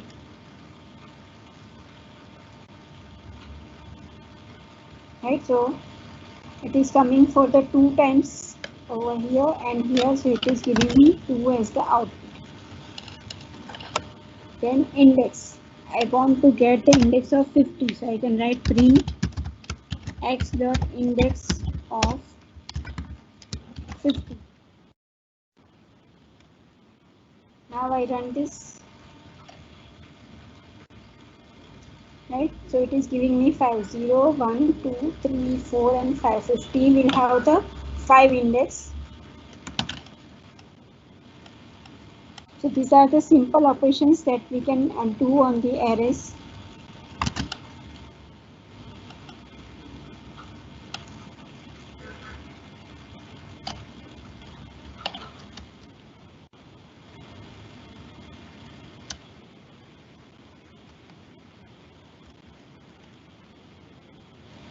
Let's check what this code will do. Will print the last element to the previous elements, right? So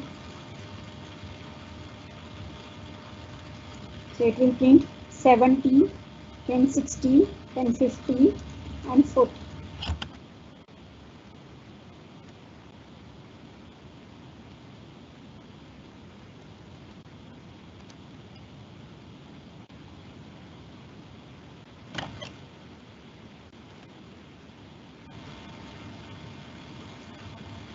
Another thing is the extend. Extend will combine or join 2 arrays, right? So if I have one array y is equals to array I 80, 90, 100, then I can extend or combine my array, right? So I can write y equals to array I comma 80, 90, 100 x dot extend y and print x, right?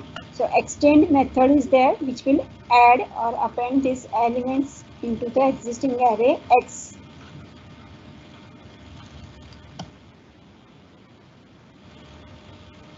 So you can say multiple insert can be possible using the extend method, right? So 10, 10, 20, 30, 40, 50, 60, 70, 80, 90, 100. 80, 90, 100 we have added. Initially it was up to 70 only. Right? So extend method.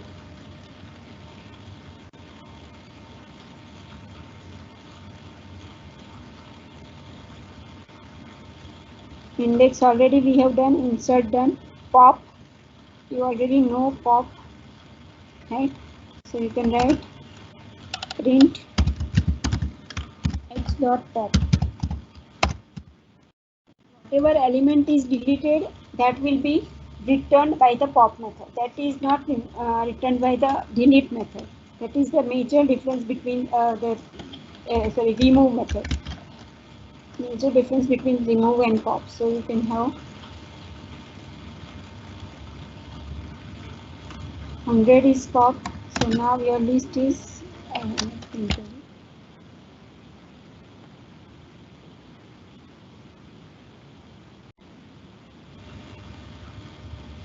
so you have the 100 is popped, you can see, and your list is also there. Now you can also give some index into your list. So I can give x dot pop 1, right? So I want to remove the element at the first index, right? So 110 it will be removed, right? So 110 will be removed, where that is inserted after that. Again x dot remove in remove, you have to give the value which element you want to remove, right? So I can write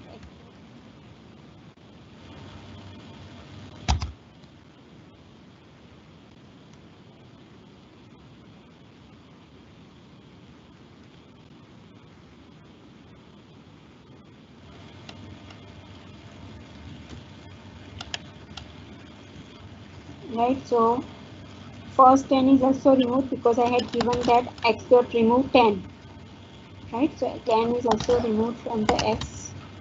Now we get reverse, right? Reverse will reverse the array. So 100 will comes first. Sorry. X dot reverse print x. So now I save it and run it. Right, so your array is reversed. 100 comes first and 20 comes last. Right. Then another methods are converting your array to list. Converting your array to list, I can write x1 is equals to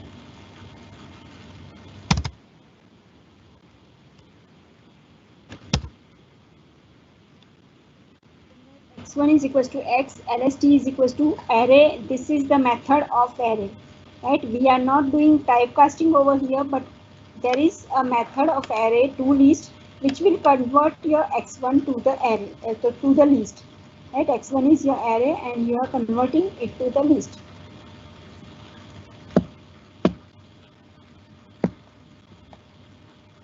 Right, so you can see the array values you have retrieved as the list. Similarly, you can convert these to the string. So you can write x1 dot to string. And you can write this can be same then run your module. Right, so that is this is the string version of this array. Fine, so it is converted as string. I also don't understand what is this string is. Fine.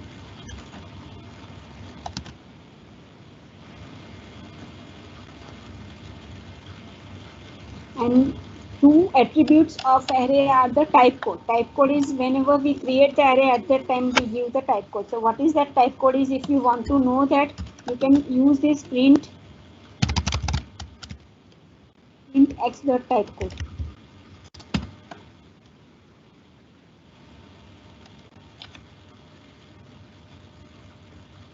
Right, so it is giving you I. Fine. Similarly, you have another thing is the item size, that will return the size of the item array.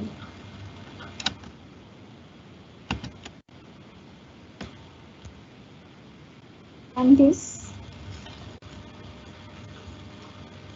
right, there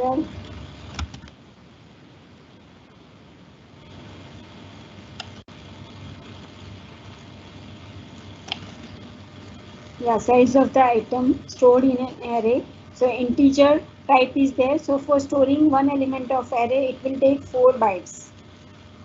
Right, that is the item size. It is not length of the array, but it is the size of the variable that is stored into the array. So one element, if you take integer, it is on my machine, maybe it will be different for different machines. Fine, so this is all about the arrays. Now we will start with the NumPy.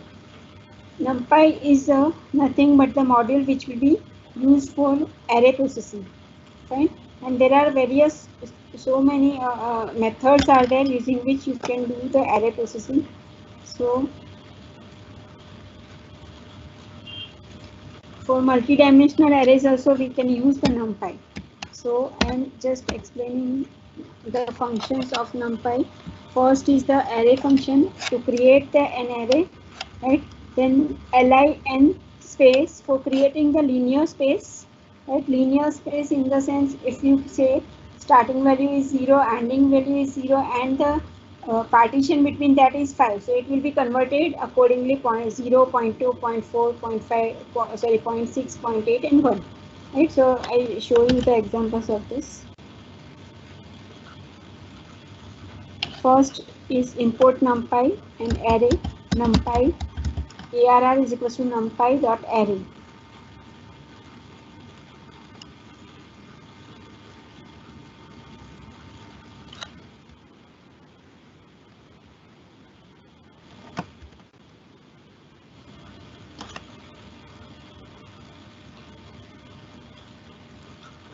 Right, so this array will be created with these values. Created this array, so numpy dot array you can use for creating the array. Now if you want to yeah, if you use give the name short name to the numpy, so you can use as np. So I can give over here, so I can write as np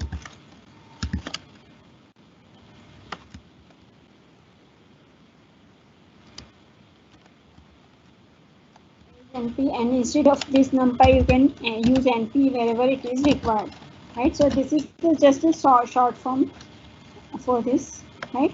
Then we have created array. Now if you write from numpy import star, so you don't need to require the np also, you can directly use array, right? Then we have the linear space. I can write a is equals to linear space 0, 10, 5 and then is equals to a. So I run this.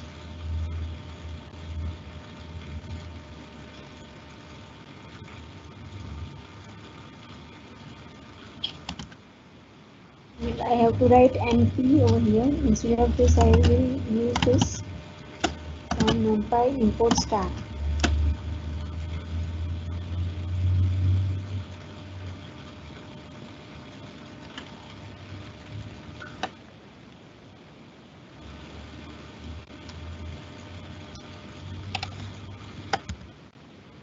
Numpy import star. Then you don't have to write this np dot array. And you can directly use the functions, right?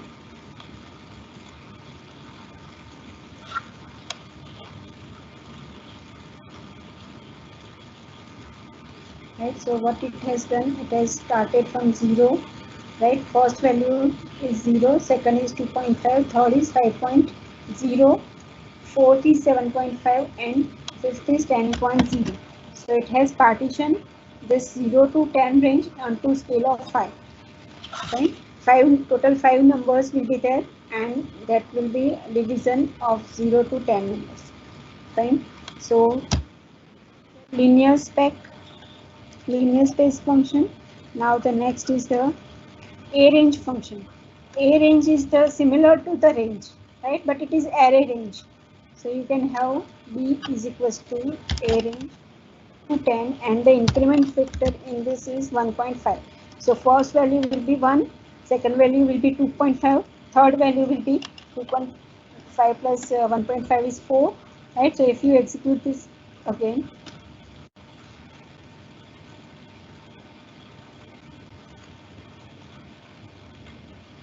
right? So your array will be like this. And it won't go till 10 because 10 is not taken in this. Why? Because whenever range is there, last number is not considered. So it will only check till 9. Right? So if you, instead of 1.5, if you write 1. So what is there in your B? 1, 2, 3, 4, 5, 6, 7, 8 and 9. 10 won't be there in your B.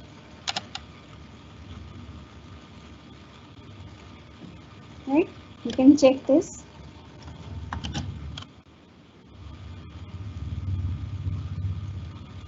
Arange, the third parameter is the increment value, so you can give it any value for that, right? Next thing is the zeros, right? You can create a array with all the 0 values using the zeros function of the numpy, right? So if I want to create a array using the zeros, so it will be all the zeros and the values will be in float. right? All values, all are 0 and its value is in float. So I have to write, give the, if I don't want the this float value, then I have to give int. So I can write zint is equals to 0s 5 comma int.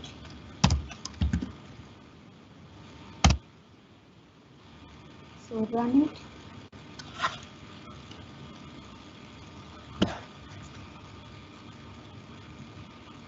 Right, you can check that over here all the 0 is in float values, over here all the zeros are the numeric values.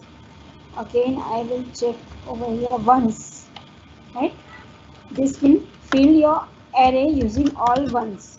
Fine, so I can have ones over here.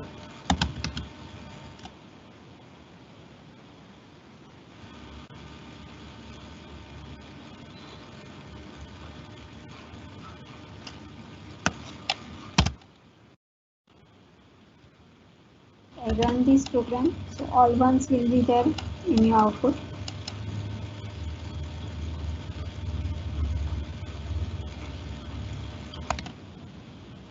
In this also, if I add int, then it will be all this is float values, right? So if I write int after this, then it will be this values will be integer type, right? So I have to write this int over here.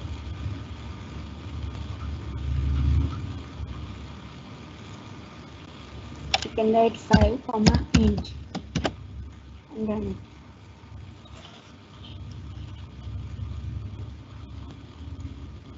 Right, so all the values are of int type. Again, if you want to do the arithmetic operations with your array, then also it is possible. You can add some value to your array, or you can add two arrays at the time the respective elements of the arrays will be added. So you can see that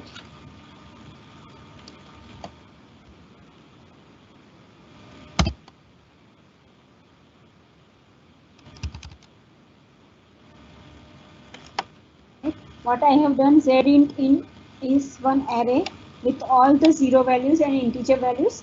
In that I am adding 10, right? And I am printing this. Again I am adding two zints and I am storing it into add. So ARR will have all the values, that is the value of ARR will be 20, all elements will be 20.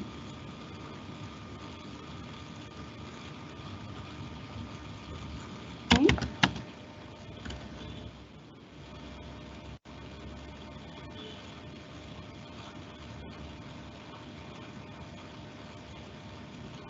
Yeah, one more thing, very important functions of array. I'm creating array with the a range 1, 10, 2. Printing that, and I am using some functions like I want to sum all the elements of the array. Right?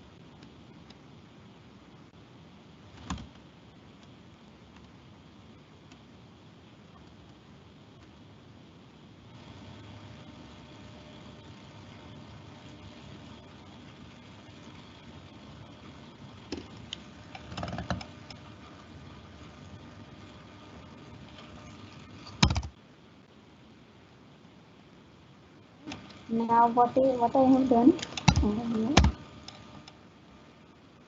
a range 1, 10, 2. So values of array will be 1, 3, all the odd values 1, 3, 5, 7 and 9.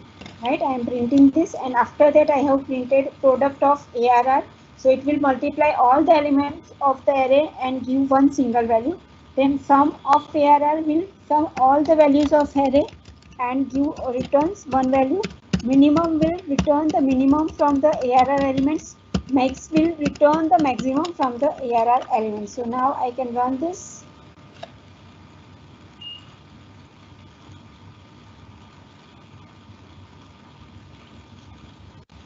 Right, so you can see product is equals to 945, sum is equals to 25, minimum is 1 and maximum is 9. So you can easily get or process your arrays using the NumPy.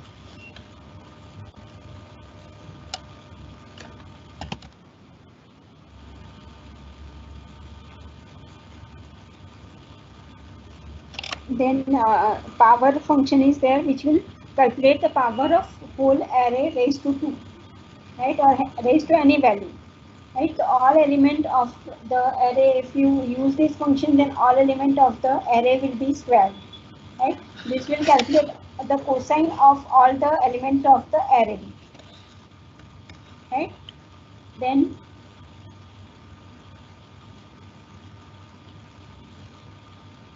this is also so important. If you have two arrays are there and you want to compare the element to compare the elements of the array, right. So you want to compare first element of first array with the first element of second array. Similarly, second element of first array with the second element of second array.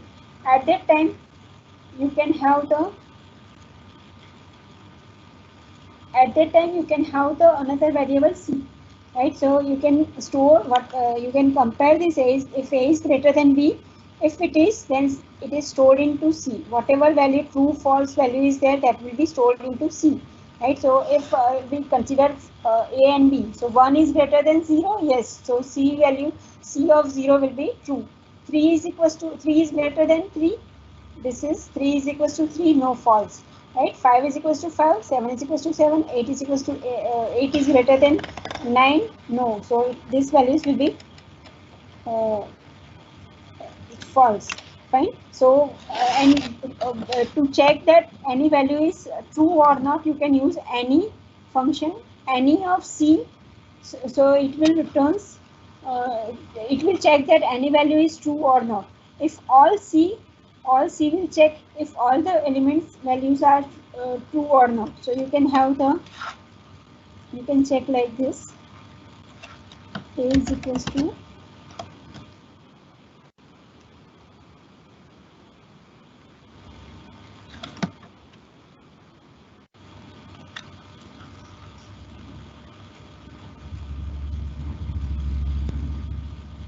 right. So what is the value of c is true, false, false, false, false. As I told you, this will be true only, baki remaining is false. So all the remaining values are false. One element is true. Yes, one element of this is true. So this is returning any of c is true, right? All elements is true and all of c will be false, because not all the elements are true of c, right. So in argument we have given c, so it expects an array of the boolean values, right. And if all that values of that boolean, all the elements of that boolean array is true, then it will be returns true. If any of this is false, then it will return false. And any of c will check if any single element is true, then it will return true. Fine.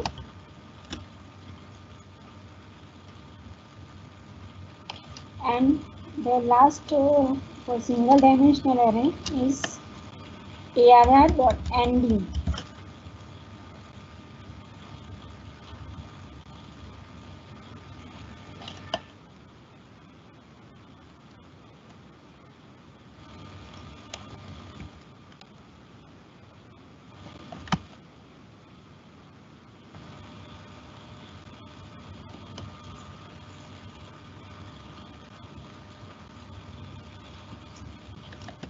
Is returning 2, 3. What is this 2, 3 is?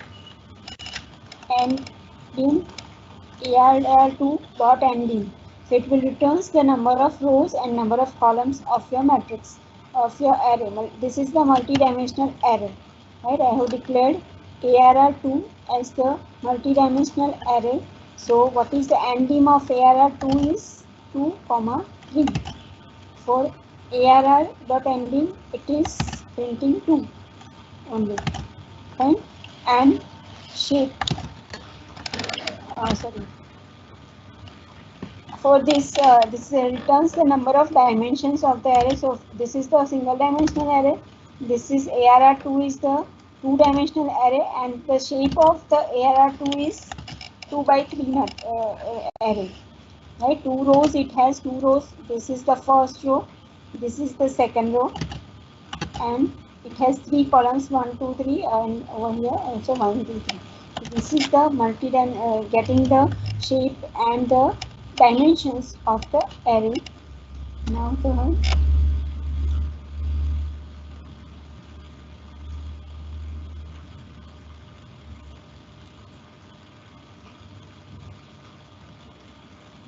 now working with the multidimensional arrays. In this also you have to create the array, and inside that you have to write the number of dimensions. So if you want to, this will be considered as your first row of the array, right? This will be after a comma, you have to write the list, that will be your second row of the array. If you want to write third row, then comma, and you can write in square bracket third row of the array. So this array will have 2 rows, and number of columns will be inside this number of the number of elements inside this will be the number of columns. So in this case it is a 2 cross 4 array, right? So it has declared 2 cross 4 arrays. Similarly, as we have created one dimensional arrays, similarly we can create this array of ones. In this case we have to give the dimension of ones, that is 3 comma 4, right? Similarly, zeros, if you want to create an array of all zeros, then you can use zeros function of the numpy, right? Then e is equals to I of 3. So this will be your diagonal will be all 1, right? So this will generate a diagonal matrix with the 3 rows and 3 columns. You can check this.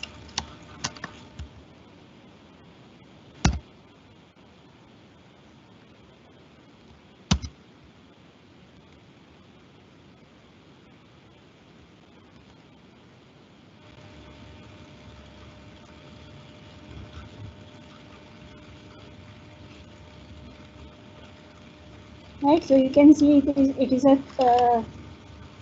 3 by 3 array, and the diagonal values are 1.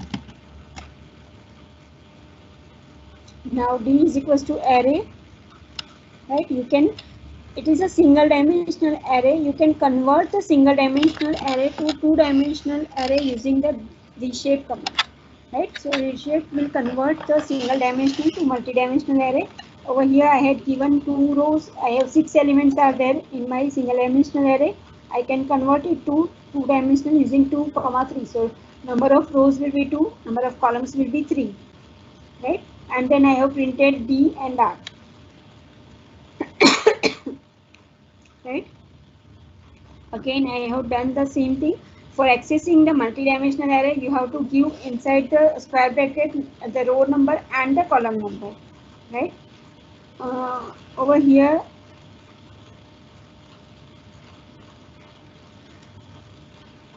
yeah, this is just a printing of the array. Whatever array we have created, you can print that array, right? So if you use these commands, I just show you.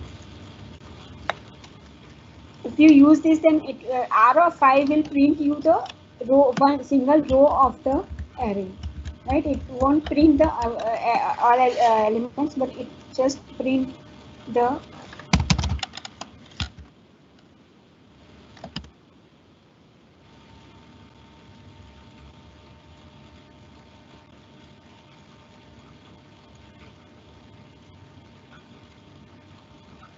right. So what it has printed.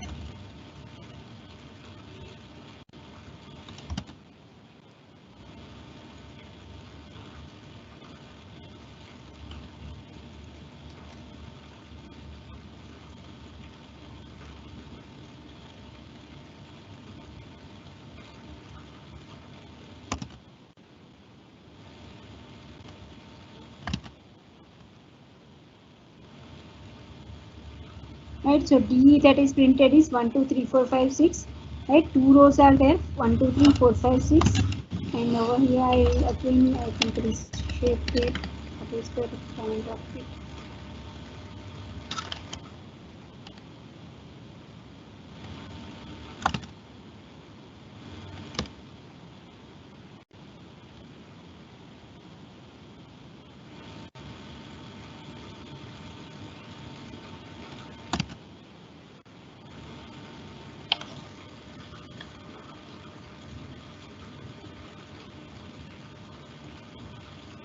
right? So it is what is printed over here. Print R of I. So for each row of this matrix will be printed. So first is 1, 2, 3, 4, 5, 6.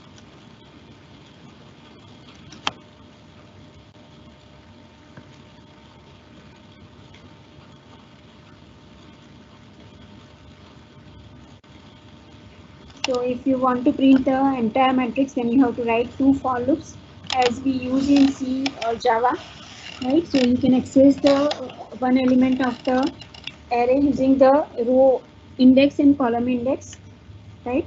And in this also you can use the splicing, right? So I can have the R of 0 comma column. So it will print the 0th row and all the columns. I can check this. Splicing can be possible over here also. I'll just remove the previous one.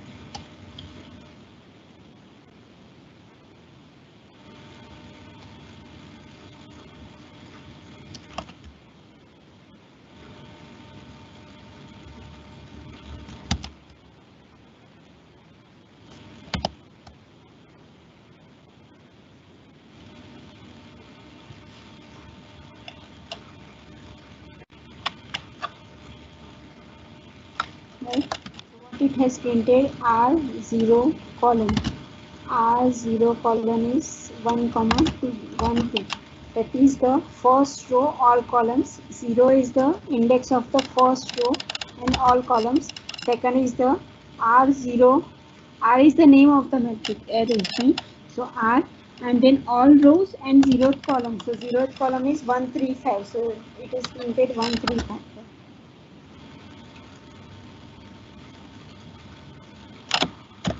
Right? This is the same thing. Again, array shaped one matrix array, right? And the number of this will be 1 to 25 numbers will be there, and that will be converted into 5 cross 5 array, and it will be printed. So this is all about the arrays. Is there any questions?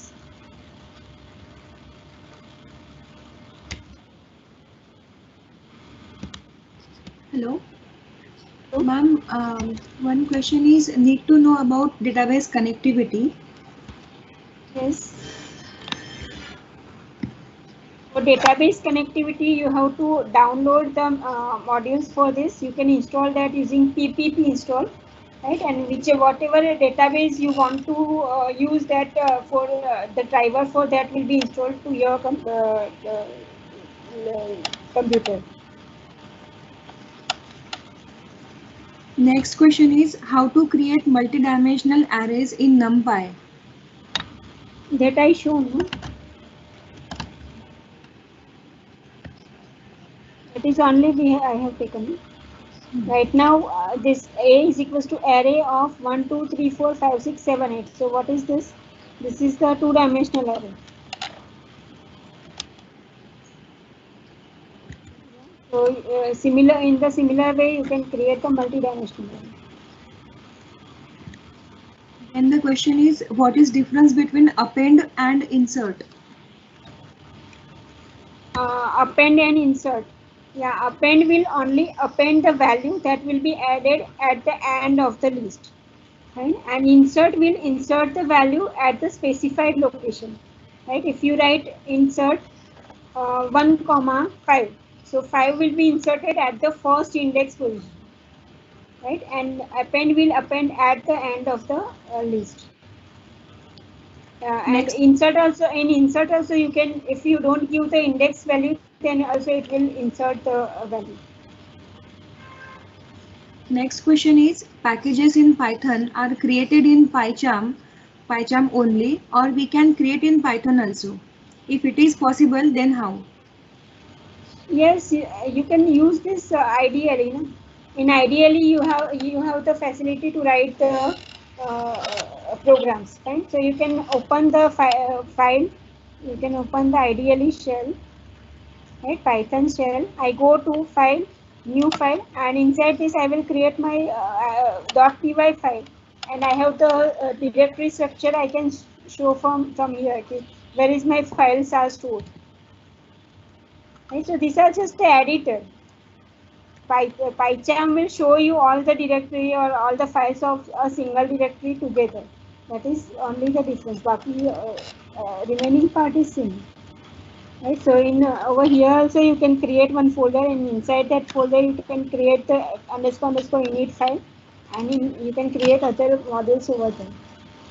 So it can be created at other places also. That's it, ma'am. Okay.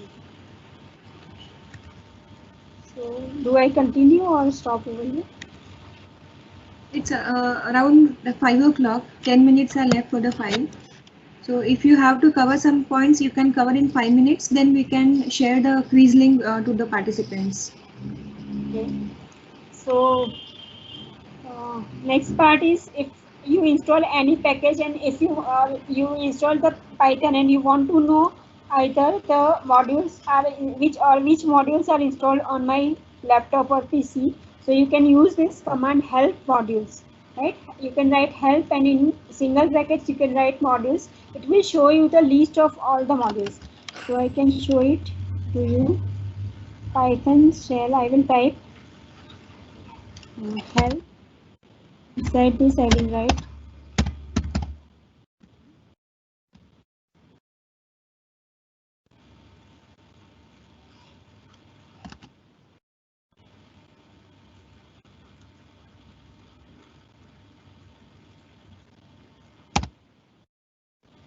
right, so it will show you all the modules that are installed on your laptop or computer.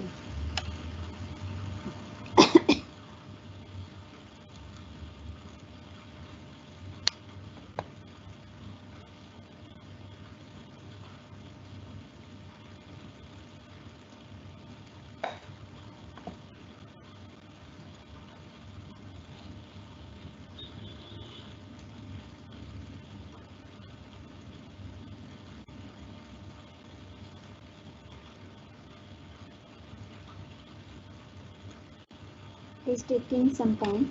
Then you can check for the functions that exist in the any module, right? So if I want to check which functions exist in my math module, so I can check it using the dir opening bracket single quotes inside that math and closing bracket. So I can check that using dir math. I would like to explain some modules that is maybe you are going to use in the next 4 days. So first module, that is the pandas. It is a package that is used for the data analysis and manipulation. Then you are going to use the XLRD module that is used to retrieve data from the Excel file. Then matplotlib module is there that will be used for data visualization. Then TensorFlow is the end-to-end source platform for the machine learning. Then NumPy, already we have used it.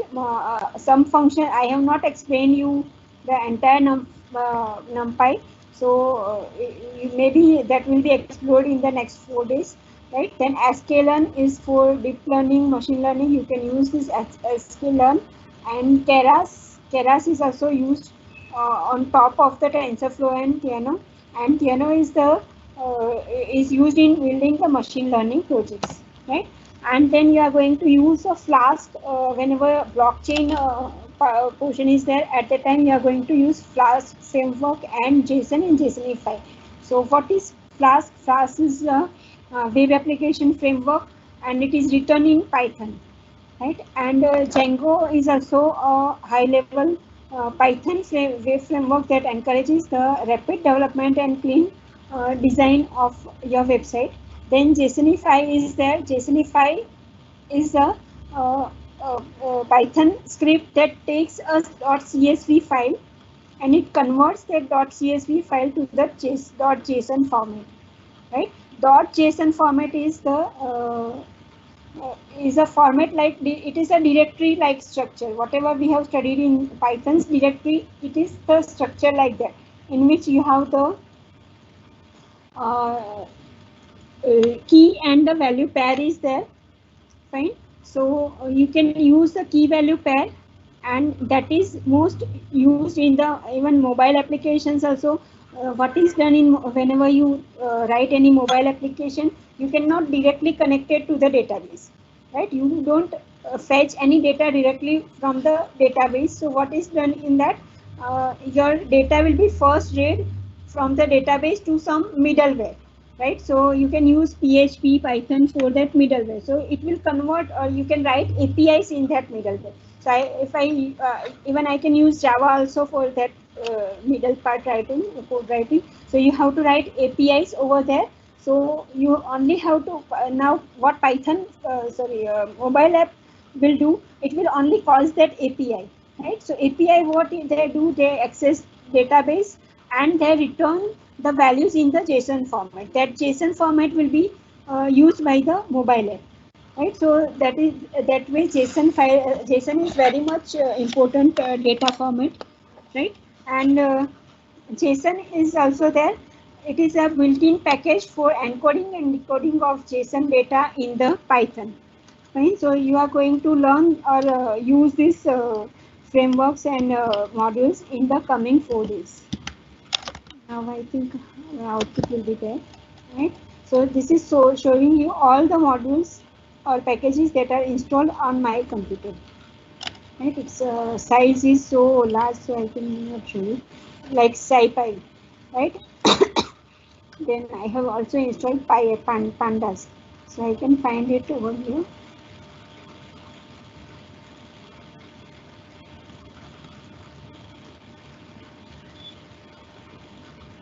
Right, so these are all the modules that are installed on this laptop. Now, if you want to check the functions that exist in the math library, so you can write dir opening bracket math single quotes and closing bracket. These all functions, it shows you the functions that are exist in the math library. Right? I show you one more thing, that is the program for matplotlib. This is simple program, right? In which I had created one EMP data dictionary, right? 3 keys of this. I have used matplotlib and pandas for this, right? Pandas will be create the data frames, right? So EMP data is one dictionary. In that we have 3 keys are there: EMP ID, ename, and salary. And EMP ID, 3 IDs I have taken, for example, and 3 names and respective employee name, employee's salary. Right? Then I have converted this to the data frame. Right? So PD dot data frame is the function of or method of pandas that will convert your dictionary data to the data frame. Right? After that, I have taken EMP ID from the data frame and I assigned it to X. Then I have taken salary from the data frame and assigned it to Y. Then I tried to plot a graph, right, which will shows on X-axis, it will shows the employee data, employee ID, and on Y-axis it shows me the salary, right, and color of this will be red. And I had also labeled this using the plt.x label, plt.y label, and employee ID is employee salary, and title of this graph will be XYZ incorporation, and using the plt.legend, this plot will be created and it will be shown to you using plt.show. So I just run this now.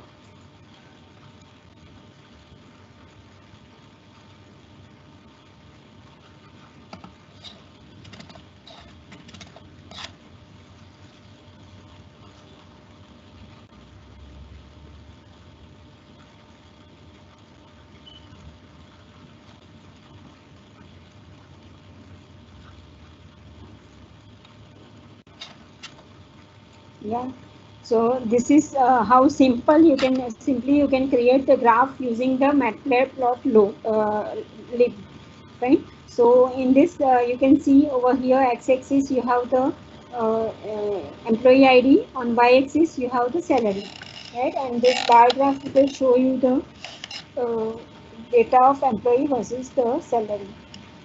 And the color that I have selected is red. You can pick any color. So I think that's all for my session. Any questions?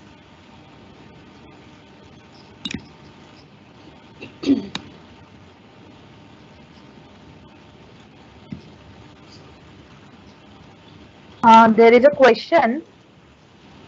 Package in Python are created in PyCharm only, or we I can create. answered. That is answered, ma'am. I Okay, okay, answered.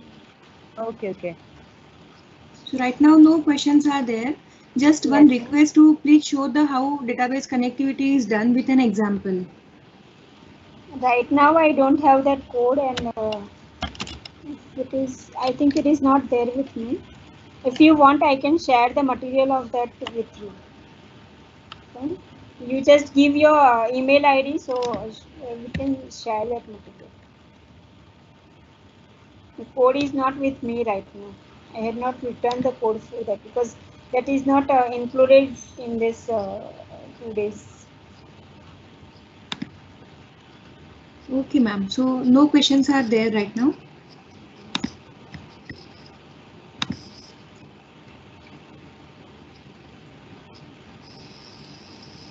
Ma'am, one question is there. In multidimensional array, there is a type error, data type not understood. What is given in this? Please check it is from this list only or not. Then one request is, can you show example of using date like date diff or getting age or any format for date value? Date data type is not there, so you have to import the date or date time module, and then you can use date and date time in your programs. Right, so you can check which functions are there, existing functions are there in date and date time, so you can check it using dir. First you check that the module is there is not or not. I think it is the default built-in module, so it should be there, and you can check which are the methods of this date time is there, and you can use it accordingly. You can take the help of that. See, for taking the help or getting the help of anything, you can type help, and that you can type help, and inside this you can type list, so it will gives you the help of the list.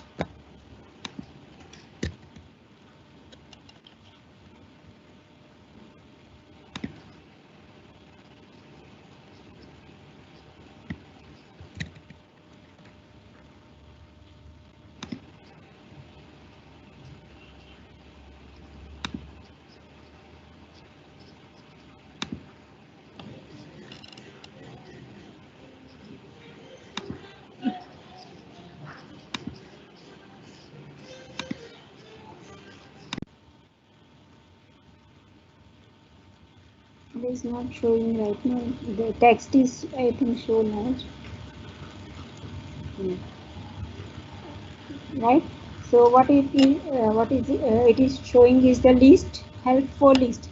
Right. So in this way you can get the help on any command. What are the various methods are there? Right. Over here pop method is there of the list. So you can have pop and then index, and by default index is -1. That's why over here it is written index is equals to -1.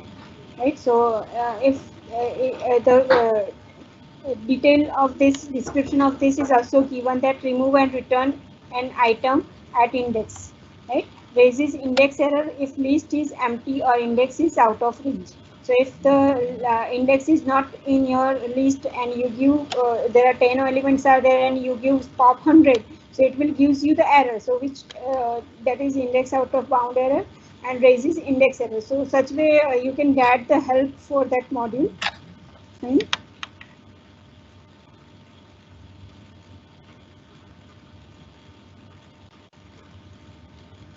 Next question.